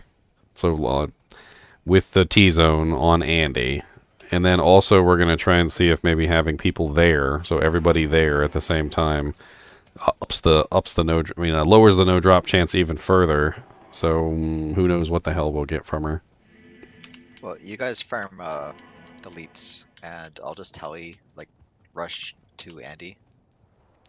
Why do you have to be 94 for TZ87 drops? You don't have to be 94 for TZ87 drops. You have to be 94 for the best possibility of TZ87 drops. We went over this like on a stream one time, like for quite some time. And what it comes down to is there's a second drop table for higher drop odds on TZ87 stuff, and you need to be 96 for that second drop odd. Yeah, let me get the kill. Yeah, I'm backing off.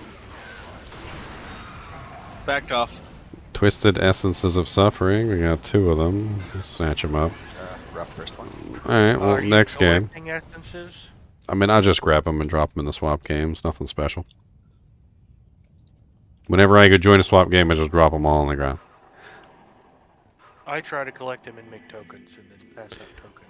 The green ones are the only ones that are rare. So if you find a green one, you have a token. Like there's like no in between. I'm going for Bone Ash. All the other ones are relatively common, and most people have tons of them. Somebody just made an offer for the jewel. Somebody made an offer for the 1540. Let's see what they offered. 100 jaws. A pull room. Probably something stupid, yeah. Up. Actually, 4 burr runes. Done. Okay, accept. I'm gonna like tell them this game too. I'm gonna have them hop in here. So. I need help. I have no resist. Where are you at? Did you put a TP up? Andy. Yeah. I'm gonna do this trade real quick. I'm coming. I'm just gonna, you know what I'm gonna do? I'm just gonna pay you a burr rune for this Ravenfrost. If he's gonna give me 4, I'm just gonna give you 1, and then we'll figure out what to do with the other 3. Okay, this game's done. I like that. I mean, roll them. I think I still have the Wheel of Name up for the people that were in that game. Here, I'll make the next one, and I'm gonna come back to this one. Just one person stay in 27 for me, because that's where I told him to meet me. All right, I'll stay here. All right, 28 is up, and okay, we got one person in 28. There you go. All right. So for my best was 6 uniques from Andy. Nice. Whee! Do you Snow need cuddle. Razor tail. I'm good.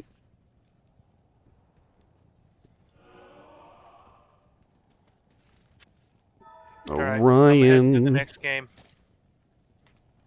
Yeah, I'm in the next. I'm back in 27, so you can hop on the next one now. Let me know when you guys are done, and I'll I guess I'll hop out and make the next game. Up. He says he's a Deutsch. I got salvation for you. Sir Killalot just showed up. I think that's a Geeds.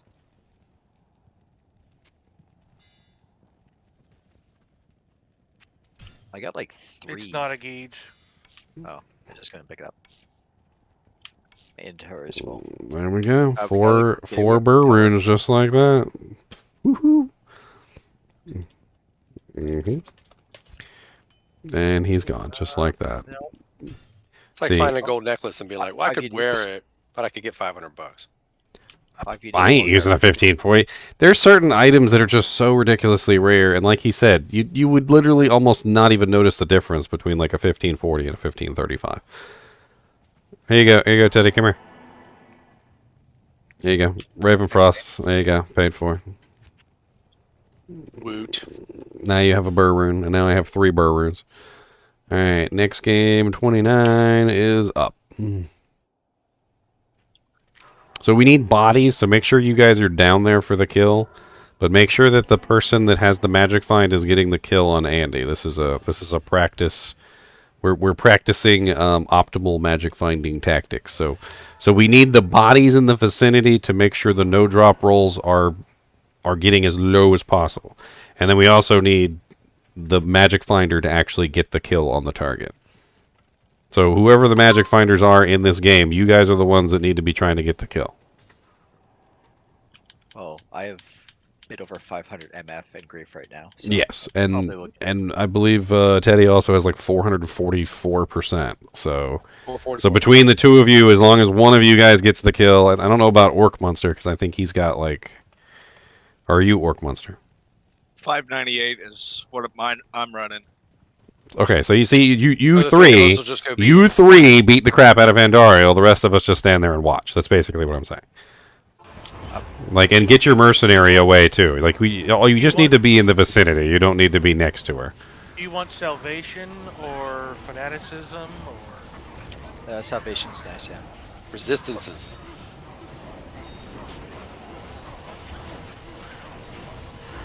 I'll just kill everything else. I mean, that'll be my job. I'll just kill all the other monsters around us. Wasn't bad. It's not good stuff, but still wasn't bad drop.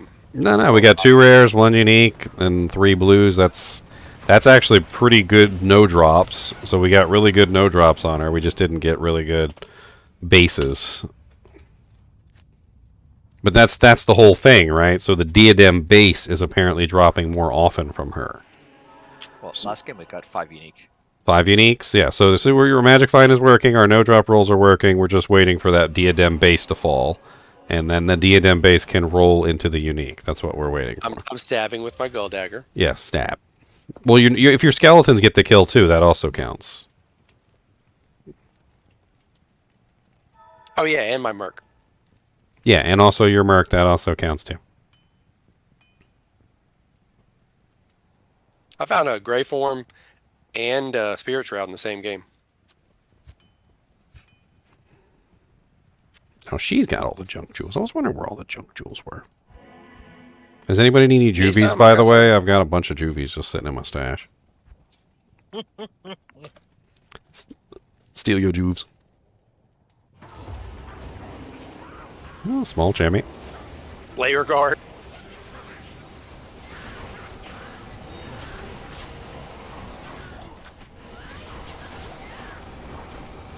Got a magic diadem. Another heavy crossbow. That's the second one. She dropped a unique heavy crossbow last time. That's just rude. Ariat face. Ariat's good. Yeah. Yeah, Ariats are always good to find. They're pretty common though after a certain period of time. Like you do, yeah, it's not really that big of a deal. They're great for barb mercs though. Yeah, I got one in my stash. I think that's what I was gonna do. Make a barb merc, and I didn't. 31. Oh yeah, sorry, I have tradery up and I was like completely ignoring chat, my bad. Should have asked for 8 Sir roots. I mean, at a certain point, believe it or not, like having change like that is actually really useful. Like, because you can always convert the Sirs into burrs, which is not an issue. Like, if you want to do that, you can. And then, like, but there are people out there who really want the Sirs, like maybe if they're doing like dual dragons or various other like Sir related, you know, rune word builds. Maybe you break down a burr and isn't people. Isn't Sir also in ice as well? Or it's a couple. There's a couple rune words Sir is in. Ice is jaw low. Jaw low. Yeah. Okay. So that's not right. But you could easily trade a Sir for a low. I guess if you wouldn't want to trade a burr for a low, but you could probably trade a Sir for a low without too much of a like morality issue. Be like, oh, what am I doing with my life? Why did I trade that? It's terrible. It's terrible.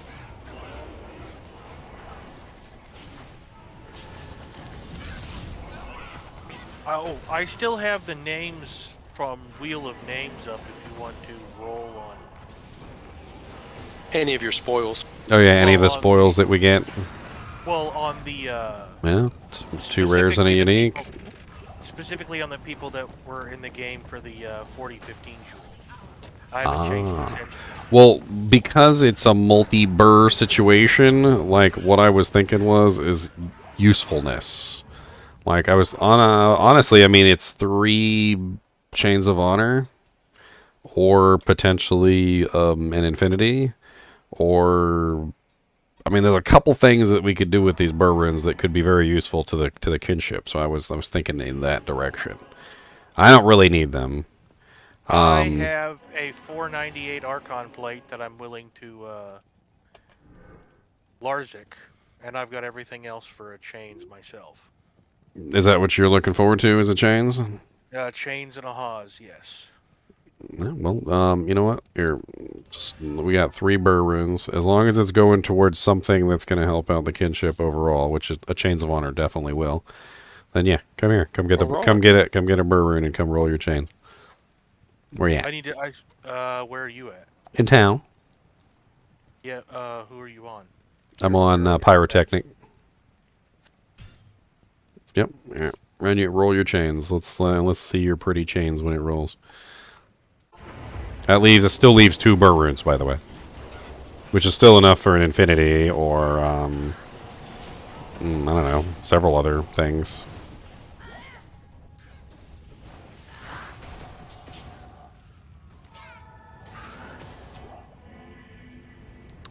I'm trying to think like what we need like overall as a kinship. Kill these guys up here. Like I know for a fact that we got a couple people who are looking toward things like ice.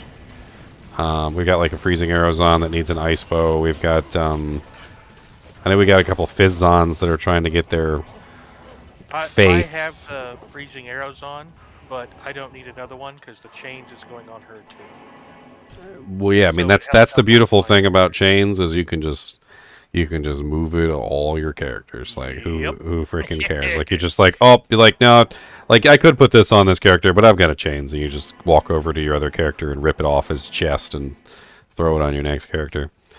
Well, who else was in the game? Because that's like you, me, him. Old boy got a Sir. There's only like one other person in the game. Orc.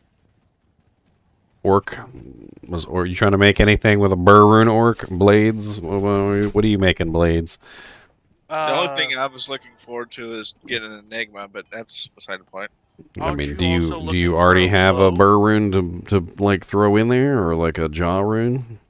Yeah, I don't have the jaw rune yet. You got a burr rune? Nope.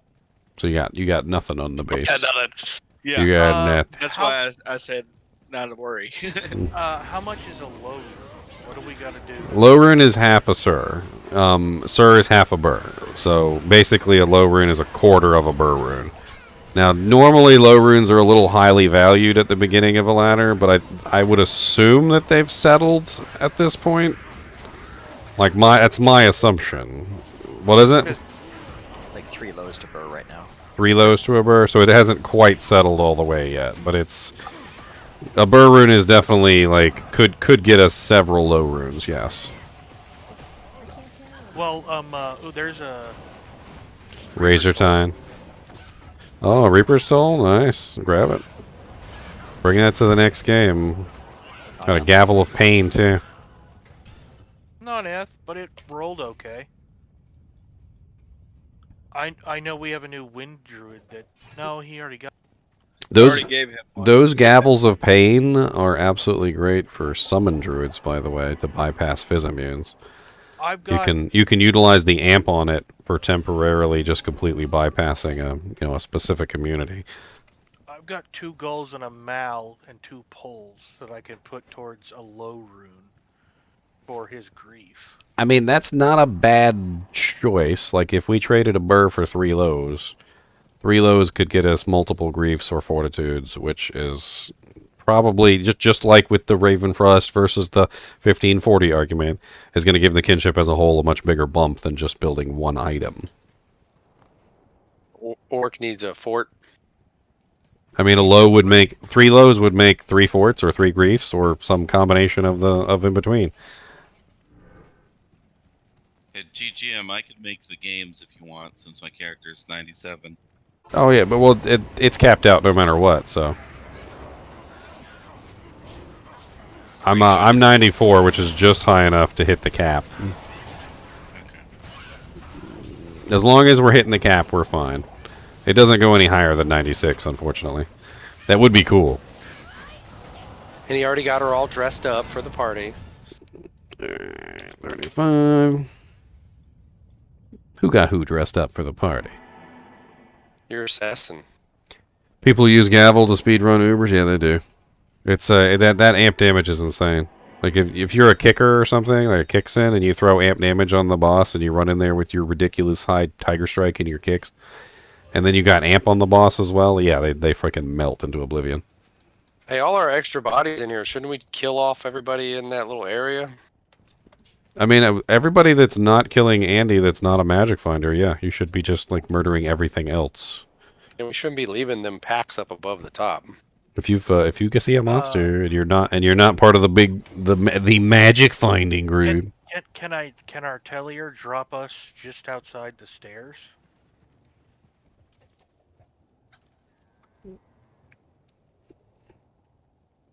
Because I kind of need to stay close to these guys to give them salvation. I mean, I just figured just run around and kill crap. That's what I'm doing. While you guys are doing that, I'm running around killing everything. One of our magic finders has really poor resistance. A snake cord. We got a snake cord from Andy. Isn't that the light belt? Yeah, it's the really terrible belt. It doesn't have much uses at all. Like maybe on level it might be better than whatever blue piece of crap you've put on your character, but there's really not a lot of use for that item otherwise. The blue crap. Lizard Leonard, how was the new season? It's been a pretty fun season. All the seasons have been fun this season, this year, or this Diablo 2 Resurrected. +2 Druid, +1 Shockwave helmet. I mean, the first season was fun, obviously, because it was the first season, and we just had a lot of fun with 2.4 and all the cool stuff. And then season 2 was really cool because they introduced the Sunder Charms and the Terror Zones. That was a blast. This season's been fun for various other reasons. You know, it's a lot of people playing classes that they don't normally play. Like, you know, this is the first time I've done a Sin. You know, like a lot of people did Druids and Assassins this season, and the other sorceresses were more popular this season too. You know, not just the Cold Sork. Like there was a lot of Lightning and Fire Sorks this season, which was pretty cool. You know, like just in general, like the manicness around the MA Sin, and I've seen a lot of Druids too. I feel like this season has been a lot more Druids than previous seasons. Frosties? Yeah, Frosties. Oh, an amulet. Nice. I snagged it. I stole it. I stole the amulet. Cold 90% again. A 90 cold? Ooh. Yeah, throw that one back in the dirt. Well, damn, you got a mare's? I'll do it in the next game. Speed. We can hit Kane when we load back in. Had to hit the burning chick. Kane, identify the amulet. A Mahim Oak Curio. Sad. So sad.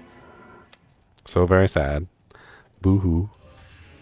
Identified the unique amulet and it was a burr. Good job. I think Kane swapped it on me when I I think he swapped it out. That's what I think happened. I think he was like, no, this is garbage. He goes, what are you talking about? Sleight of hand, like slips it in his cloak, pulls out a Mahim Oak Curio. You see, it's terrible. Look. No, it's more like you were mean to him, so he just lies to you about what it actually is. Not like you know. Reminds me. So you wear the necklace of idiotness, and everybody's like, "Why are you wearing that necklace?" He said it was an awesome necklace. Well, kind of, yeah. Or it's more like, yeah, it actually rolled Amara's, but I'm gonna tell him it's a Mahim Oak, so he'll throw it on the ground because he's a dick. Or you got that Diablo 1 stuff where it's like negative to your eyes.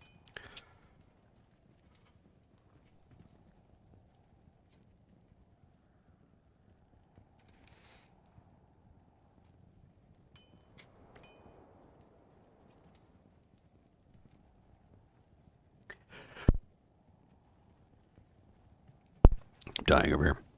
Oh. Ooh, Feral Claws. Aw, 2 sockets. Sad. They had +3 Lightning Sentry on them, too. Set. Watching a bunch of barbarians beat down is funny. 29. 29 what? Catherine's rings. Oh, you're so silly. Freaking That's hold just on. today. Sorry, a Cantor trophy dropped on the ground. I was trying to look at it. Oh, somebody snagged it. Okay. Wink. Sorry, I killed a random champion up there. He dropped a unique item and a Cantor trophy, and I was like, okay, I better at least check. So here's a point, against the whole JSP monetary thing. We wouldn't really give a crap if you just found a 4-burr item if that was only like $1.50. But it's not $1.50. It's Oh, I don't. I definitely don't like that aspect of it, because then when you compare how much it's actually worth, and you're like, oh, okay, well that's. I could just go on eBay and spend $10. Well, that's what people do. It's like the cost of a coffee. I mean, one of those commercials, like the Africa commercials. Not for trying the to cost of 99 cents. Not trying to down the guy that just traded me 4 burrs for a 1540, but there's a very good chance those 4 burrs were, like illegitimate. Like, I not only on his part, like maybe he purchased them, but also just like where they came from in general. Like unless you found it yourself, you don't know whether it was actually a burr that dropped or whether it was a botted burr, basically. Is this dirty money? Is this a botted burr? What was that statistic that I heard a long time ago? It was something like all money has like a trace of drugs and like marijuana on it, like because like it goes 97% everywhere. of all U.S. currency is coated in a small amount of cocaine or marijuana. Yeah. That was the statistic. I remember that. Ow, ow, ow. Because rich people really like to snort cocaine through $100 bills. And poor people like to snort cocaine. Bunch of champions up here. Yeah, they hurt. Yeah, the fire hurts too. Don't stand in it. Actually carry cash anymore. I know. I haven't carried cash in a while. I feel bad for something like sometimes when the homeless people come up to me and I can tell they really actually do need help and they're not just like buying alcohol, and I and they ask me for cash and I'm like sorry man, I haven't carried cash in years. And like sometimes, like I swear, just by happenstance, I'll have like a $5 bill in my pocket for like no reason. Usually, like because I'm trying to like get cash for something, and then like you always got to take out like a 20, and then it's always too much, and then you end up with change, and I'll just hand it to him. I'm like, just take it. It's like I don't want to have cash on me anyway. Well, guy carried some crisp 50s to pay me to build his computer today. So that was nice. Some cash. Crisp 50s. Where did he get 50s like from? Right from the bank, right from the ATM. He must have had to ask for 50s. Like somebody would have. ATMs don't give out 50s. They only give 20s and 100s. No, they give out all the way down to 5s too. Some of them will give you an option for 50s. Oh really? Because I think I've only ever gotten 20s from ATMs. Well, that was that Ryzen 7000 I put together. I know Navy Federal Credit Union will give you the option for 50s as well. Navy Federal. I like cash because it allows me to pay for services and the person doesn't have to pay tax. Well, that's probably why the guy gave him to me, but... Did somebody say ow or did somebody say Mal? It sounded. I said ow. It sounded like Mal though, and I was like, maybe they said ow, and I'm like, I'm not sure. Oh God, there's so many tainted up here. Yeah. Only that we're four-socketing. A Bloodlord skull dropped on the ground. 75 fire. How much is a good Archon plate? Like 500 plus. Alright. Nothing. Superior is a lot. Yeah, if it's like a 15% superior, then yeah, it'll probably be worth a lot.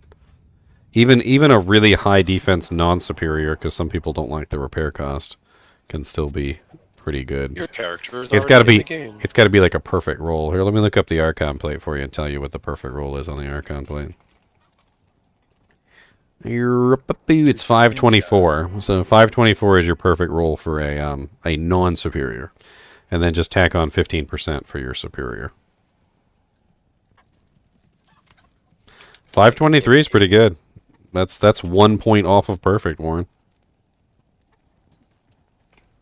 Like it depends if you need 4-socket or 3. Like 4-socket superiors are not worth too much, maybe an ist or so. Because you can Larzik them. I broke my character. Failed to enter game. This character is already in a game. Oh no! Yeah, Yeah, my character just died of that and lost all their XP. But Where? it was In the last game we were in? No. Well, before I joined you guys. Can we get your body back? You still there?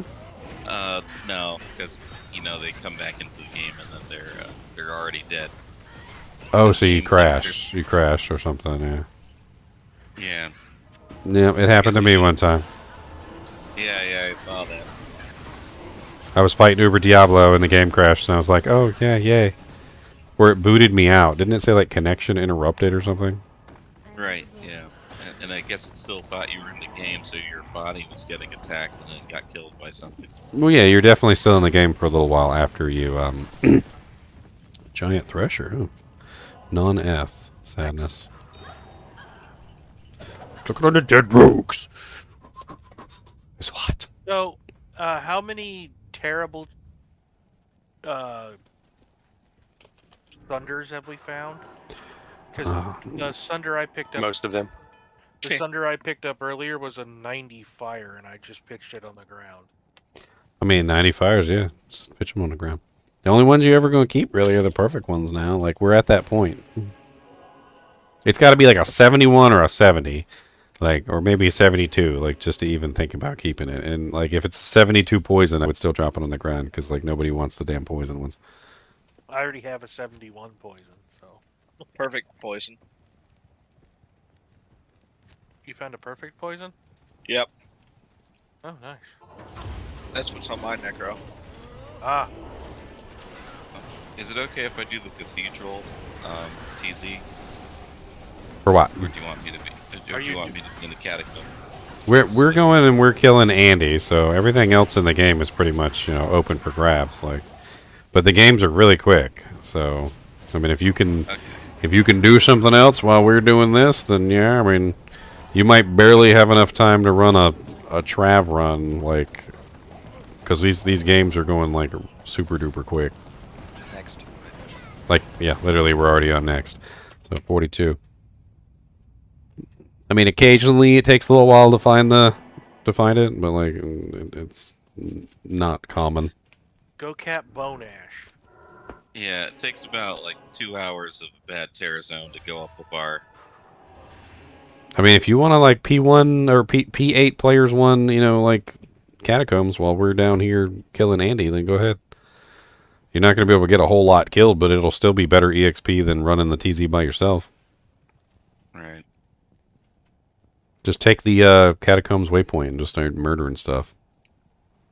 Yeah, I think it took the Inner Cloister one to get Bone Ash here. Oh yeah, that works too. There's a lot of elites in that place. That's probably a good idea. You trying to hit 99 on that little dude right there? Yeah, this was Bozan. Able to get the Faith Rune Word, and my character has the Brand Rune Word. Oh, nice. I think the Faith Rune Word allows you to use any type of weapon you want, because fanaticism is really helpful.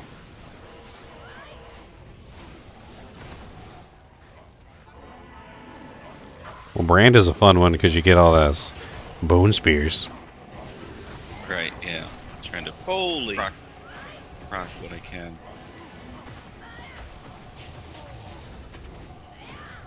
Sorry, I'm just going to start clearing. I'd attempt to heal you, but I'd probably hit Andy. I mean, all I've been doing is clearing for you guys. Like,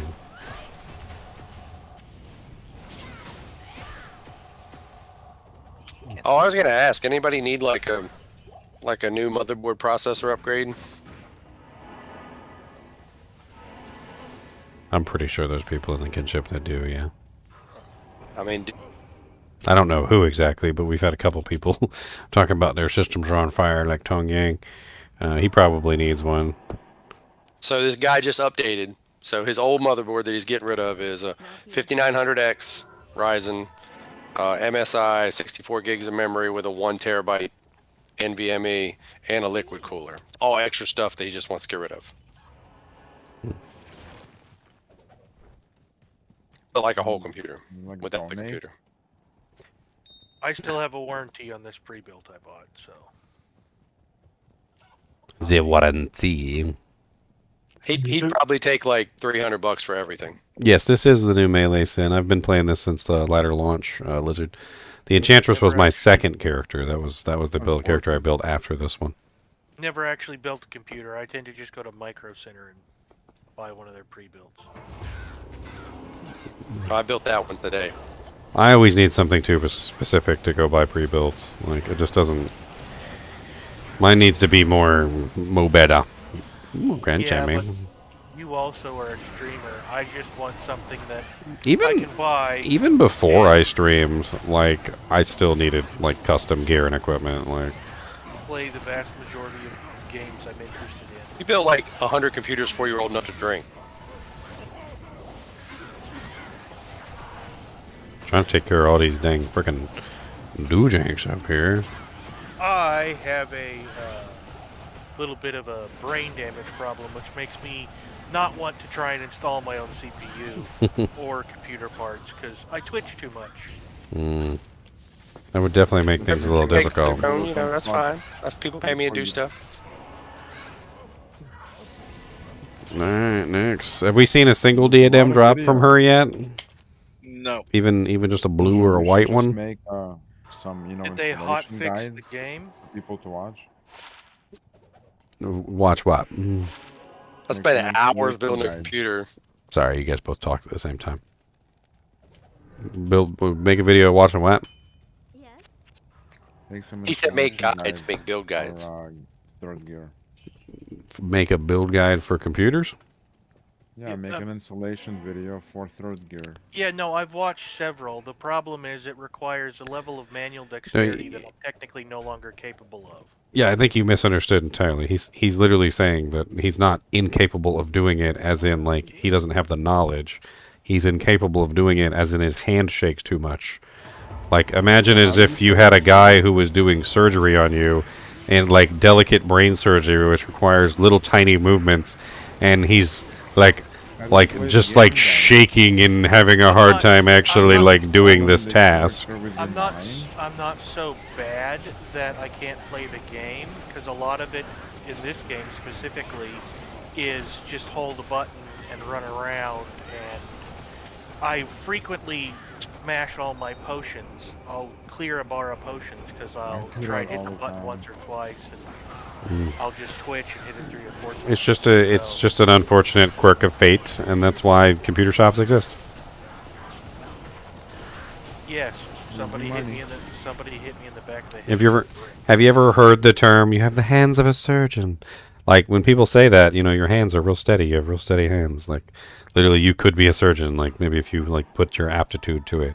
Like, if you even if you went to school like all your life and you learned everything there was to be about being a surgeon, there's a good chance you couldn't be a surgeon if you had really shaky, horrible hands.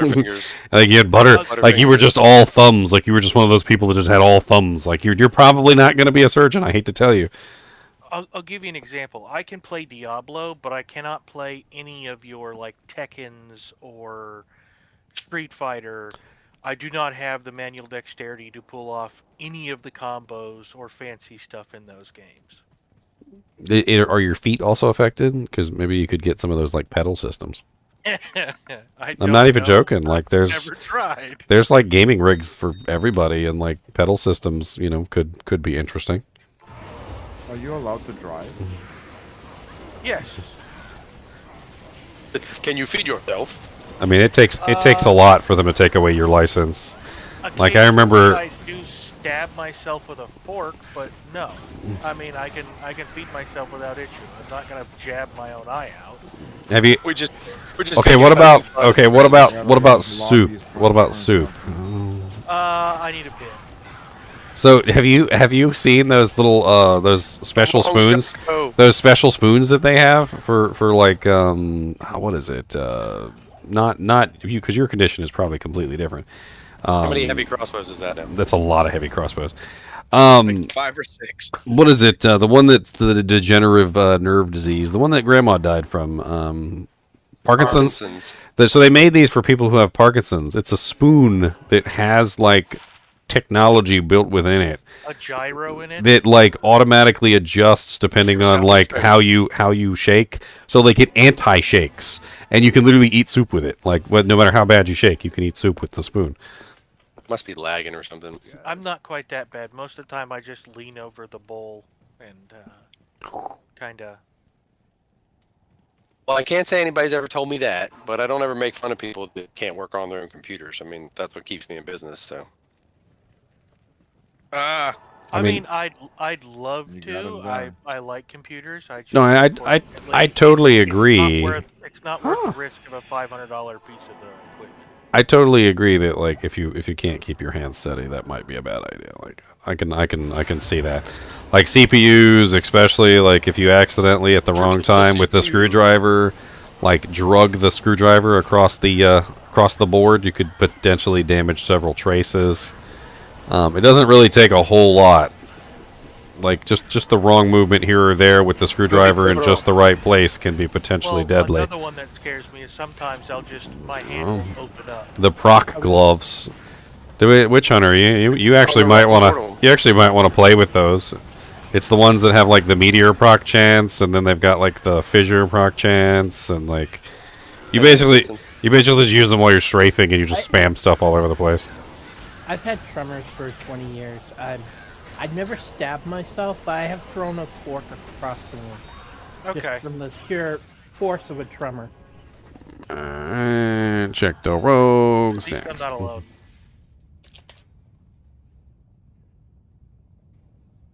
I hit the other portal and went through and got killed. So yeah, no, I'm pretty easy to please when it comes to a computer, as long as it can play most games around minimum or medium settings. Hey, Grimm's Grats. He said he just got a Soj off Terror Andy. We haven't gotten anything good yet. 4,000 runs.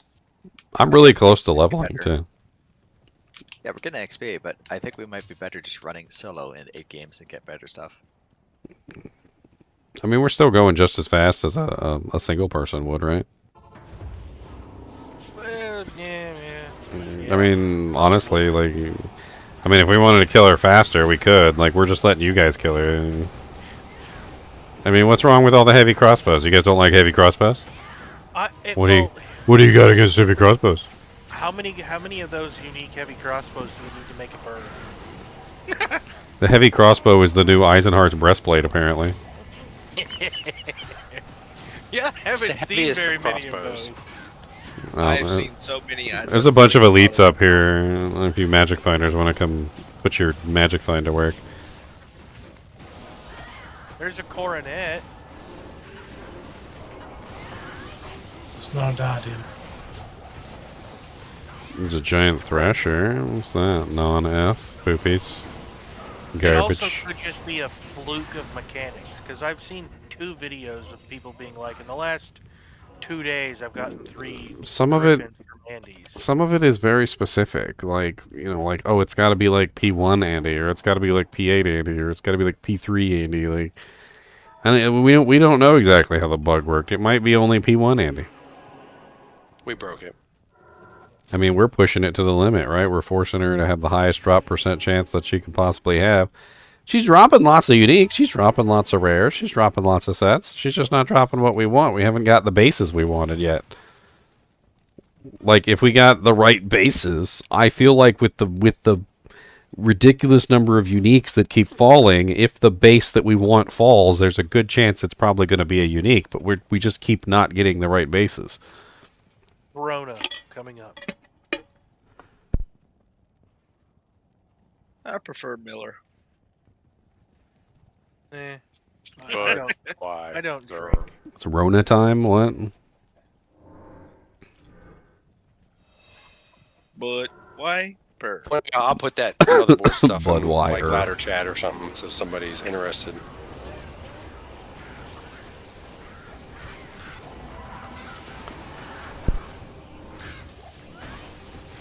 Hello, mighted zombies.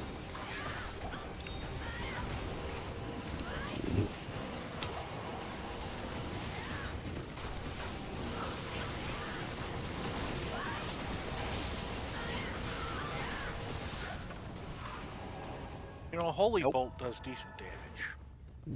Oh, 2 more rares, another set. And I mean, 34% enhanced damage, 716 fire damage. one thing we know is you guys' Magic Find is working. We know that.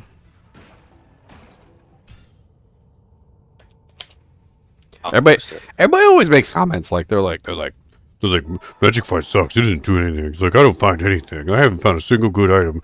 And then like if I play with them, like this is what I see.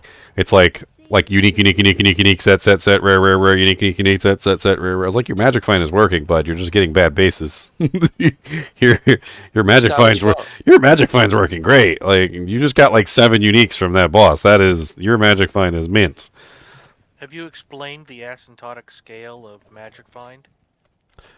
Acetonic scale? What do you mean? The diminishing returns? Yeah, the diminishing returns. I forget how to pronounce it. Well, it's not so much that. Like in this particular case, like we're getting tons of uniques and items that are potentially like making the Magic Find work. So we're getting the items. We're just not getting the bases that we want. That's where things are going wrong. We keep getting crap bases. The heavy crossbow base keeps dropping, and we keep getting unique heavy crossbows. The Magic Find is working, but it's working on the wrong item.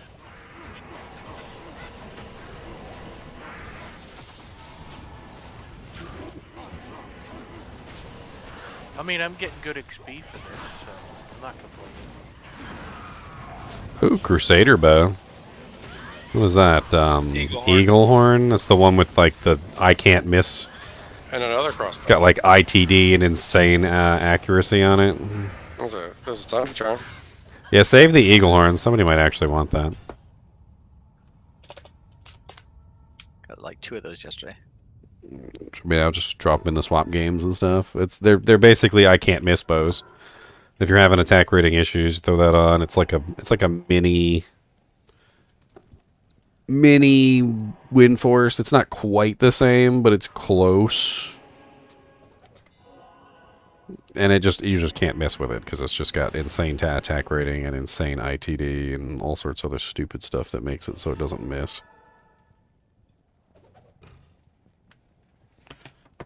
I don't think they're really as rare as wind forces, though. They're rare, but not as rare. Anybody got room to store it? Yeah, I'll hold on to it for the next swappy. Oh, there you go.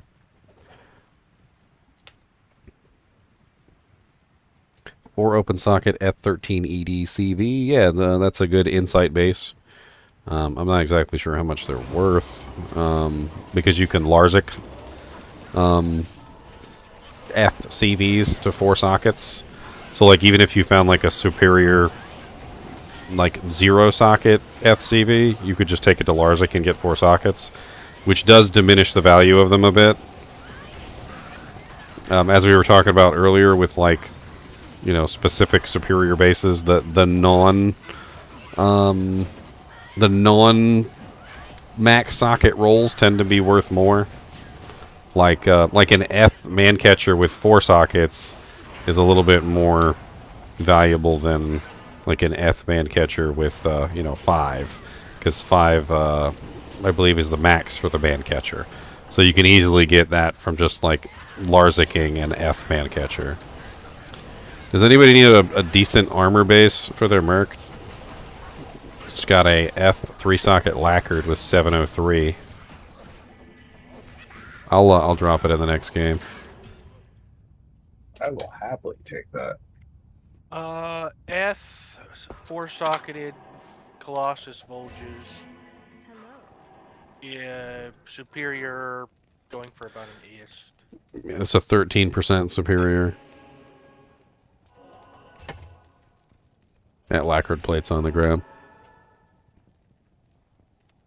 I always try and keep my eyes open for those good merc bases. 15-3 4-socketed Ethereal Colossus Volge for a goal. Yeah, so not quite as valuable as... Yeah. As my Raven Frost. She's dropping tons of essences. Well, I mean, we'll just have a bunch of them to give out. If anybody needs blues. She only drops blues, right? Yep. I hope it's Throne Room next, because I need the green essences to make tokens. They're a little rare. Would be nice if we got some, though. Honestly, every green essence we get is basically a token. Pretty much. I've got a whole bunch of blues and reds. All I'm really missing is yellows and greens.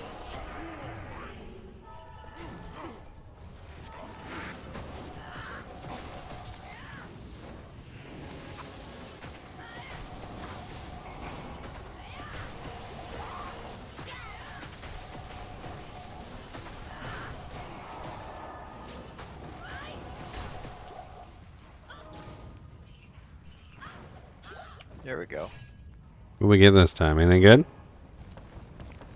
Oh, the attic. The Atigan. We'll look at it.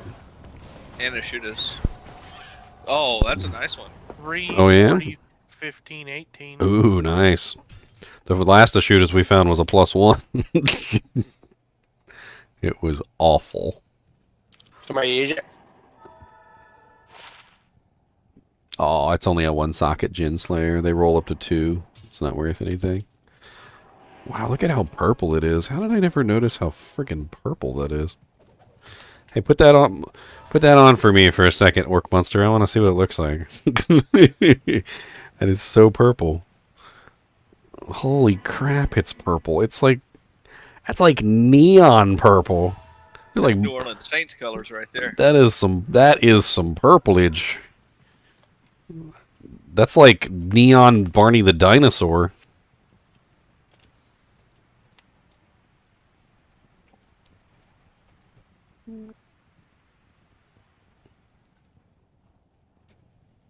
Do you get a better chance of skiller rerolling GCs from Terror Zones? Not really. Like, the reason why we reroll the ones from Terror Zones is because they're higher level and they can get multiple effects. In fact, it's actually a lower % chance to get skillers for the Terror Zone ones. The reason why we're doing those is because we want the skiller with something else. So if you want the skiller and something else, you have to roll the higher level ones. Level 91 or better. Yeah, level 91 or better. If you roll what is it? Act 2 Nightmare Canyon of the Magi and up. Any skiller that you find from like Act 2 Nightmare Canyon of the Magi and Act 3 Nightmare has a much higher chance of rolling a skiller, but no chance of getting like a secondary effect as well. Let me guess, 1-socket gnats? Oh, 2-socket gnats. Still terrible. It's gotta be 3-socket gnats. Oh, hello. Hello, Viper Eater the Unholy. Hold on, I'm just killing an elite. He dropped a chamois. 2 elites, sorry. Nightmare cows are also a good spot for just pure skillers. Are they high enough to hit the or are they too high? Because the whole reason why you go there is because the A level is just right for like the optimal chance of getting plain skillers. They're a little high. Oh, a 71 fire. Okay, well, I guess I'll hold on to that. It's not terrible. They're not actually worth re-rolling, but if you get a character that can farm cows and you don't want to re-roll them. Well, early on, that's the whole thing. Like, early on, you just need skillers. And it's a much better chance of just getting plains by doing it that way. But later on in the game, when you're trying to get those sexy, like, +1s with other effects, you want to do the terrors. The 6 to strength, 45 life, 12 faster hit recovery. That's not bad. If it was 3-socketed, you could put a delirium in it. It's there if anybody wants out. I'm good.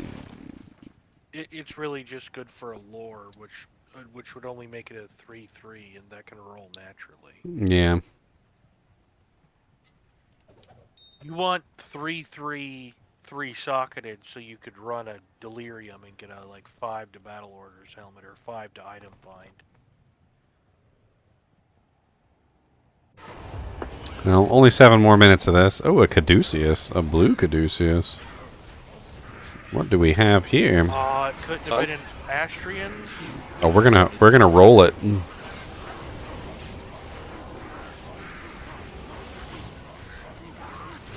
I'm gonna turn it into a crafted item. I might need an amethyst from somebody. We're gonna see I what got it. plenty. We're gonna see what it rolls. You can craft a caduceus? Yes, you can craft a caduceus. So when you find blue caduceuses, hold on to them, because you can make some pretty interesting items out of them. I mean, it could potentially be insane, or it could be like garbage. But we'll give it a try. Odds are it's A flame bellow. That's actually kind of a rare drop, the flame bellow. It sucks, but it's a rare drop. I've always debated trying to make a character with Flame Bellow, but Barbarian with dual. Oh wow, that belt is actually not bad. Look at this thing, dude. I went to grab it and you picked dude, it it's up. 19 strength, 58 life with 2 resistances. You can upgrade it too with a the recipe and get the max belt sockets out of that. That's actually pretty sweet. All right, what is the recipe? Hold on. Caster weapon. Tier rune. It's a tier rune. We got a tiara. We got a few minutes to move up again to the next tier.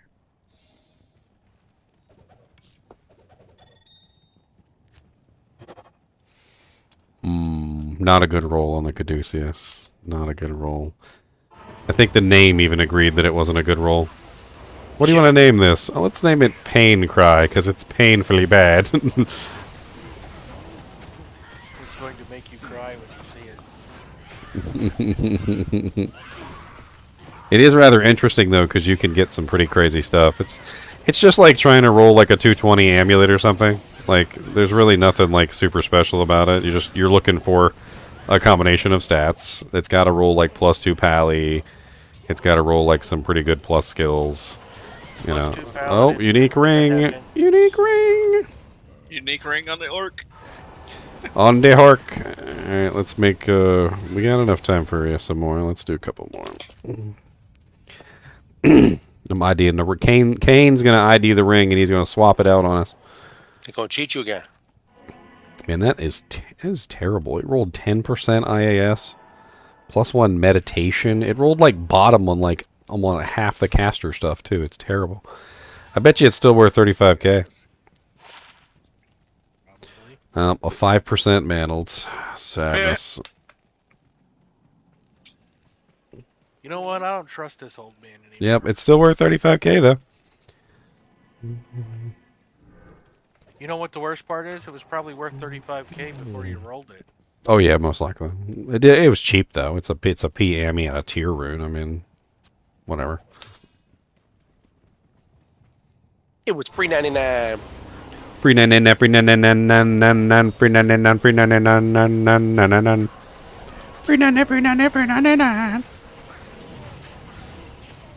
Look at all these little champions up here. Little champions. Say, slow down, woman.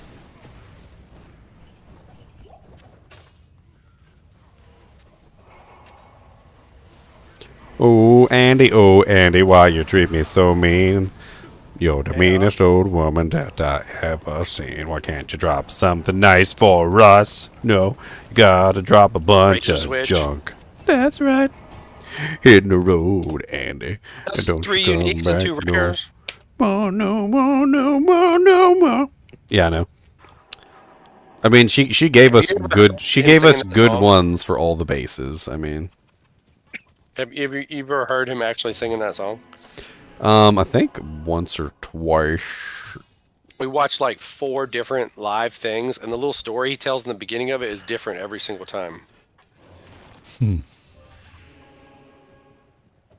Like he talked about coming home from playing poker and his woman catching him, and then like the next time it's a different story. And he goes, "Hit the road, Jack," you know. Ah! Don't die.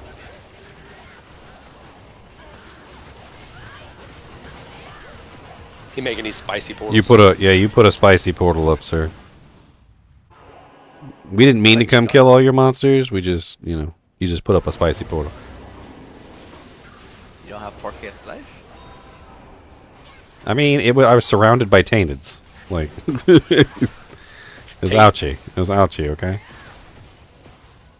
And I have 3.3k life, okay? I have 1,400. I got 600s.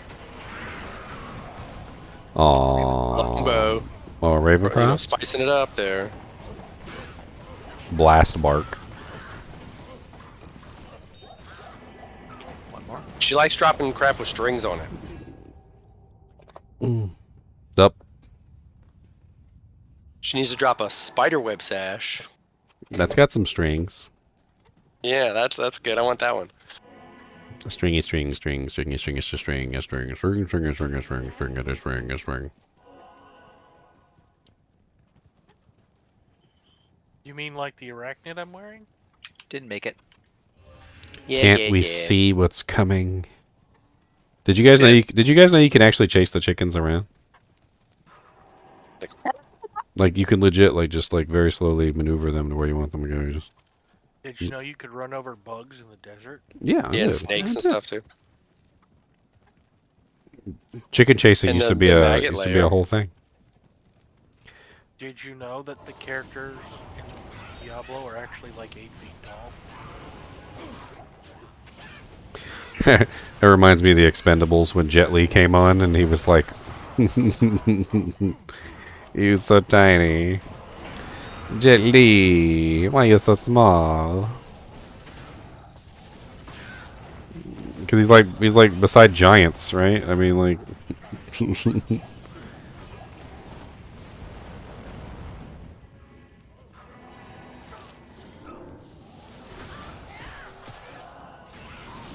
Nobody wants the Mavinas. Nah, it's too common. I assembled an entire Mavina set grade 2. I got 11 blue essences. I think you need to stop picking them up. He can't. If I can find yellow and green essences, I can. It's a compulsion. You guys ever seen that? The one of them like things where like the lady talks about how she has like a compulsion and like every single time she sees something she has to buy it. Like what was it, that movie where they like brainwashed the guy and like every time he saw a copy of Catcher in the Rye he had to buy it, and he had like a million copies of Catcher in the Rye in his house. And he's just like, he like physically could not walk by a copy of Catcher in the Rye without buying it. How often do you walk by a copy of Catcher in the Rye? Apparently, like, whenever he was in a bookstore or anything, like, if he saw it out of the corner of his eye or at a flea market or whatever, like over the years, he had collected so many copies. That movie was with Mel Gibson, I think. It was one of Mel Gibson's movies. CIA agent Bill Gibson. Yeah, he was like a CIA agent or something, and he had been like brainwashed. Oh, conspiracy theory, that's what it was. In the movie, he's a taxi driver, but come to find out, he was actually like an agent that had gotten too close to a secret, and they like wiped his mind or something. And yeah, let's do a swap game. Here, I'll make it.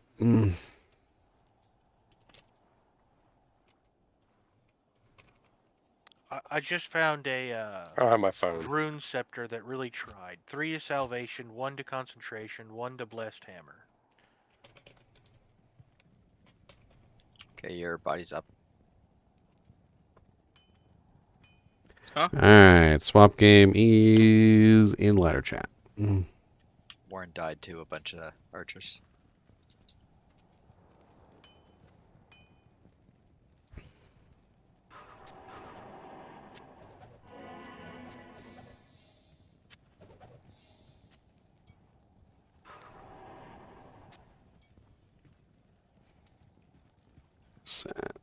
Was that shield? Was a Widowmaker. This is really nice spear gloves if anybody wants those.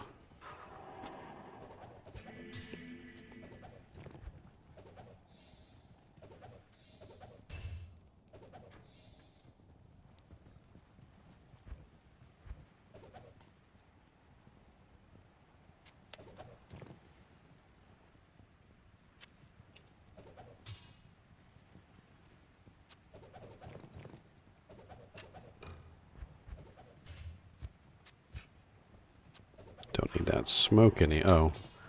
Yeah, I don't need the smoke anymore. That's right. I don't need the smoke. I don't need the smoke. Does anybody still need an Annie? Because I do have extra. If anybody needs one. I have extra too. Oh, an S skin of the Viper Magi. Insults. It's halfway decent for a Act 3 merc, but you'd be better off with a FK Higgins.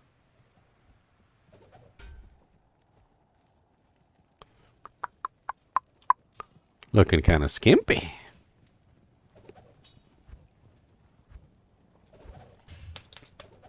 I dropped a perfect flame rift on the ground, by the way, if anybody needs it. And a 71% flame rift, if anybody needs that.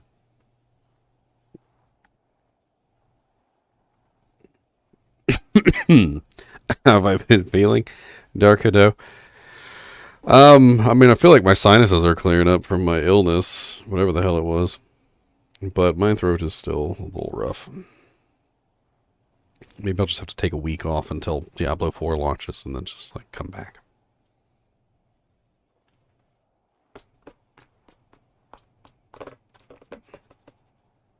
Anybody in need of a 5-socketed phase blade? By the way, we will be opening the swap game for everybody after we're finished. So if you guys are interested in some of the stuff that's on the ground, you know, stick around. We will open the game up so you guys can come grab stuff when we're done. I'm going to take a quick break and go take a pate. Take a pate. Kubus, do you have to go pipaduros? If you give me a 5-socket crystals, I will donate CTAs, raffle CTAs. I usually don't pick them up, so. Or flails, anything 5-socket, I'll raffle CTAs.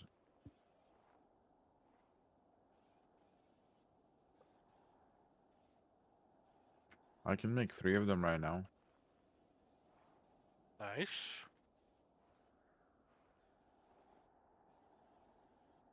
I'm just looking for the bases I was actually gonna raffle. I was actually gonna ask Chunky to raffle them.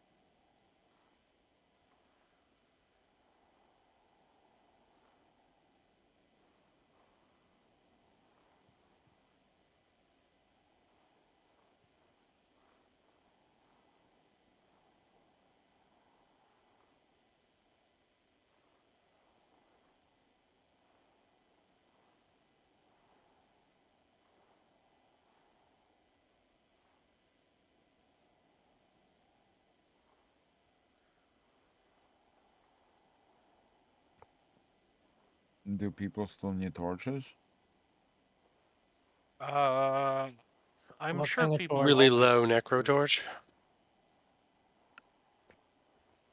There was a necro torch on raffle. You did not see it or win it. No, I didn't see it. I have one though, so I mean somebody else can use that one. Do you have a necro torch or do you have a? Yeah, cat but it's the 10-11, so it's like bottom. Oh, I'm sure we had several. Like the last 6, we had like 5 necros. Yeah, I've been busy. I've been like working and stuff. I got a necro torch on my sorceress. So, okay, 1 necro, 1 sorceress, and 1 paladin.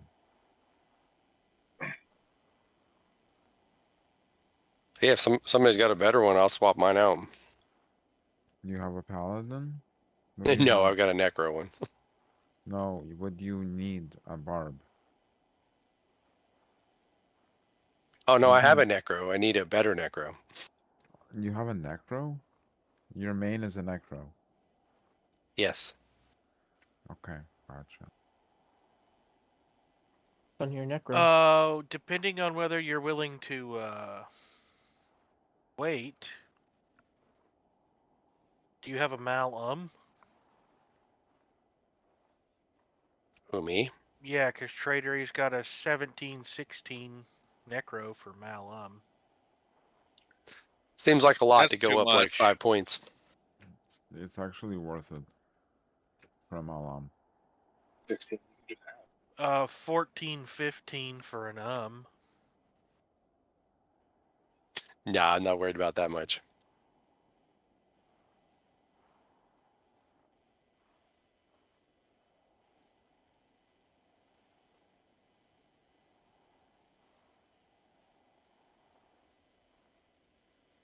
I took a risk and ended up with an 1820 Paladin. What was the risk? Yeah. A chain of trades on Tradery. Oh yeah. It's good. Yeah, I that was worked. just digging through torches, seeing what prices were, and it was like everything fell in line. Somebody was looking for this and that, and I bought one torch for an ist and traded into an 1820 Paladin. People don't have time, man. They will just give stuff away. You gotta get lucky. You know, you gotta be on at the right time. And the right, lots of people will do Oh that. yeah, you just got to be trolling Tradery on a regular basis if you want to get those. People don't have time for that. That's why they just give shit up. Now I sit on eBay looking for Transformers, trying to get those quick deals. Yeah, okay. eBay. Yep. You find stuff that's newly listed, buy it now, snatch that crap up. Well, it's not crap, but Yeah. Well, correct me if I'm wrong, but you buy broken ones and refurbish them, right? Transformers? No. No, broken ones are usually broken. Very rarely is it broken in a way that's not normally broken on every other single one you find. What do you refurbish? What do you mean by Transformers? Like the actual units or the Toys. actual toys? 80s toys.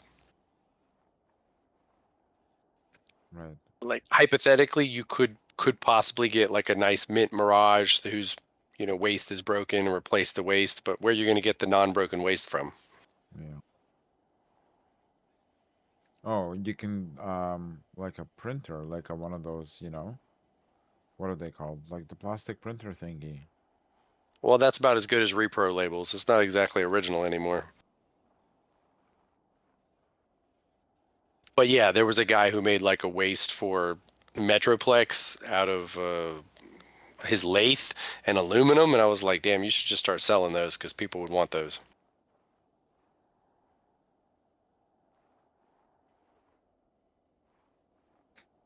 So, 5-socket faceblade, 5-socket crystal swords or flails? I have 3 CDAs. And I'm back. How's the Swappo? Swappy. Swapaloo. Game is full. Well, still hopping. We were talking about fixing Any- Transformers. Any decent Archon plates on the ground? That was a Hauberk. That's 3-socketed. I dropped that. Who's scamming who, Smoking Jay Franklin?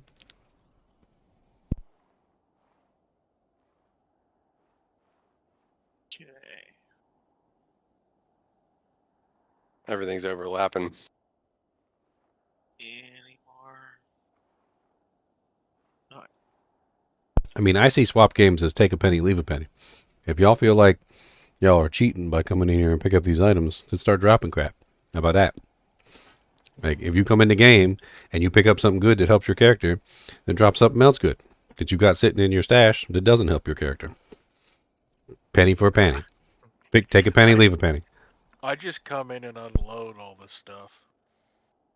Like you come in and pick up a necro torch and you're like, oh man, I should have earned that myself. Oh man, I feel bad about picking this up. But you got a druid torch sitting in your stash that you're not using.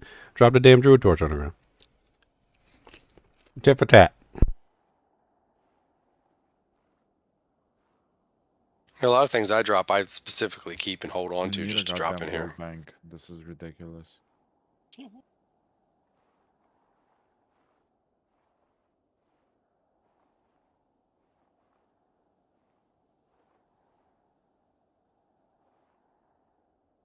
All right. There's Oh, no 2 people left for space. It's up We here. throw stuff out every day that other people come on the next day or in an hour and be like, oh, I'm looking for this. And yeah, we just threw it away. Yeah. Like 10 of them just before you came because, you know, Yeah. Well, 'cause that there's no happens freaking guild bank. all the time. That's why we open it up to public so often. Yeah, it doesn't go to waste. Somebody gets Nice. it. That's a nice thing. Yeah, because we don't. A lot of us are like this. We're in life and in games. We don't like waste. I don't like waste. I hate it when people waste food. I remember one time I took my girlfriend to eat out at a fancy restaurant and then she vomited it all up, and I got upset. I was like, I paid for that food. You just vomited up all over the floor. I can't remember why she vomited, but she wasn't sick or anything. I think I can't remember. It was something really stupid. Like, oh, there's a hair in my 9 months food. Later. Be right back. I'm gonna go grab my pistachios. And then later she's like, I'm hungry. And I'm like, why am I? You better go eat that throw up. Probably gonna throw up on the floor. The dog would eat it. Cody would eat it. Oh, Cody would lap it up. He walks around looking for like cat throw up and stuff. Was that a hairball or was that throw up? I don't know. Half time, I don't even think the stuff he eats is food. He just eats it because he thinks it's food. Then he throws it up and then it's throw up, so it's better.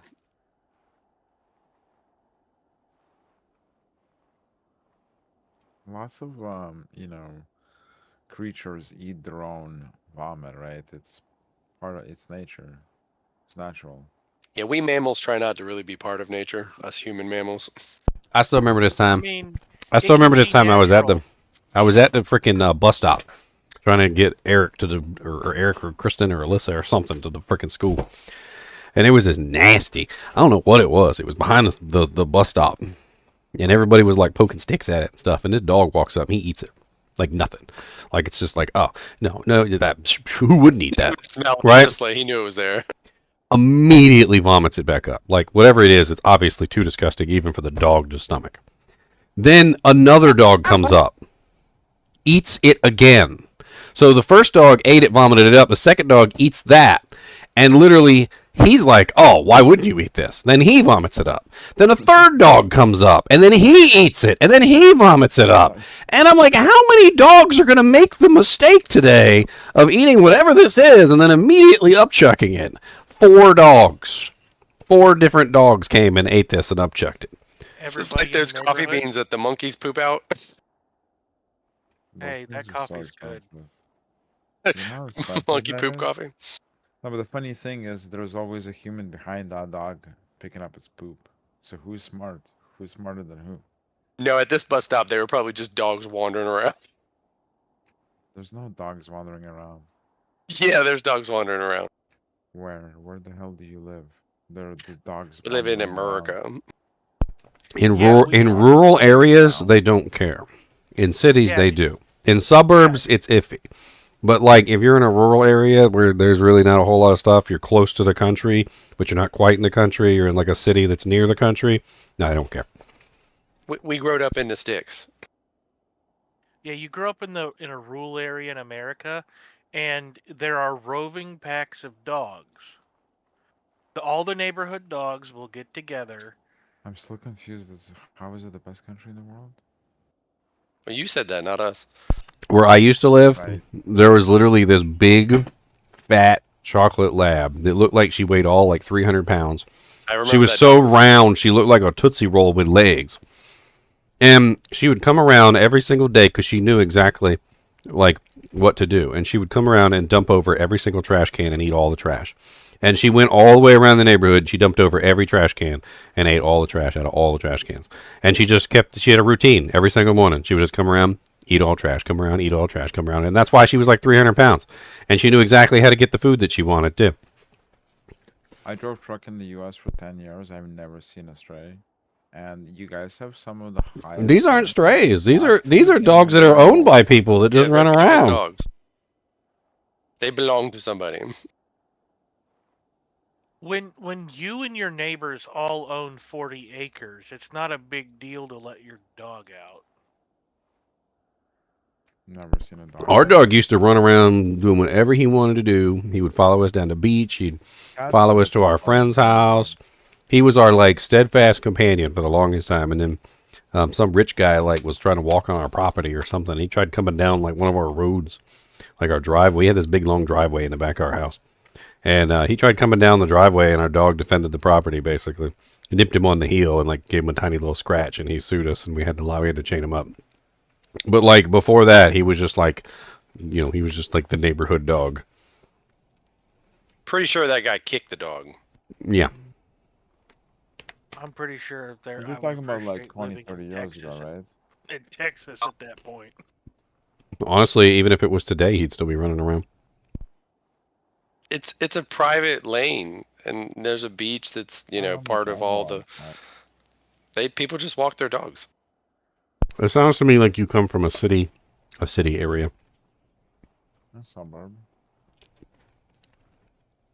Any place that is like that I would consider like as a person who grew up in the country, any place that I consider a city is usually the same exact place that doesn't allow dogs to run around. They're the same exact places that have, like wagons that go around and collect strays. Just I've been all over the U.S. and I've never seen strays. Well, if what you stick to is as a trucker is the interstates and cities, yeah, you'll. Most of the back roads are off limits due to weight concerns and other issues. Like you can't drive trucks on a lot of the back roads that I used to drive on. They all have signs that say like, no trucks allowed with more than such and such number of wheels. Complete stop and make a full inspection, and you can only drive 5 miles per hour. Yeah, I've been there, done that. Like there's roads that literally have bridges that only have like 5-ton limits, and there's no way the trucks are going over them. It's 5 tons per axle. 5 ton per You're axle. right. You're right. They do have like literal signs where we're not allowed to be at all. Yeah, there's also restrictions for certain places where like it literally says the trucks are only allowed to drive through at certain hours. Like I can see that as a trucker. You might not ever even drive into one of those neighborhoods. Like my neighborhood, for instance, had a sign right at the end that basically said that like if you didn't live here, like get the F out. Like why are you driving down our road? This is a private road. Like he's talking about now to this day. People don't cut through it. Like cut through your area to get to another major street or whatever. They can't. Local deliveries. No. If people are walking down our road to go to the beach, they're walking with their dog and they've got no leash. They're just walking their dog down to the beach. Okay. We're not talking about that, but okay. So like think about it like your lungs. Okay, you've got big giant blood vessels, right? You've got your arteries. You've got your smaller blood vessels that come from the arteries to the other things, and then you've got your smaller blood vessels that come from those blood vessels that lead to smaller blood vessels that eventually lead to capillaries. The kind of places that we're talking about are like the capillaries. Like my road, which was a private road where I lived, was joined with a road that was not really a main road whatsoever. Like yes, people drove down on a regular basis to get to their house, but you wouldn't drive through that area to get to anything major, no. I know a place right here in my home state that's got a population of 50, has a gas station in it, and unless you know where it's at, it's not even listed on a map. So if you don't live in a farm, it's not that rural, okay? That they're surrounded by farms. There are tons of houses that literally are surrounded by farms. Our entire neighborhood was not farmland. How'd your house get built? And there's probably about, let's say, 1, 2, 3, 4, 5, 6, 7, 8, 9. Really? It's probably about 40 houses in our neighborhood. About 40 or 50 houses. How did he bring all that stuff? No truck? Really? Everything comes in truck. There's one house at the end of the street in the whole entire like acres and acres and acres, and they built all the other houses. Actually, when he started his company, it was horses.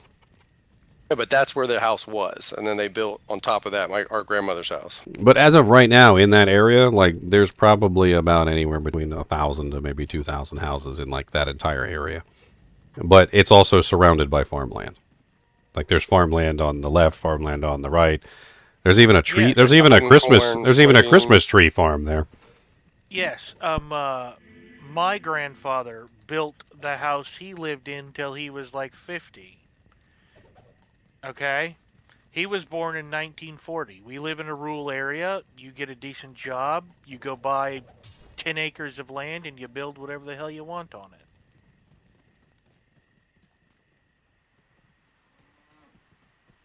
There's one lady, she pissed me off. She lived way out in the boonies. Like, if we live in the country, she live in the boonies.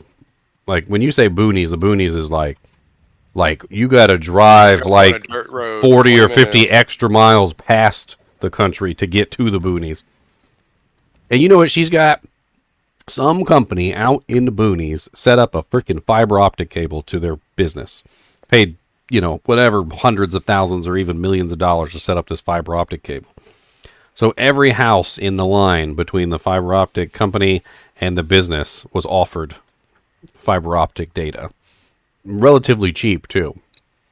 And she's got, in the freaking middle of nowhere, she has fiber optic line, and I don't even have fiber optic line in the middle of a city. So freaking jealous of her. Yeah, I knew a lady that same thing. She couldn't get it down her road. She's like, they want $5,000 to run a line down our road. That's cheap. But everybody else would have got it. I don't know what it is about, but North America has the worst fucking like internet access. Well, I got my final poison and bone skiller. It has to Way to do go, man. with the sheer size.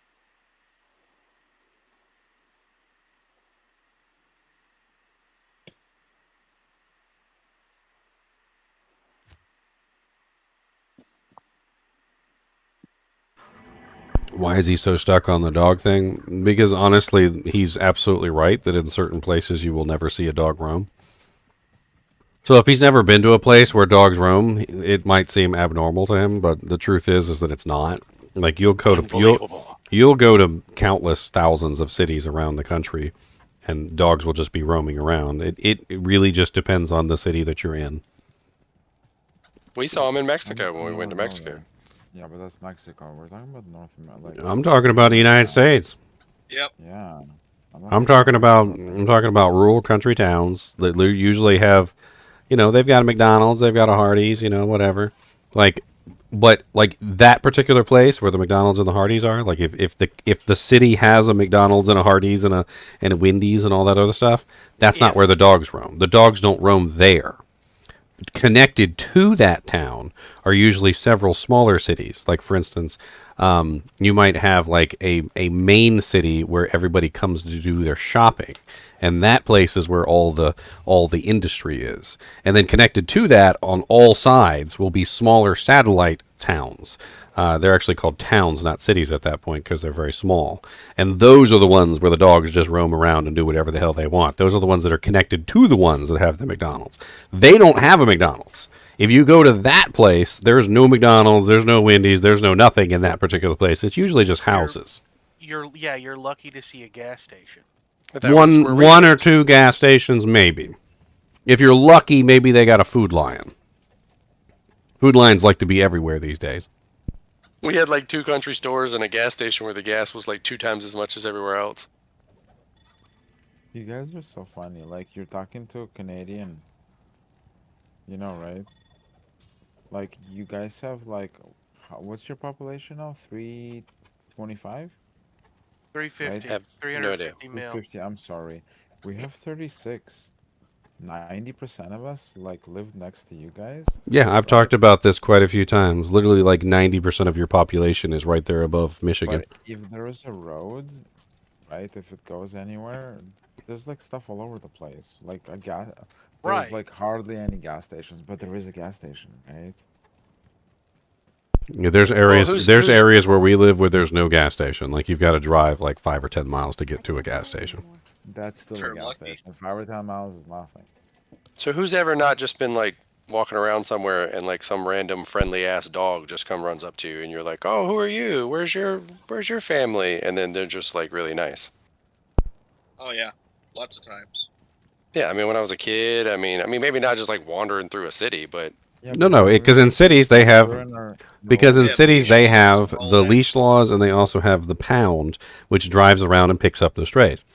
If that's really the clincher right there is if the city has a pound and they drive around and pick up the strays, which what ends up happening is they drive around and pick up the pets as well. So it's not just the strays they pick up; they also pick up the pets. So if there is one of those vans that drives around, that's not the city where you have the dogs roaming around. Most of the cities that have the dogs roaming around are the ones that do not have a pound and they do not have a van that drives around and picks up all the animals. In a lot of cases, they don't have a police station either. Yep. They rely on sheriff's department.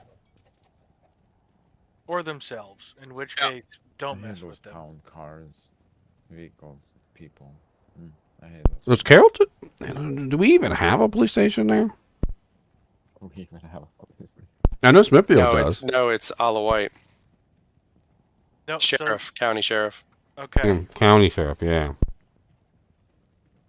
Yeah, I see him coming to Newport Here's News the every thing. once in a while, serving warrants. They don't come. It takes them like 8 hours or next day. So we might as well not have a police station either. Nobody's coming unless there's a gun. No, police love coming over here. Newport News like 6 police officers every time somebody stubs their toe. Sometimes small towns get the, nothing ever happens. So when the old lady falls down the stairs, we'll roll out the parade. Well, we're not in the small town anymore. We're not where we grew up. We're both in cities now. I'm sorry. Our parents still live there. Yeah, in small towns, also the firefighters do training burns a lot, which is where they literally they'll get calls by somebody and they're like, yeah, I got an old house that's it's falling down and I think it's a fire, it's a hazard. I don't want little kids going in there. Can you guys come out here and burn it down for me? And the firefighters will go out there and have a training day and they'll literally burn down the house in a controlled way and train people on fire mechanics and they'll put it out and reignite it and it's like a whole thing. You literally see it from a random bridge that you're crossing in the area. You're like, oh my God, there's a house burning down over there. And you call 911 and you're like, there's a house burning down.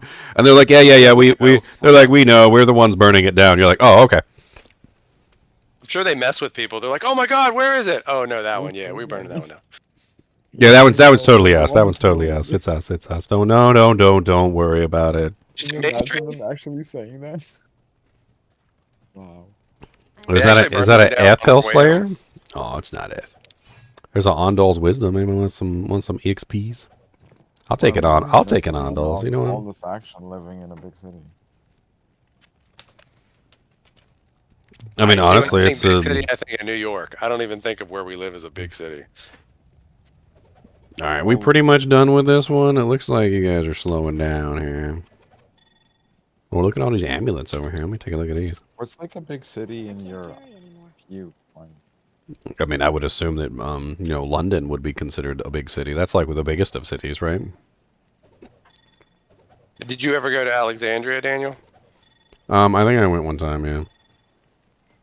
I think DC is a big city. I think Virginia Beach is a big city. So give me a population count. Oh wow, look at that. It's not really so much population count as density. It's being shoved together in a small box. If you had a little tiny box and there was 10 puppies in it, it would be kind of terrible. But then if you had a big room and you had 10 puppies in it, it's not as bad. It's really how when I get into the city and if I feel cramped, if I feel like there's just way too many people, I will consider that a big city, no matter how big it actually is. I don't know about you, but I'm looking forward to moving to somewhere that I'm like 50, 60 miles from a Walmart. Dude, this amulet with 101 mana and 22 strength Distance to a is Walmart. That's funny because our hometown, they banned the Walmart. They were going to make one in our hometown, and they told them they could not do it. That was like 15 years ago. Alright, I'm opening this one up to chat. So, grab what you need. Why do you want to be so far from it? Grab what you need. I mean, some people don't like being really close to the city for the same reason that what I was talking about, like being all close and like tied up with a whole bunch of other people sucks. Like you gotta think that like you get used to things and you don't know what it's like. One time, the best piece of advice I got from a boss was he said you just need some experience somewhere else. He goes, you don't understand what it's like at the other stores. He's like, I want you to come to my store, because he had moved to a different store at this point. He said, I want you to come to my store, and I want you to just work for me for a day. And he was absolutely 100% right. Like, I came to the other store and I worked for him for a day, and I was like, wow. I was like, this is completely different from our store. He's like, yeah. He's like, you see now that like what you gotten used to over there isn't normal. He's like, this is not normal. The question I ask is, have you ever actually seen the Milky Way? I mean, you can kind of see like a lot of stars down here. Yeah, I mean, we're a little close to the city, like it's across the river, and the light from the city does kind of mess with it a little bit. We're not like straight out in the country. Like I've seen it all, buddy. We're on the other side of the river, so the light from the city does mess with the sky.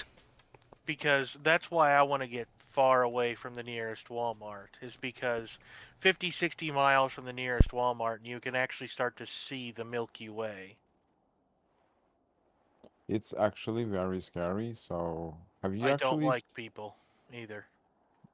Well, what do you like? Come on, you're here, so you can't say that. Okay, you're not people, you're persons. Yes. Thank you. But I There's find it a actually a difference. little scary. So I like to go camping. All like on the long You weekends. find the in the Milky Way summertime. scary? Camping is fun. I like camping. It's very like it makes me feel very small. We are I very know, small. it's We're tiny. We're tiny specks of dust in the universe. We know. are very small. I know, it's amazing. I love that feeling. The realization that you're just a tiny speck in reality, and that the vastness of creation is amazing. So let me give you some examples of like the difference between the city and the country. So like the first thing that you're going to notice when you get like a house or an apartment or something in the country versus in the city is the distance and the space.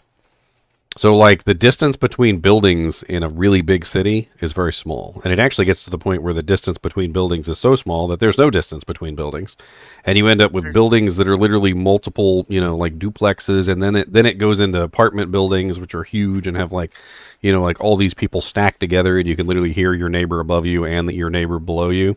Where in the country, like the further into the country you get, first there's like a big distance between your house, and then there's like an acre between your houses, and then like you can't even see the other guy's house. Like that's how far away your houses are. Like you gotta like walk over and be like, "Hey neighbor," and like you can like wave to him while he's mowing the lawn. Maybe I haven't seen you in a week. Are you doing okay? Yeah, and then eventually it gets to the point where you've got to drive to your neighbor's house. Like there's no house within literally a drivable distance, like a walkable distance. Like you can't walk to your neighbor's house. You've got to get in your car and drive there.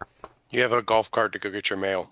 Yeah, like you got a golf cart to go get your mail because your mailbox is at the end of the road, and your mailman has refused to drive down to deliver one letter to your house. So they just put your mail in the slot at the end of your road, and you're going to drive down and get your mail. Several of the people in our parents' neighborhood have golf carts for the sole purpose of going down to the beach at the end of the lane. What'd you say? Like it's like, how does one person need that much land? I mean, there's a lot of things you can do with that land. Like number one, you could raise Makes money. You can raise livestock. So I've seen a lot of people out in the country. They got like llamas, and they got like pigs and like horses and like little ponies and chickens and goats and all sorts of stuff. They're not gonna raise one or two or three. They raise a lot, and they sell to the city folk. I've seen one lady. She has a big old backyard, like a huge yard, and it's all fenced in, and she just has like a bunch of rescue dogs. Like that was her dream in life, was literally just to have a big property that she can all her rescue dogs can run around and do whatever they want on, and not have to worry about them, getting hurt or anything. And the fence is huge. It's like 5 or 6 acres. Like the dogs can just run around and do whatever the hell they want. And there's other things too. Like some people just like having a big yard because they want to have parties, and like some of them do weddings and stuff like that. I've seen them do like the big weddings out in the backyard, and like they're always grilling. Like there's a guy like literally in our neighborhood, like he's always grilling. Our old neighborhood, like every single time you drove down the lane, he was always grilling. Rain grilling, hail grilling, hurricane grilling, flood, the fires of Jesus come, and like literally the angels of death. He's still out there grilling. Like he does not care what's going on in life or death. He's just grilling. It's like I got 50 acres in South Central Texas. That 50 acres is strictly hunting land. So in the Just future, go to Walmart and hunt it. You have to go out there and hunt it. Really? Are they gonna like self-defend themselves or something? Have you tried hunting without the rifle? it's actually a ranch. It's a big game ranch. Oh yeah, it's a fucking game, all right. I'm sorry. Are you still streaming? He's always Of course streaming. I am. I'm always streaming. Hunting or all that stuff. It's come on now. We're not even talking about that. Why does it seem like you have an issue with like everything? Like the dogs are running around by themselves. You got an issue with that. He's got an issue. They're not allowed to be free. Pets, just like you do. I care about pets. And dogs have literally been running around in nature for like thousands of years before they were pets. No. Like the general idea that a dog can't. The general idea that an animal, that a dog who's literally a pet and has a home that he can go to, is fed and is watered, can't take care of himself to walk around the neighborhood and come back. That's like getting mad at your grandpa because he walked around the neighborhood and came back. That's different. That's not a stray. We're not talking about strays. We haven't been talking about strays this entire time. You've been talking about strays. We're talking about pets that literally live in a neighborhood and have fun by walking around and doing things in the neighborhood and then come straight back to their house where they live. They know where they live. They're not strays. Or they follow their owners around as they do things on their property. Most dogs are pack animals, so if you train your dog properly, 9 times out of 10, it's never going to be more than 100 feet from you. It's going to do everything it can to keep you in line of sight. We had a dog for literally, like I said, 15 years, or was it 10 years? It was 10 years, I think. And he literally was with us every step of the way. He was always with us. When we were home, he was home. When we were out, he was out. When we were at the beach, he was at the beach. He always went with us anywhere. He never had a leash. We didn't tie him down. We didn't even have to drive him there in a car. He just followed us there. That was his life. He was a pack animal. He loved us. He did his own thing, and we didn't stop him from doing it. We also didn't, like tie him up or anything, not until after the guy kicked him, and he ended up getting nipped on the foot. But that's an entirely different story.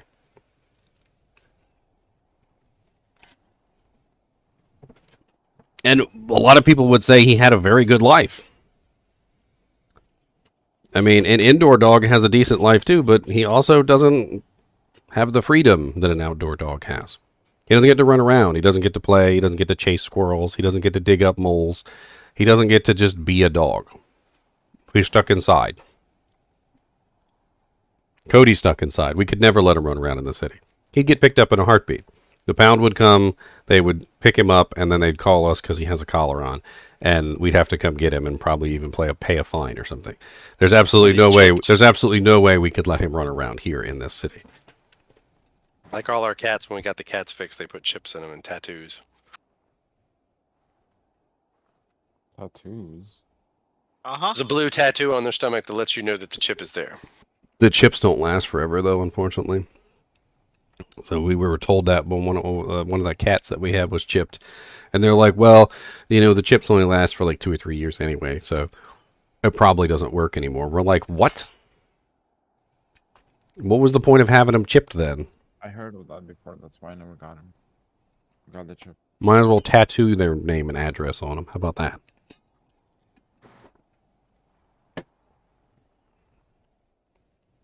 I thought they clipped their ear when they had a chip. I mean, No, there may be for different tactics. strays that's for strays that have been spayed or neutered. Yeah, that's a whole thing too, by the way. So there are people that go around and actually hunt down the strays. They put up traps and other things, especially for cats. They get them spayed or neutered, and then they re-release them, because there's nothing that they can do with them if they go in a like a SPCA or something like that. They're just going to end up getting put to death. So these organizations, like, sole purpose is just to lower the population as much as possible. So they find them, they trap them, they neuter them or spay them, and then they re-release them. That way, at least they're not adding to the population issue. It's mainly done with cats, as far as I know, not so much dogs, because cats go feral. I don't really know if there's an equivalent for dogs. Even strays, usually can be rehabilitated. Like the whole entire idea behind a feral cat is that the feral cats cannot be rehabilitated. Like, they're just no longer capable of being pets at that point. Some of them can be barn cats, but Barn cats is totally a thing too. That is a whole organization as well. Some cats are very good at hunting, and they're very good at being a cat, but they're absolutely terrible at being pets, and they still need support, some food and some water and a warm place to sleep. And that's where barn cats come in, because they do a very good job of getting rid of rodents and so forth.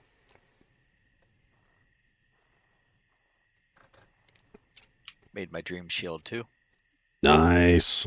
What'd you get on that one? Pretty garbage. 11 res. Lowest faster hit recovery. Well, you put it in a nice base though, right? It was a 40. Oh, well. I mean, Powies don't need resist that badly anyways. Not as much, no. But I mean, it's mainly because they get so many from their shield.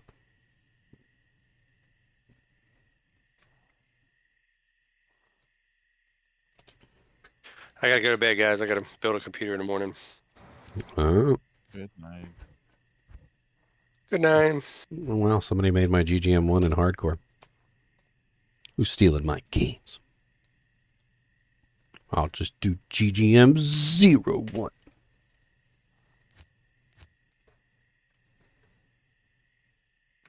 I just, I hate to see animals outside like that. Unless, like, I get it, like, if you live in, like, a rural setting, it's just sad, like, to see, like, in the city, like, strays and stuff, it's horrible. I mean, I hardly ever see a stray in the city. They're usually so quick to suck them up in the frickin' vans.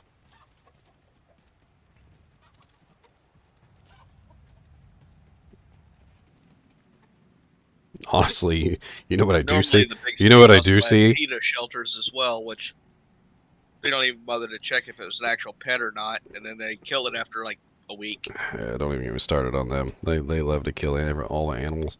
They've been caught on record doing it. But you know what you will find in the cities besides dogs? Deer. And coyotes. The deer get overpopulated so fast, and there's not a lot of animals that actually hunt deer, and they get to the point where they're literally so overpopulated that they're starving to death. And the deer have learned that going to the city is, number one, pretty much the only place that they're going to get food, because all the other areas are basically getting eaten to death by all the other deer. And number two, they know it's safe from the hunters, because the hunters are literally there to try and control the population, because the population gets out of control all the time. And it actually gets so bad at times that the deer are literally running around in the city to the point where literally they'll lift the hunting ban in the city to lower the population of the deer back to a controllable level, and it gets pretty nuts. Like kind of like you ever seen that island where all the turkeys are like overly aggressive and keep like chasing everybody around? I can't remember the name of that island, but like there's literally an island. It's like it's up north somewhere in the United States where literally there's so many turkeys that they became like almost domesticated, like not quite domesticated, like what's the other term? They desensitized to humans' presence, and they no longer run away. So a lot of people don't know this that live up there because they've got turkeys that literally attack them.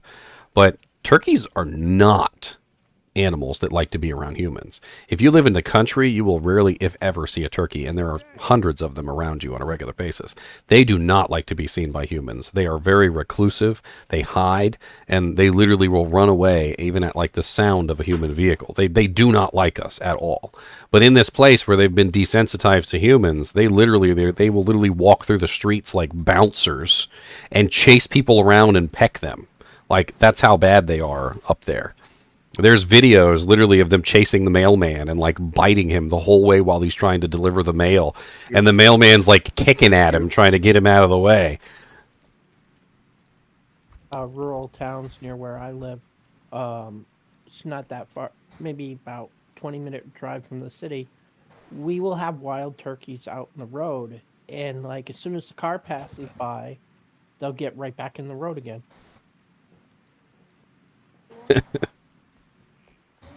The deer here migrate to the city during hunting season. Yeah, well, yeah. I mean, they're smart. They learn.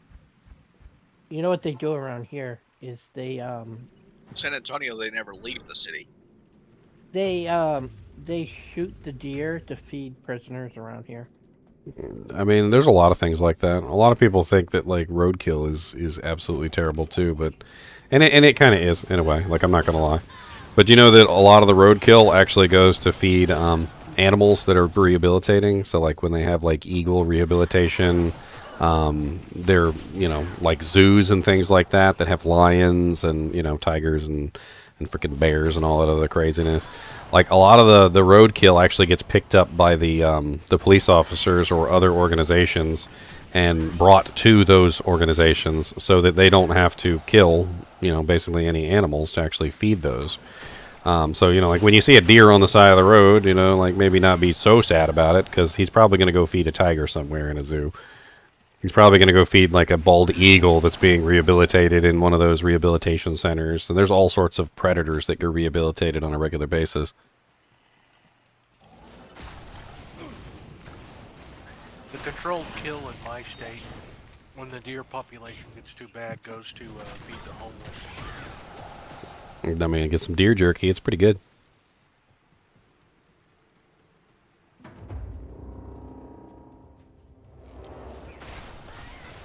Deer meat is just so much healthier than store-bought meat for the most part.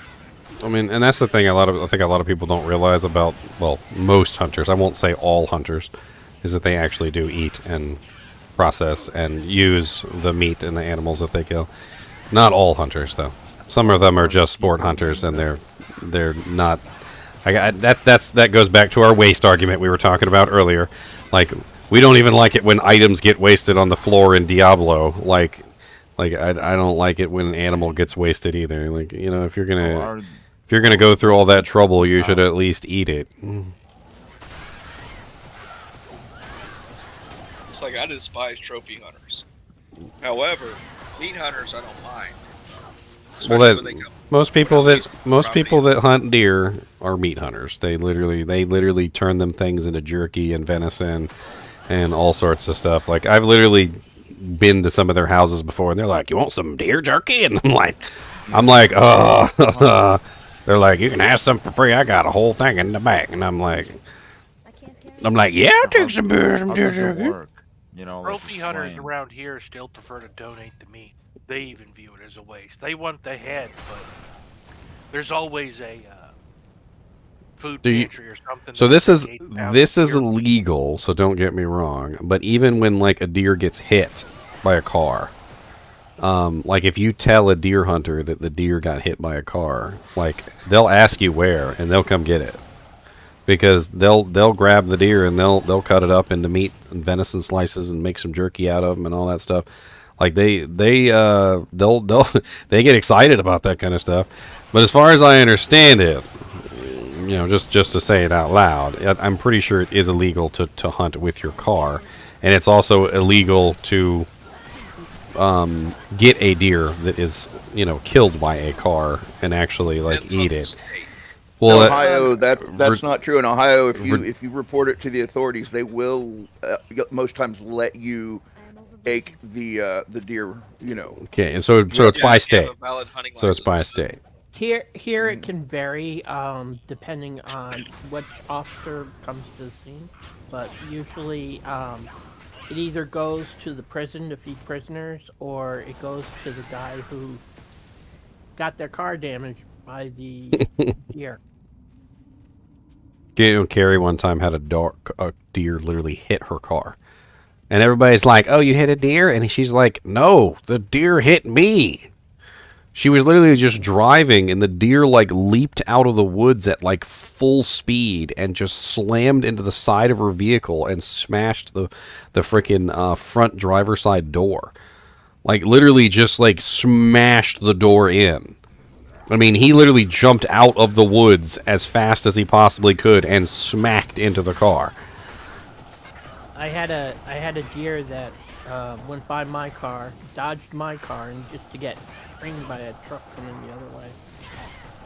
You got to watch out when you really have to watch out in the when you're in the country, like, because it's pretty bad. Before I could even stop to see what happened to the deer, the guy was already throwing it in the back of his truck. Up here, you have to watch for hitting a moose, because then you're really screwed. Dude, they are huge. We get those too. I assume your car is pretty much totaled at that point. The moose will survive, though. The moose will look at you and like, hey, what do you think you're doing over here? Like I was looking back in a clearing about 8 years ago, and I know this clearing to be probably about 30 feet wide.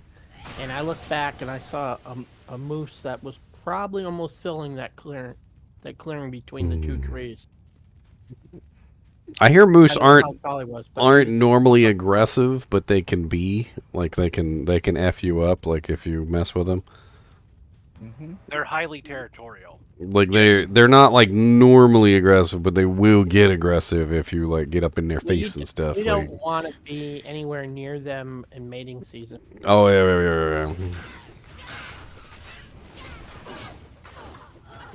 I wonder how many people have died by a moose. About 250 every year. I know a lot of people die by hippos too, and hippos are underwater creatures too. I remember reading an article about hippos and how they eat underwater vegetation because it's high in salt content. Apparently, it's something that they need.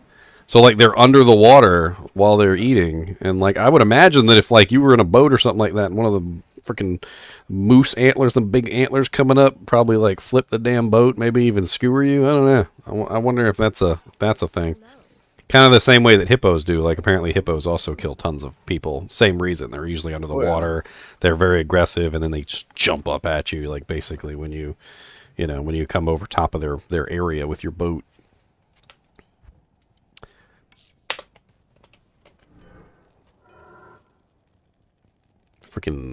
Freaking moose, eh?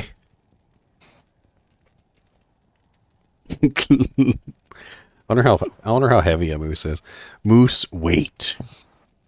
Every time I hear the word moose, all I can think is that was it Eminem song? It says Tom Green humping a dead moose. It says that a moose, a male moose in his prime, can top out at 1,500 pounds. Yeah, it's like 600. Holy Jesus! Like bare minimum, like your adult moose is like 840 pounds. Yeah, imagine that and in charge. That's a hell no right there, but nope. A male Alaskan moose can stand over 6.9 feet at the shoulder. With That like a sounds 7-foot, with like a 7-foot horn span. They're huge. They're monstrous beasts. The place was in the summer there. you know. Best merc for the demon machine, Enchantress. It really depends on what you got, like money wise. Like if you, Infinity is probably going to be your best choice, maybe even a plague sword. But if you're running cheap, honestly, your best bet is just to grab an Act 1 merc that has exploding arrow, and then cast your enchant on her as well to multiply your damage further. Throw a Kuko Kashaku on her. That's a real cheap option as well. Expensive option would be a Mist. But at that point, you're getting into, like Plague Merc territory. But it's you could definitely go with either an Infinity Merc, a Plague Merc, or also a Act 1 Rogue with a very nice, like Mist Bow. Right now, that's what I'm running on mine, is I'm running an Act 1 Rogue with a Kuko Shaku. The reason why you run the Kuko is for the 50% Pierce. You need her to have Pierce. And there's not a lot of bows that have really high Pierce on them. Mist is obviously 100%, but that one also is a Cham rune. What's the plural for moose? Isn't it just Meese? It's not meese. It's not meese. Black marsh. But it should be. It should be.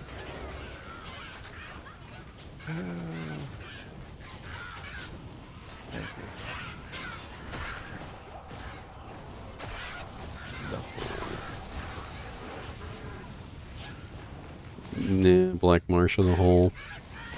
I mean, it's basically the same as the pit. We basically just had a lateral move there. I mean, at least you get the black marsh with it though, which I do actually rather prefer, because I don't like going through the non-terror zone to get to the terror zone, because I feel like I'm wasting my time. If you guys get that same kind of a feeling, like going to the pit, like you got to travel through it, so. You got to travel through Taomi Highland, which isn't on the TZ. So I did it once. I was like, no, I'm not going back to the pit. I'm just gonna go go see the Countess while I'm here. I mean, this one's not too bad, because as you're searching for the for the cave, you can just kill a bunch of monsters on your way, and like they're also TZ monsters, so no big deal, no loss there. So, I love the names of some of these monsters. Snotshank, love it.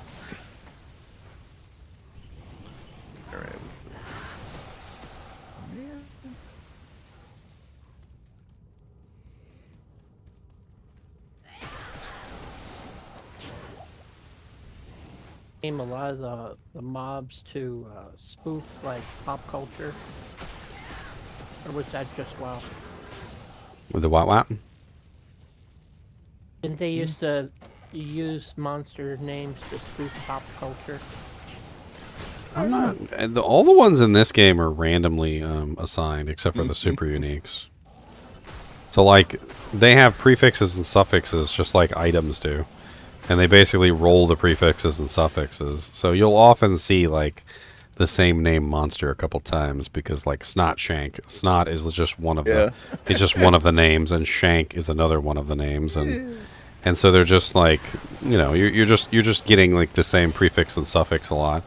They also have titles too. So like this game has like 3 different modifiers. It's got the prefix, the suffix, and then it has the title, which is like of the dead or something, or like of the damned, or like it's usually something at the end. So like Snotshank, you'll see Snotshank a bunch, but you may also see Snotshank the Cursed, or Snotshank the Bubbly, or and I'm just making that up.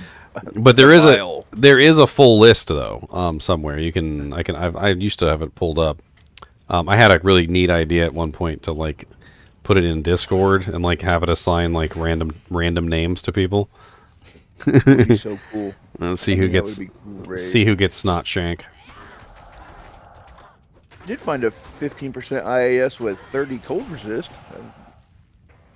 No idea what I'm gonna do with that. Are you used to prices from special items? I'm not sure what you mean, Zavid.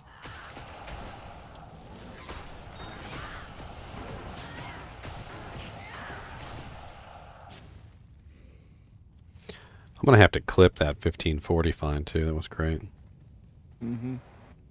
Yeah, I watched. I was listening but not watching, and I was like, well, I gotta go back and watch. And like I was watching, I saw you identify it, and I thought my computer froze up. I was like, it's not moving. Like, did I pause that by accident? You were just like, I did a what was it? The freaking Guardian. Who's the guy? The Guardians of the Galaxy guy. The one who's the son of the Drax. of the planet. Oh, that's Star Lord. I did a Star Lord. He did it in one of his like one of his movies. He was just like. Wow. The silent surprise. Well, I was talking about something and completely lost my train of thought when I saw the 1540. I was like, oh. That's a very pretty one. I like this. It's a bit good in my collection. Sparkly. And I thought I found a 1530, pretty cold resist. Not the same at all. It sold fast too, didn't it? I know. It was like, bing. 20 minutes. Put that thing up and it was gone. You were going to put it for 2, and somebody said, "Now go ahead, go for 3." There's 3 or 4. I can't remember. Did you list it for 4? 4. Yeah, 4. I listed it for 4. It jumped on it quick. It makes you wonder. Maybe you could have got 5. I mean, they're kind of rare. You never know. There might not have been that many up. I know. Yeah. And it might have been the color that he wanted. That's also a whole thing. That's true. That is true. Yeah. Sometimes people watch me, and when I find something, they'll grab it too. Like, oh yeah, I got this from T.G.I.F. Yeah, I get that too. Yeah, it's like because I was looking at this +1 to Warcry 30 to life barb skiller. I'm like, man, no, I've never thought about posting that on Tradery, but I've never done that before. So, I mean, it's super easy. Like, there's really not a lot to a Tradery. Just post it up. You can ask for offers. You can deny the offer. I mean, it's all pretty self-explanatory. You can look up other items and see what the other ones are selling for to kind of get an idea of what the price is going for. Couldn't do that. Or I don't know what anybody's talking about. If you're feeling really lazy, I can post it for you and just send you to a game to trade it. I mean, sure. Oh. A lot of the times what I do, by the way, is since I don't want to actually get like what the price of the item is, like because I don't want to wait, because a lot of the times to get the exact price of the item's worth, you've got to wait a really long time, and I just don't have the patience. So what I'll do is I'll just post it up a little bit cheaper than what everybody else is selling it for. It's called undercutting, and that way I can get mine. I can just get rid of mine real quick and not have to worry about it. In other games that I've played before, I found that by undercutting, people that would normally not buy something would jump for a chance to buy something if they It's thought like they were just it's like today only. It's on sale. Come get your one-of-a-kind Ken Griffey Jr. signed baseball bats. If you don't get it today, I'm cutting it up in a chipper. You might be old enough to remember some of the baseball card, in the mid to late 80s, when it was basically in its heyday before, packs of baseball cards cost $10 or $20 or something. You could get them, they had a stick of gum in them and stuff like that. I could even get them cheaper than that. We King had Griffey a dishonest Jr. rookie. I had a really nice value Ken Griffey Jr. card, and I remember Ken Griffey Jr. had like a PO box or something that you could fan mail to or whatever, and I sent it to him and asked him to sign it, and I've never seen it. It was worth like $10. It was worth like $10 back then too, like which was actually a pretty decent amount. And then like I don't know how much it's worth now, but maybe if he ever sends it back. If you remember, his Upper Deck rookie card was like, which was crazy because it was worth like triple digits like the year that it came out, and that was crazy. It's worth $90. That's so sad. Yeah, it was $90 when it first came out. You don't like every single kid did that, right? Well, maybe one day he'll get through his backlog and he'll send it to me, okay? Even if I'm like 67 years old by then, all right? One day. One day. I have faith in him. I have faith. The funny thing is the feet. He'll send it back to you and everybody else at the same time, so they'll be still worth $90. Yeah. I wasn't doing it for money. I actually really did like Ken Griffey Jr. I thought he was cool. Yeah, he was a good dude, man. He was like, man, he was such a good hitter, and he played during the steroid era, but he didn't. Played, right? Yeah, he played with his father. With his father, yes. Sorry, yes. Yeah, I have his father's rookie card. I ended up getting it by accident, and I'm like, this sucks. I wanted Ken Griffey Jr. and I end up with Ken Griffey. Father was good. I used to walk down to the corner store and get my ball cards, and then I broke in my house in 2018 and stole, pretty much all of them that mattered. So it's worse. You could still have them and have them take over every closet in your house right now. No, I'm pretty sure someone stealing a memento from my childhood was worse. I'm just gonna throw that out there. Yeah. Oh, dare you! I have like 32 monster boxes in my small apartment, and I can't get anybody to take them. I mean, the thing is, though, is that like as time goes by, they're just worth more and more. My dad had a big giant box of cards that he said was at his dad's, and it was in the attic. And who knows, it might have been like moth eaten by then. But he said it was full of baseball cards that he got when he was a kid. And so my dad, like when he was a kid, we're talking about like Mickey Mantle rookie cards. Oh yeah. We're talking about like all sorts of stuff. And he went over to my dad's house, or my grandpa's house. We called him Popeye. He went over to Popeye's house and he tried to get his box, and he was up in the attic trying to find it. And his dad comes down and he's like, what are you doing? And he's like, looking for my old box full of baseball cards. He goes, I threw that out years ago. Threw away the whole box. Who knows what was in there? Might have been a Mickey Mantle rookie card in there for all he knew. I mean, it's my dad's old box of baseball cards from when he was a kid, and he just threw them away. Threw away a new car. Even the crappy cards from back then are worth like $45 a piece. And my dad used to like almost cry when he was talking about it, because he's like, when I was a kid, he's like, we used to take those baseball cards and put them in the spokes of our bicycles so that it would make the clacking noise. Yep. There was probably a couple Mickey Mantle rookie cards just inside the spokes of some little kid's bike going. Wow. So did you guys have that magazine or whatever? It's called Beckett. You can like check the prices. Oh yeah, when we were kids, we were like, the magazines were how we checked to see what our cards were worth. We were always looking. We were always looking in the magazines. Those are collectible now. Like I remember, because mine got thrown away or something, and like I remember I had like a star on them. Ken Griffey Jr.'s first appearance on the cover of Beckett. I remember having that big smile, I think one of the most valuable ones is one that was Shaquille O'Neal's first one. Yeah. Does it have? Are they like several sports in one book now or something? Because yeah, I think starting in '92 they started putting baseball. Actually, no, there are Beckett's for baseball and there's Beckett's for football and basketball. So what it became was, instead of having one Beckett you had to buy a month, you had to buy 4 Beckett's a month.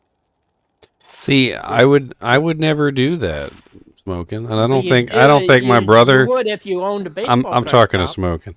I don't think I would never do that, Smoking. Like I would never throw away my kid's stuff like that. Like if he's got some sort of collectibles, like I don't like I'm at that point in my life where I know that stuff is worth money. And so I would never throw away my kids' stuff. Like, I even get to the point where I think with my nephew Mark, like when he was younger and he had these Lego sets, I'm like, these Lego sets are freaking still worth tons of money. I'm like, they literally, if you have like a complete Lego set right now, and it's like years old, and you've got the box and like maybe the original instruction manual, like you can legit pretty much still sell the Lego set for almost the exact price you bought it, if not more. And so I was literally saving his freaking boxes for him, like until he got like old enough that he could, I felt like he could make that decision on his own. Like I had put all his freaking Lego boxes aside, and The stuff back then, and literally like they don't hid even them. have the same stuff now. It sucks. Like I hid them because his mom was trying to throw them away, and I'm like, no, don't, like don't do The that. old school Stop stuff it. was the best. And the funny thing is Legos are freaking crazy. Like Legos hold their value Yeah. better than almost anything. It's kind of nuts. Even the new ones are expensive. My son is 19 years old, and he puts together the bigger sets, and they're displayed throughout the house. You know what I mean? But Like you can literally go on eBay and buy Legos by the pound. Like that's how valuable they are. You can literally just buy them by the pound, and they still hold their value even just by the pound. And if they're from a Star Wars or something like that, they go up like immediately after they've been made. yeah, he has a Darth Vader head. You know, it's like the size of a volleyball. Like if you have like a complete doojank of Legos, like, and you don't even have the box, you know for a fact it's 100% complete. It automatically raises the price. I can't remember the name of it, but if you got like Han Solo ship, I think Han Solo ship is like $400 or $500. Millennium Falcon. Well, that's the Falcon. The original Millennium Falcon is like $400.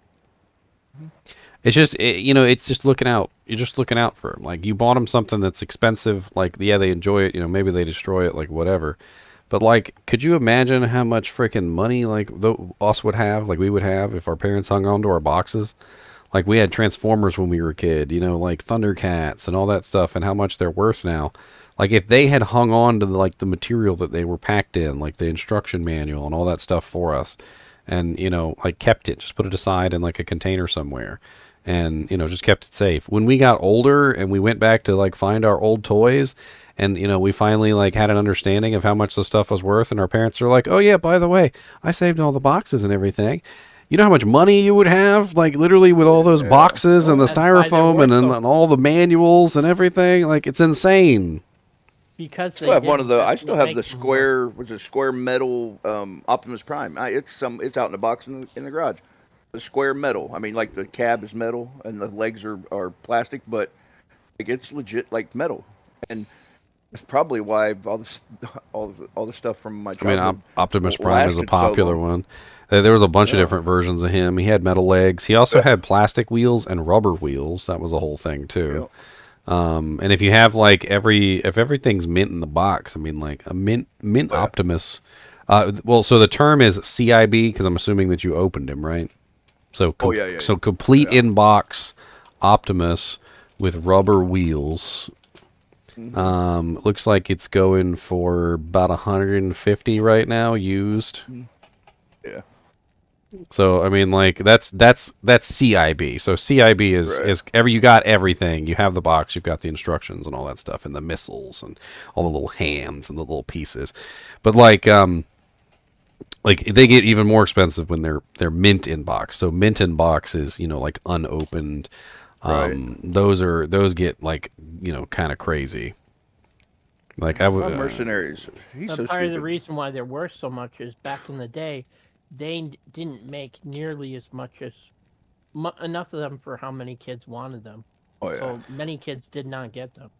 Well, yeah, and there's also really rare ones too. Like there was like one there where he had like Pepsi on the side. It was like a Pepsi edition, and then like there's some weird ones that were out there. Pokemon cards. Yeah, how many of you guys threw away Charizards? Oh no, you guys. How much is those worth? Donovan Day said his parents threw away 25 Charizards. How much are they worth? Dude, Charizard? If you have like a holographic Charizard, oh my god. First edition, Let me look it up real quick. I know they're super expensive. Yeah, here we go right here. A 1999 Pokemon base set, Pokemon TCG Charizard First Edition Holo, $23,500. What? What? But, Wow. and people are probably playing with them. No, it just depends on the like, because you have to send it off. Like a lot of these like really high dollar cards, you got to send them off, and you got to get them. You got to get them graded. And depending on what grade they come back, that's going to be what it's worth. So, like, even if you got a holographic Charizard, he might not be worth that much because he might have like a scratch on him or something, or the corner might have gotten bent, or something like. And they'll really go through and give them a like a quality check. I can't remember what series it was. It wasn't Pokemon, but it was like Pokemon and came out the same time. And I used to buy them from my niece, and they were like $10 a pack at the local store. They had shinies too, like. My thing is, all of this comes down to just look out for your kids' stuff. Like, I mean, I know some parents that are so, they'll just throw everything of their kids away. They just throw it away. And like, I don't even understand the throwing away bit. Like, even if you just say like maybe your kid's bad or something, and you're just throwing away their toys because they're bad. Because let's pretend there's that situation, and in that situation, yeah, they probably deserve it. But why would you chuck them? Why wouldn't you just take them to like the local thrift shop or something, and at least let some other kid, like have some fun with them? Why the trash specifically? Yeah, my grandmother, she never threw away stuff. She gave them to other families. But like, I used to work in a thrift store. It was amazing. She had to do it when I wasn't home, because otherwise I'd stop her. Oh my God, thrift stores are where we would find a lot of Transformers. We go in there all the time, sifting through the boxes looking for Transformers. +1 to Cold Skills Sorceress. I don't think I've bought plus a 5 decks in the last 5 years that didn't come from a thrift store. Mm-hmm. I mean, there are some nice stuff at the thrift store. I don't generally go clothes shopping there, but sometimes I do find some pretty nice stuff. Oh God! My grandmother works there, so anytime she spots something nice. Ah, so she's looking for the good stuff. She's pre-sifting for you, huh? Yes, she is. Pre-sift. That's a pre-sift. You got a pre-sifter. They got a pre-sifter, guys. Watch out for this one. Not here. Looks like I got a full set of the original Voltron toys, complete with the lead paint. What's the matter? You don't like the lead paint? Come on now. That's the best feature. No. Wasn't the original Voltron though from the 60s? Yeah.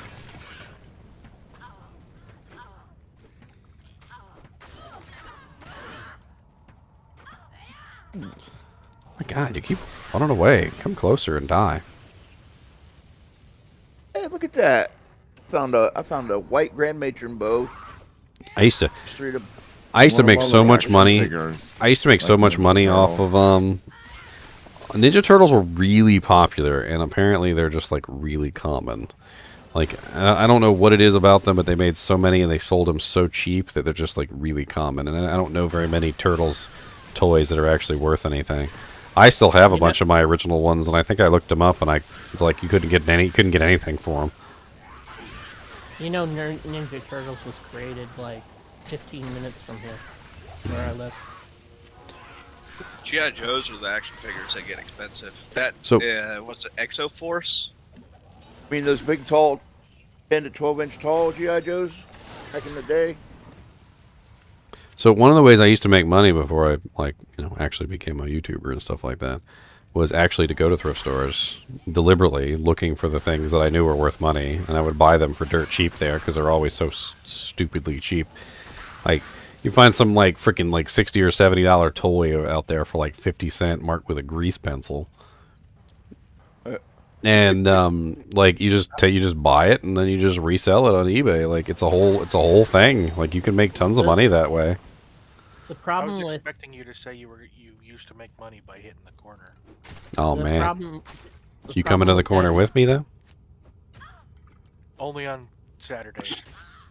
Around here, the thrift shops have seen the YouTube video, so like you try to buy something that's worth something at the thrift store and they've got it so overpriced. There's so occasionally there's like some of the thrift stores are good at pricing items, and they'll be on point. Some of them overprice the items, but like that's neither here nor there. Like they can't cover every topic. There's no way. Like that's impossible.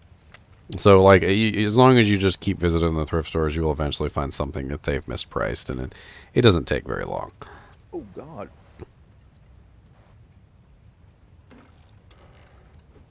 At the local one that sells like old PS3 and Xbox 360 games, they're selling them now for $10 a piece. And most of the time, they're the titles nobody wants. Oh, my best find. I actually have a picture of it. Hold on. Let me see if I can pull this up real quick. Oh, wow. What a nice martial arts amulet. +3 martial arts with 14 replenished life. That's a lot of replenished life. Let me see if I can find this real quick. It's been a while.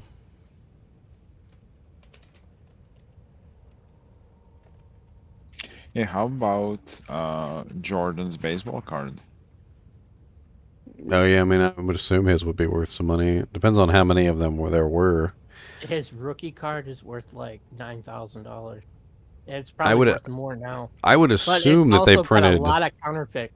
I would assume they printed a lot of them, though, seeing that he was already very popular as a basketball player when he became a baseball player. Like, he didn't just, like, become a baseball player first. He was a basketball player, then a baseball player, and then he went back to a basketball player. It was kind of a gimmick is why he became a baseball player. He kind of wanted to step away for a while because of what happened to his dad. All right, so I don't know if any of you guys know how much this stuff is worth, but I'm going to put the image up on the screen, and I just want you to see what I got, okay, for $70. So this is how much I paid for everything that's on the screen at a thrift store. This was one of my amazing finds, and I actually made a ton of money off of this.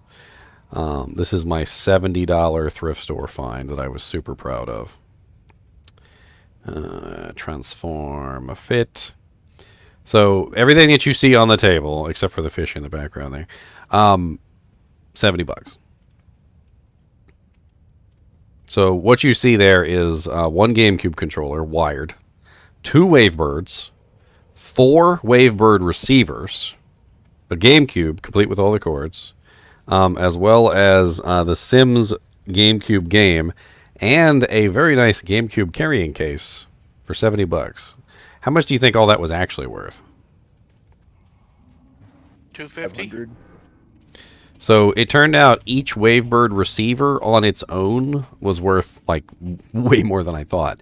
And a complete Wavebird set, the Wavebird and the Wavebird receiver, was a lot. So just the Wavebirds alone was a really good price.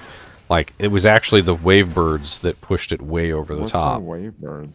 So the Wavebird was the Wavebird was the first wireless controller.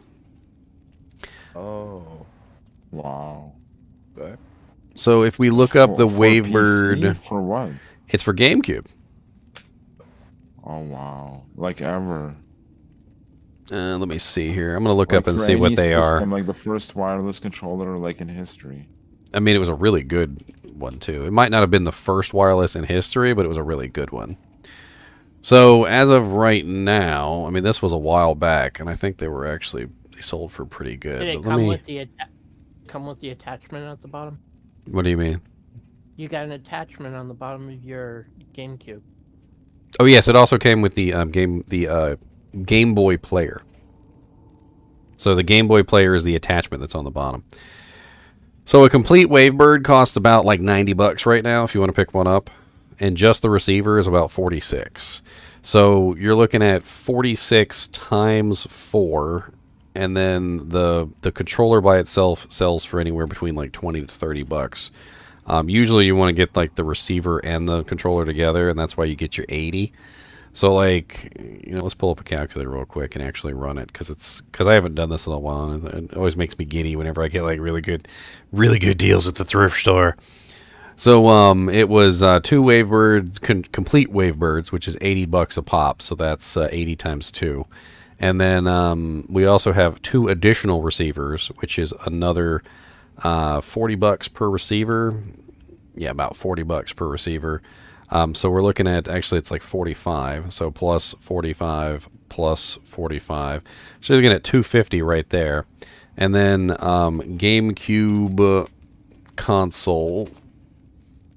Right now you can pick up like a GameCube console with a controller for around, looks like about 110. So add in 110. And then the GameCube player, which was or the GameCube Game Boy player attachment.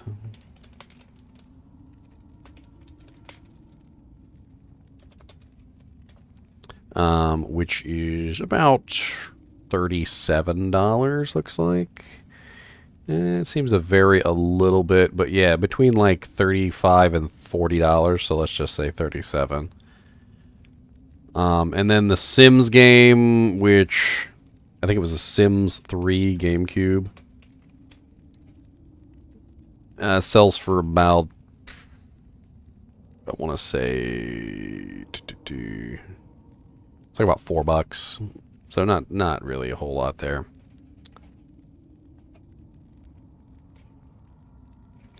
And the GameCube carrying case, that is actually kind of expensive too. I remember I looked that up.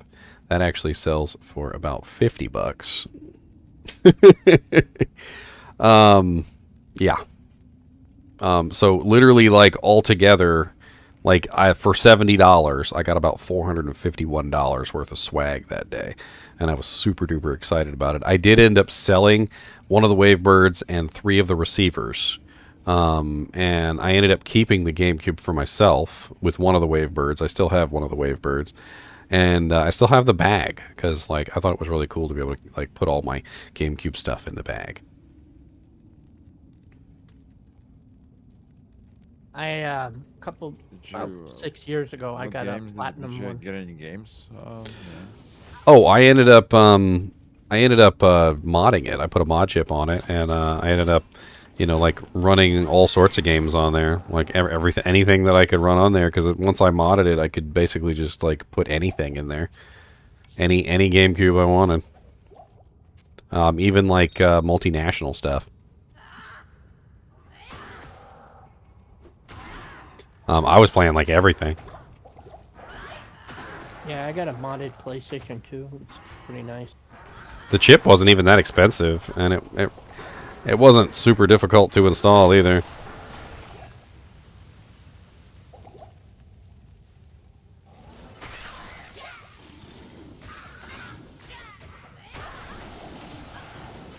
I remember that's when I started my replay through of Metroid Prime, because I still had that.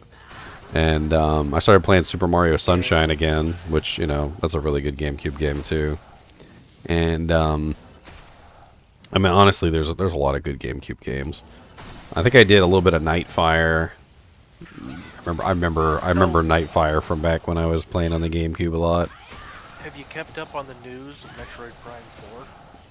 Yeah, I mean, I pre-ordered Metroid Prime 4 like back in 2017 when they first were going to launch it, and I mean, I'm still waiting. I mean, we got good news. We got Metroid Prime remastered, so supposedly the other two are coming too. I think it's a good sign that we have the Metroid Prime remaster release, because a lot of the times what companies like to do is they like to release the games in sequence. So like they'll have like some hype games that get you hyped up for things. Which is what they did with Diablo 4. So, like, you know, they released Diablo 2 Resurrected. That was supposed to get us hyped for Diablo 4. And then they released Diablo Immortal, and that was supposed to get us hyped for Diablo 4 too, but backfired horribly on them. And, you know, and now they're doing all their little PR stunts. You know, they've got, like, the KFC thing running. And, like, the closer you get to a big release like that, the more and more events and things that they're going to do. That's how you'll really know we're really close to Diablo 4 launch. You got like things popping out left and right, like KFC selling their double stacker sandwiches, and you know, they got like live streams all the time and whatnot. Like so I see the launch of the you know, Metroid Prime Remastered as a sign that we're very close to Metroid 4 coming out. They might trickle us Metroid Prime Remaster 1, then Metroid Prime Remaster 2, and then Metroid Prime Remaster 3, and then after 3 comes out, they'll give us, 4, which is pretty common tactic. It's a good game. Nope, they need to do the Mass Effect Legendary Edition thing. Oh no, I'm not. I'd love to see 1 and 2 remastered, but I can't stomach to play 3 ever again. Was it that bad? I never actually played it. Yeah. Let's just Alright, based on the chuckling, the silence, and the it's bad. let's just say I have asked a stupid question. I apologize. let's just say that through Mass Effect 1 and Mass Effect 2, you make all of these choices. And through the entire game, they go through the process of trying to convince you that all of your choices matter and that literally everything you do is going to shape the world around you, and that, at the end of the game, there's going to be, so many different paths and whatnot that you can take. And at the end of Mass Effect 3, you get to choose between 3 colors. And every single color was doo-doo brown. Oh no, I was talking about Metroid. In Mass Effect, they did fuck up the ending, but I don't think they had the creative chops See or ya, the Darkada. time frame to actually write 200 different endings for the game. I mean, they didn't have to write 200 endings. They just had to get the 3 endings that they put in the game right. Like, some of the endings that they had were so bad. Like, nobody liked any of the endings. They were all garbage. Like, there was an ending that had to do with, getting rid of all the AI in all the world, right? And it was, all the universe. And, including what was it? I can't remember their name. It starts with a G. Like, the Getty or the Geth. Yeah, including the Geth. Do you know what one of the quest lines was for the game? It was literally an entire quest line that involved you reuniting the Geth with the race of the fleet race. I can't even remember. Yeah, Tali Zora's race. Literally reuniting the Geth and Tali Zora's race so that the Geth would help them recolonize their planet and fix their immune systems. And you finally end up convincing the Geth. You turn the Geth into good guys, and literally at the end they're just like, who cares about the Geth? Kill them all. There was no thought in any of the endings. They didn't think about anything. Destroy? What? Why did you take Destroy? All of the endings were bad. All of them. No, they weren't. They were all bad. They not all of them had a negative outcome for everyone. No, but they were all bad. No, I did not I won't say they were. I won't say they were high quality, but let's just put it this way. When I beat the game, I literally went through every single ending, looked at all the choices, thought about it, and the only ending that I wanted to choose was literally shooting myself in the head. Is that a choice? And I was literally going to make that choice. I was literally just going to leave and just pretend that none of that had ever happened. Synthesis seems like the best ending to me. Honestly, they were all terrible. The entire purpose of the entire game was to give you a choice on what was going on, and at the end you're given the sit down table routine. There's no choice. The guy comes out and he's got a suit on, and he's like, all right. He goes, you made it here. Okay. So this is what we got. Okay. These are your choices. All right. Everybody that came before you made these same 3 choices. You can choose from one of these 3 choices and that's it. And you're like, but what if I don't like one of the choices? That's too bad. You got 3 choices. You're gonna choose one of these 3 choices and eat it. And that's literally how it felt. It felt like everything that I did, everything that I chose, everything that I fought for, throughout all 3 games, came down to some guy sitting at a table telling me to choose one of 3 different soda brands, and none of them were good.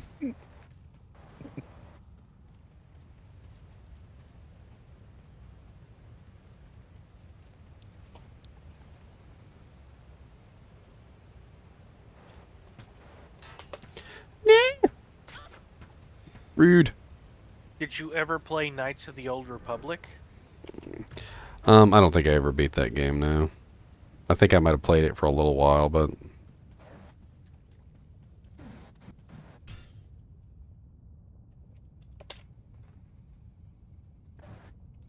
Another BioWare game back when they tried to do interesting stuff. oh, and oh man, they poked the hornet's nest, because I remember when that game came out and everybody was so excited and we all beat it, and we all just kind of sat there slack jawed because the ending was terrible, and then they added that little DLC thing there to try and fix it, because they knew they'd effed up. They had that little DLC and it didn't fix it, but they tried.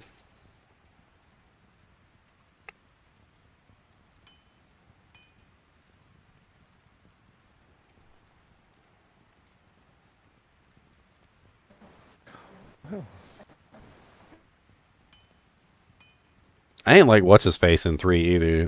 I can't even remember his name. The elusive man. I ain't like him either.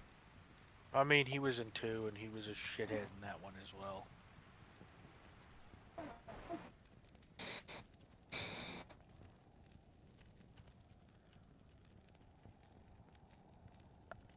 I don't know. I really like the series. I'm looking forward to 4. Hell, I bought Andromeda, and that was a disaster. I didn't even touch Andromeda. I knew it was going to be bad.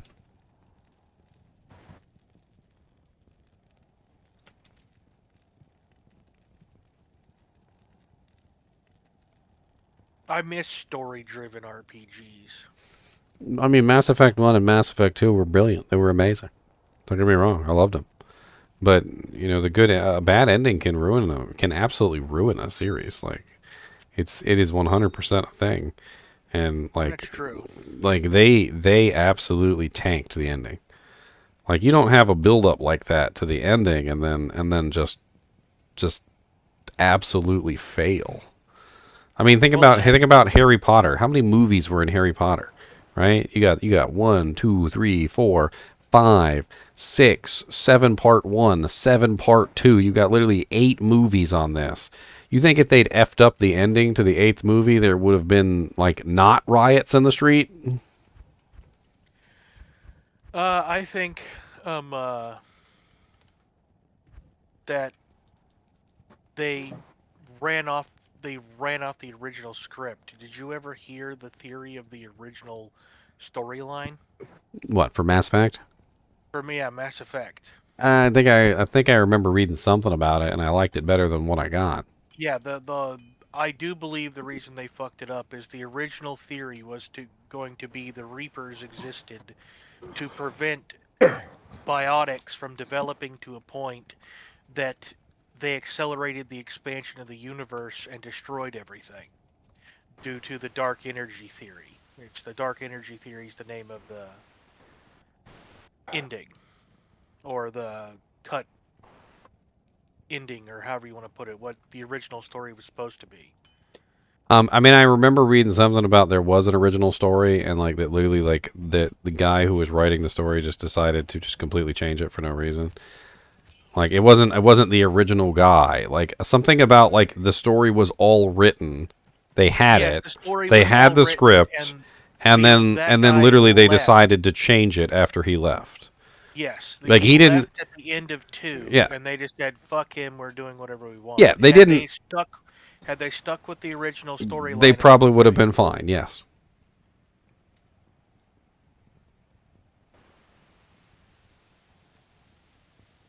Somebody's trying to talk, and it's just static. What's going on? I've heard third gear. Yeah. Well, not. It must be Scott then. Do you know why they had to change it? Oh, I had my mic muted, but I'll try. I mean, not on the headset itself. Oh, I don't know. I just heard some static, and I was trying to figure out who it was, and of course, I didn't have my window up at that particular moment, so. As far as I know, they had to change the ending because EA needed some reason to force you to buy microtransactions for the multiplayer. I'm playing D2, and I'm stuck on Duriel as a necromancer. I lost all my gold. What should I do? Do you have a golem?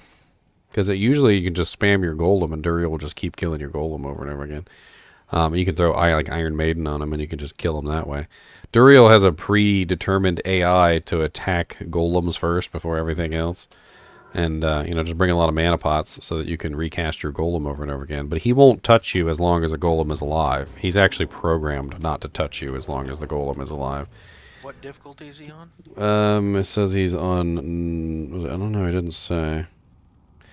Don't use the blood golem, use the clay golem. The clay golem slows him down.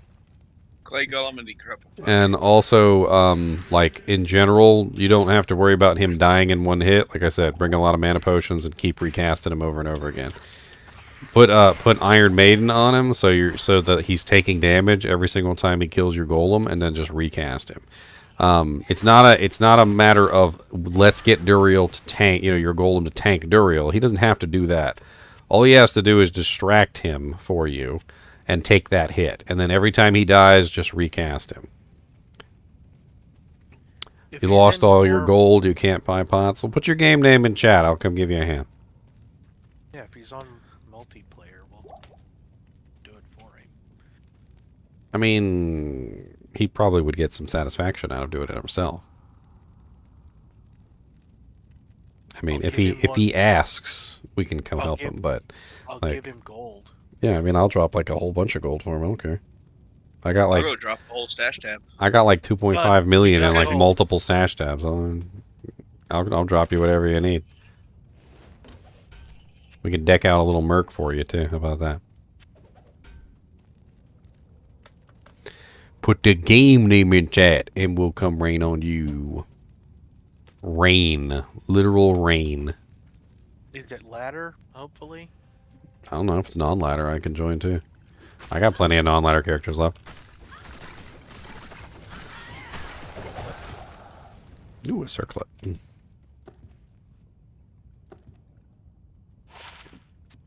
It's terrible. Yeah, I mean, like, if you don't want our help, that's fine. But like, we'll come give you some gold or something, so you can get you or help you get your body or something. Like, I'm pretty sure I can stand there and let Duriel beat on me while you get your body and refresh your stuff. Go back to town, get some potions.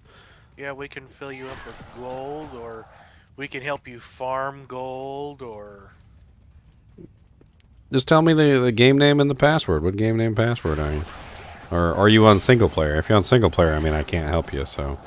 If you're on single player, I would advise going back and farming in Dario.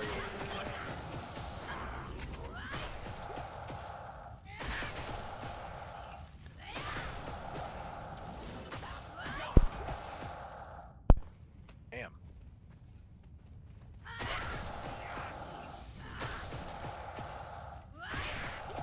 No, can somebody come help me get my body? I mean, if you're a summon necromancer, honestly, you shouldn't have any trouble, like, going and fighting some stuff naked, because usually they're pretty powerful, even naked. What game? Never mind. I'm in just a random game. I ran into that multi-shot infection. How can you tell me your server? Just press the letter P on your keyboard, and then pull up your game name. And then up here, right next to your password, if you click Show Hide Password, it'll show you your password too. And just type in your game name and password into chat. And we'll come give you a hand. Free o charge.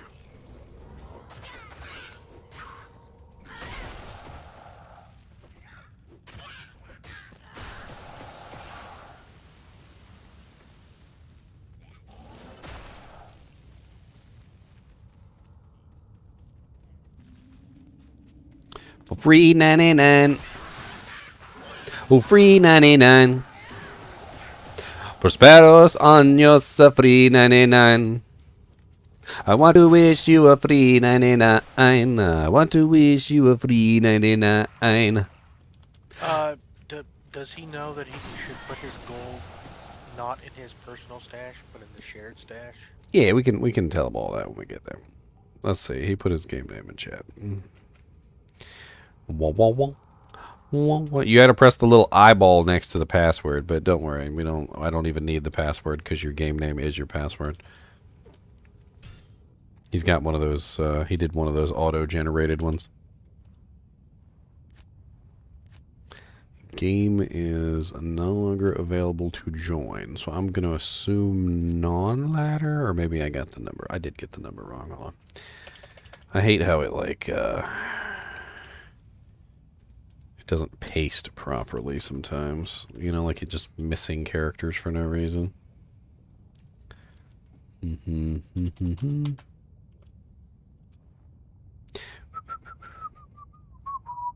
He's on Twitch, by the way, if you want to join.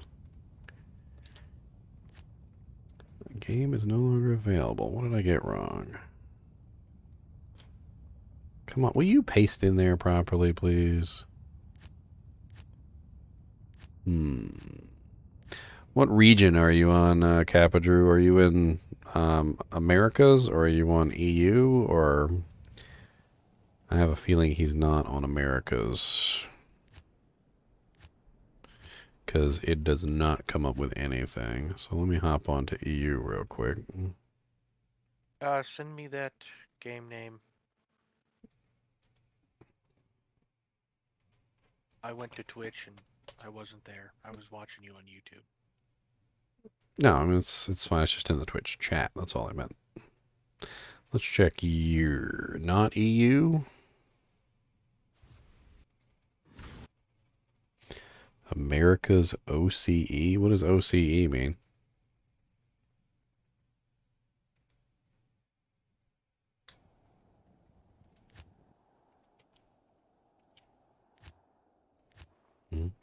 Says not available on EU as well.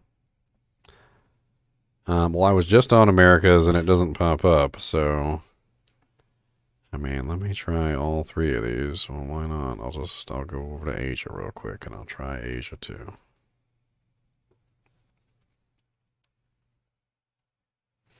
The screen's going to be messed up for a second because I'm relaunching the game over and over again. I'll correct it once I'm finished.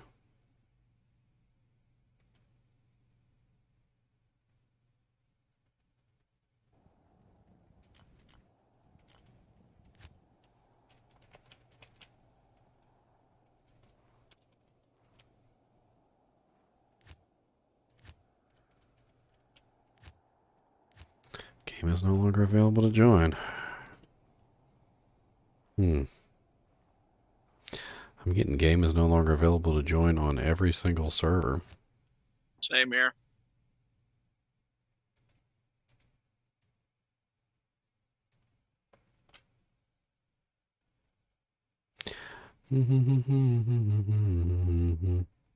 What's your BNet name? Maybe we can just do a join by friends list.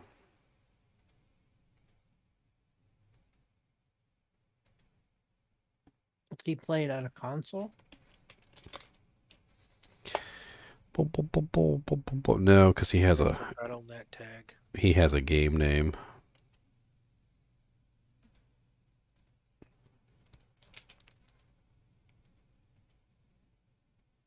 I sent you a request. So did I. Okay, let me launch back on Americas.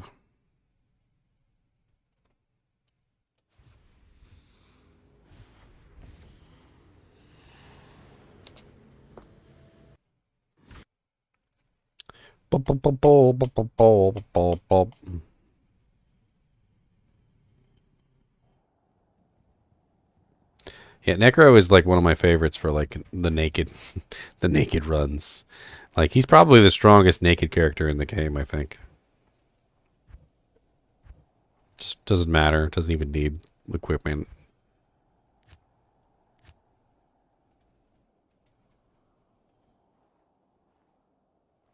Cannot join your game with your current character. Oh, that sounds like... Maybe he has a level restriction. He might have a level restriction on his game.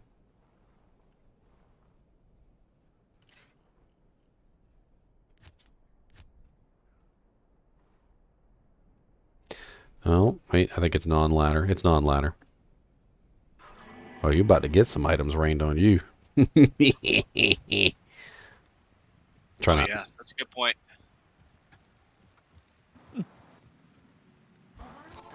I'm pretty sure all my non-ladder characters are freaking overflowing with gold.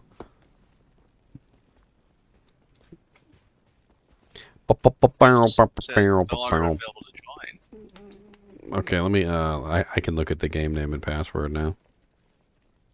So it actually is game.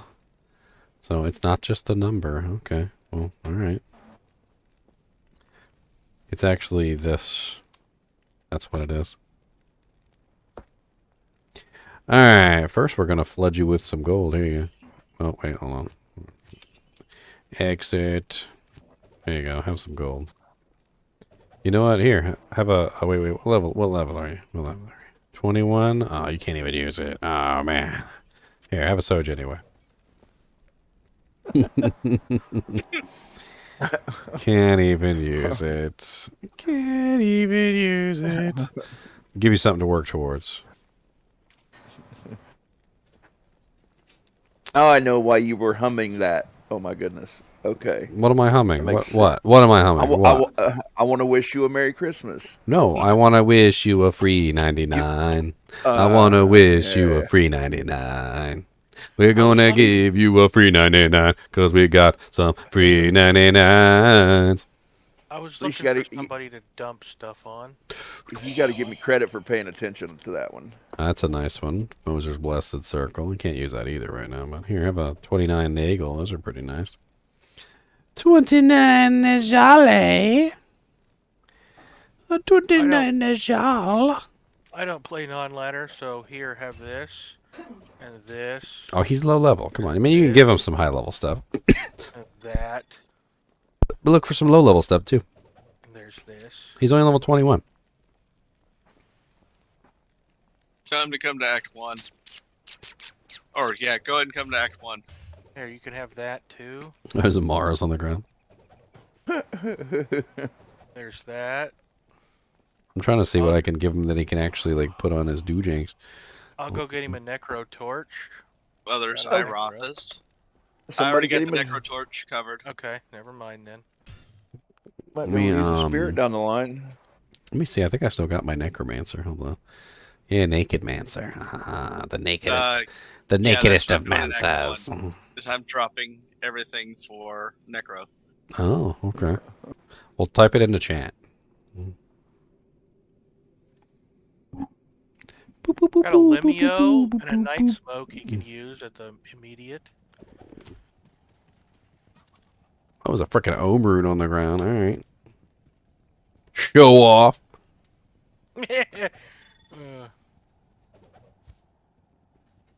Oh, yeah, this will do him really good. Let me drop my Triangle Scales on the ground. Already dropped a full set, almost a full set. Well, one socketed with a topaz in it.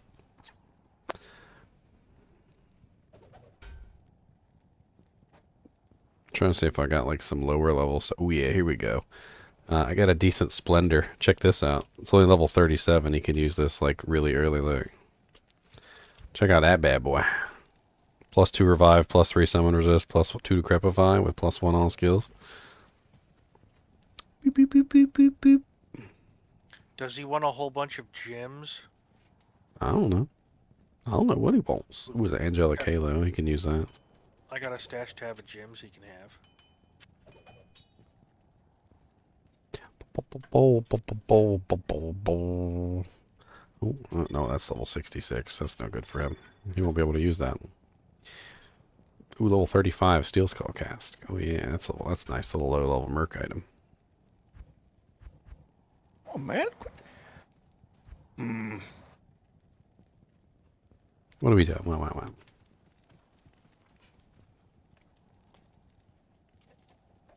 Alright, come to Act 1, Capastash. Caparoo. We got a whole bunch of doojanks here in Act 1 for you. Some of low-level stuff, some high-level stuff. Just grab it all, put it in your stash, and you can have it for later. He asked for help, and we just were like, here. How many +1 summoning charms did you drop? 2. Goodness. 3. Burr. Guys. What? What guys? Where? What's the guy? Who's the guy? Where's the guy? What? Oh shit. Sorry. Now pick it all up. Pick it all up. Did somebody drop him an Annie? Here you go. There's an A. There's another Annie. Has anybody? Because I use my scroll wheel to scroll between, like, for my town portals, right? And I'll run up on a pack of monsters every now and then, and I'm like, well, they're not dying. And all of a sudden, I see like 4 town portals pop up, like beep beep beep beep. I'm like, damn it, forgot to switch back. Fill your stash.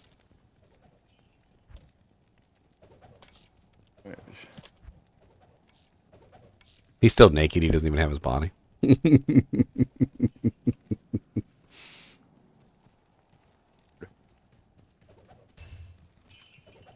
Oh Lord, picking up loot, same mean to pick it up. No. Video game version of here, hold my beer. Yep.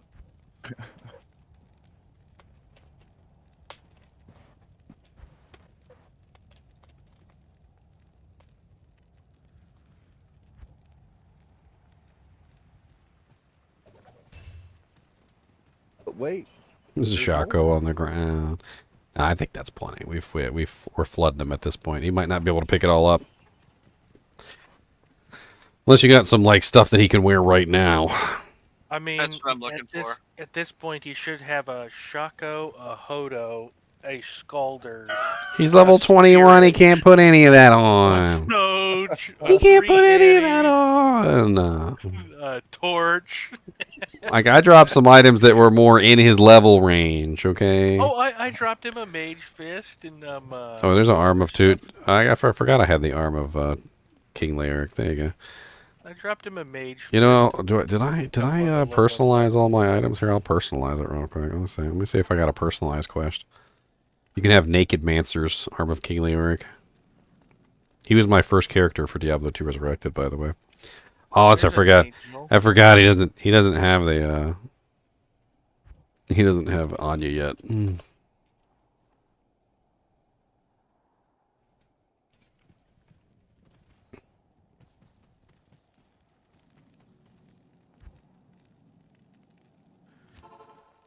Yeah, I don't see anything. Low level. 10% FCR ring. Good morning. I mean, I got a bunch of high-level amulets. I got a 10 FCR ring and amulet. It's probably honestly on the range with Abe. It's probably just YouTube compression because like it doesn't like look blurry normally, and YouTube compresses it weird. I don't understand why they do that. I don't like it. Did I really use all my personalized quests, or did I never actually do them? And he's got a whole stash tab of a whole inventory of summon skillers. Yeah, perfect for a summon a necromancer. Yeah, you might need to make a mule.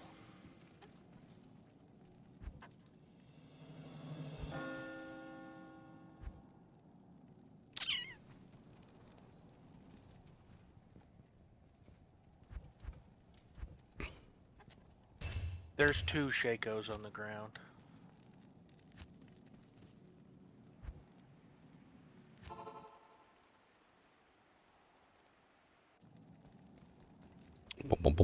Lore's a little bit too a little bit too high. The familiar scent of death.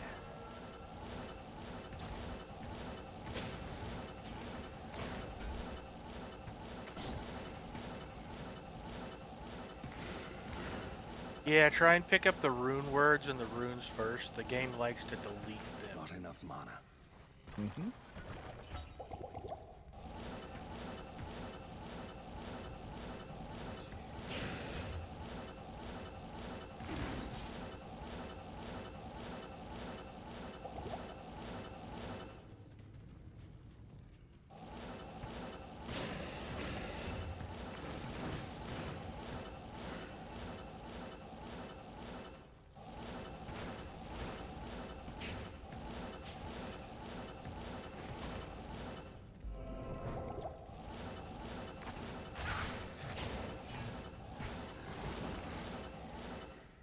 You can only carry one Annihilus at a time. You gotta put it in your shared stash.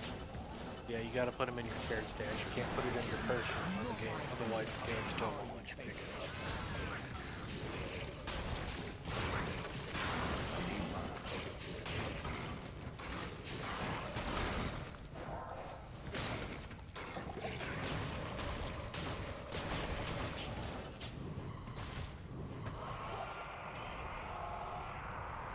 You are a sad little man, Wolf.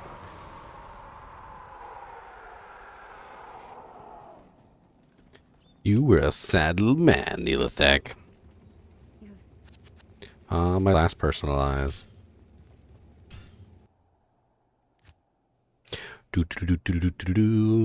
My Armor of King Leoric will go to a good cause. It's also socketed with an all resistance jewel.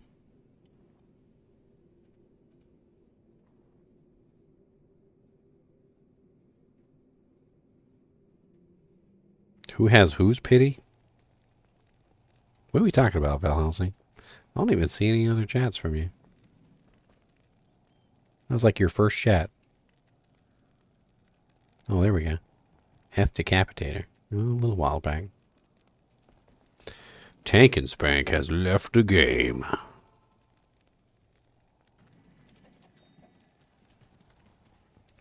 There you go, Drew. Your very own personalized Arm of King Leoric, my friend. GGM Naked Mancer's Arm of the King Leoric. And it has the added bonus of being very useful early on because it's only like level 36. So you'll be able to equip it before you leave normal. It's possibly the best Necromancer wand, pretty much bar none for a Summon Mancer. Enjoy.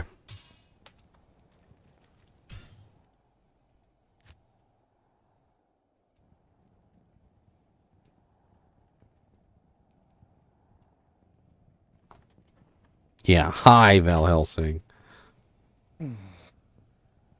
Well, let us know if you need any help. You shouldn't need any help at this point. With all the equipment that you've got, like, you should be rocking and rolling through this stuff.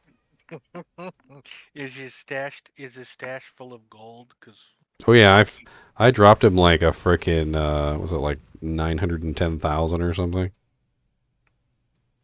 yeah, because I dropped him a stash tab of gold as well.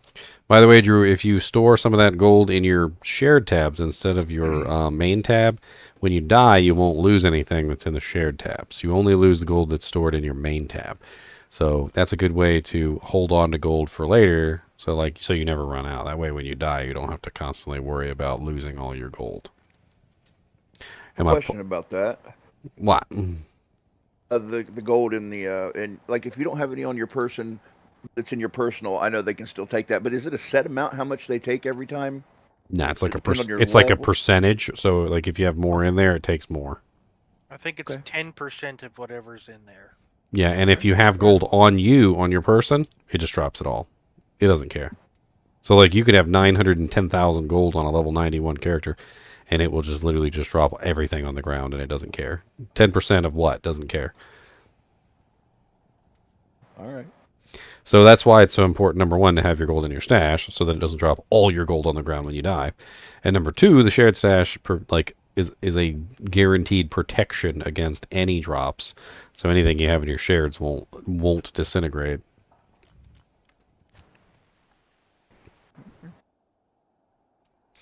Disintegration.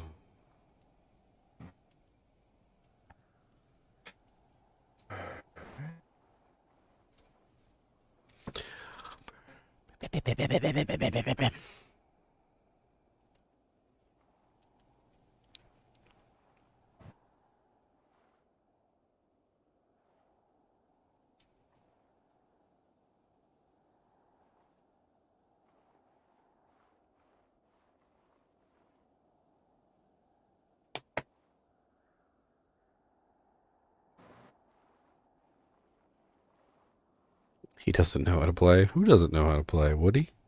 Who's Woody? I mean, you came to the right channel if you don't know how to play. I got plenty of videos for that. I'll learn you something. We gonna learn you something today.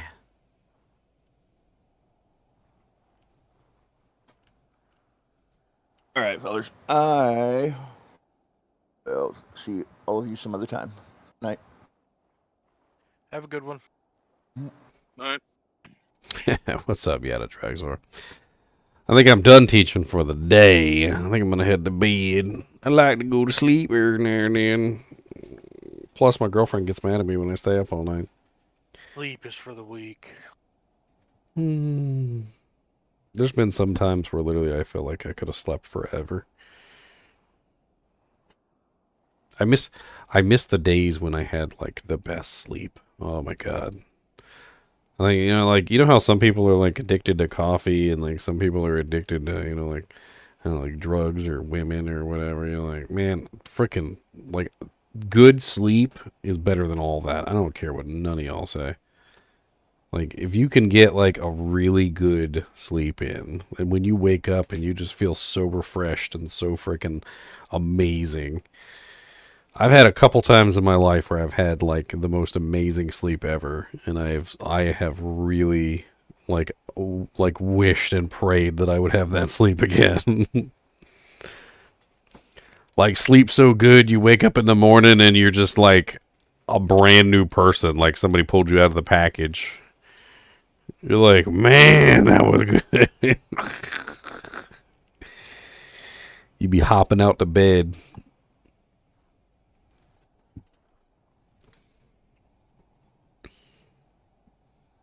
But bad sleep, man. Naps are the worst. I think naps are the worst. Like, as much as I like taking a nap, and when you do get a good nap, it's pretty decent. But like, naps can actually be horrible. Like, I've had some naps where literally like you go to sleep and you wake up like maybe an hour later and you just feel like dog vomit. You're like, oh, we're like 8,000 years old. Oh god. Oh. Like, I don't want to get up.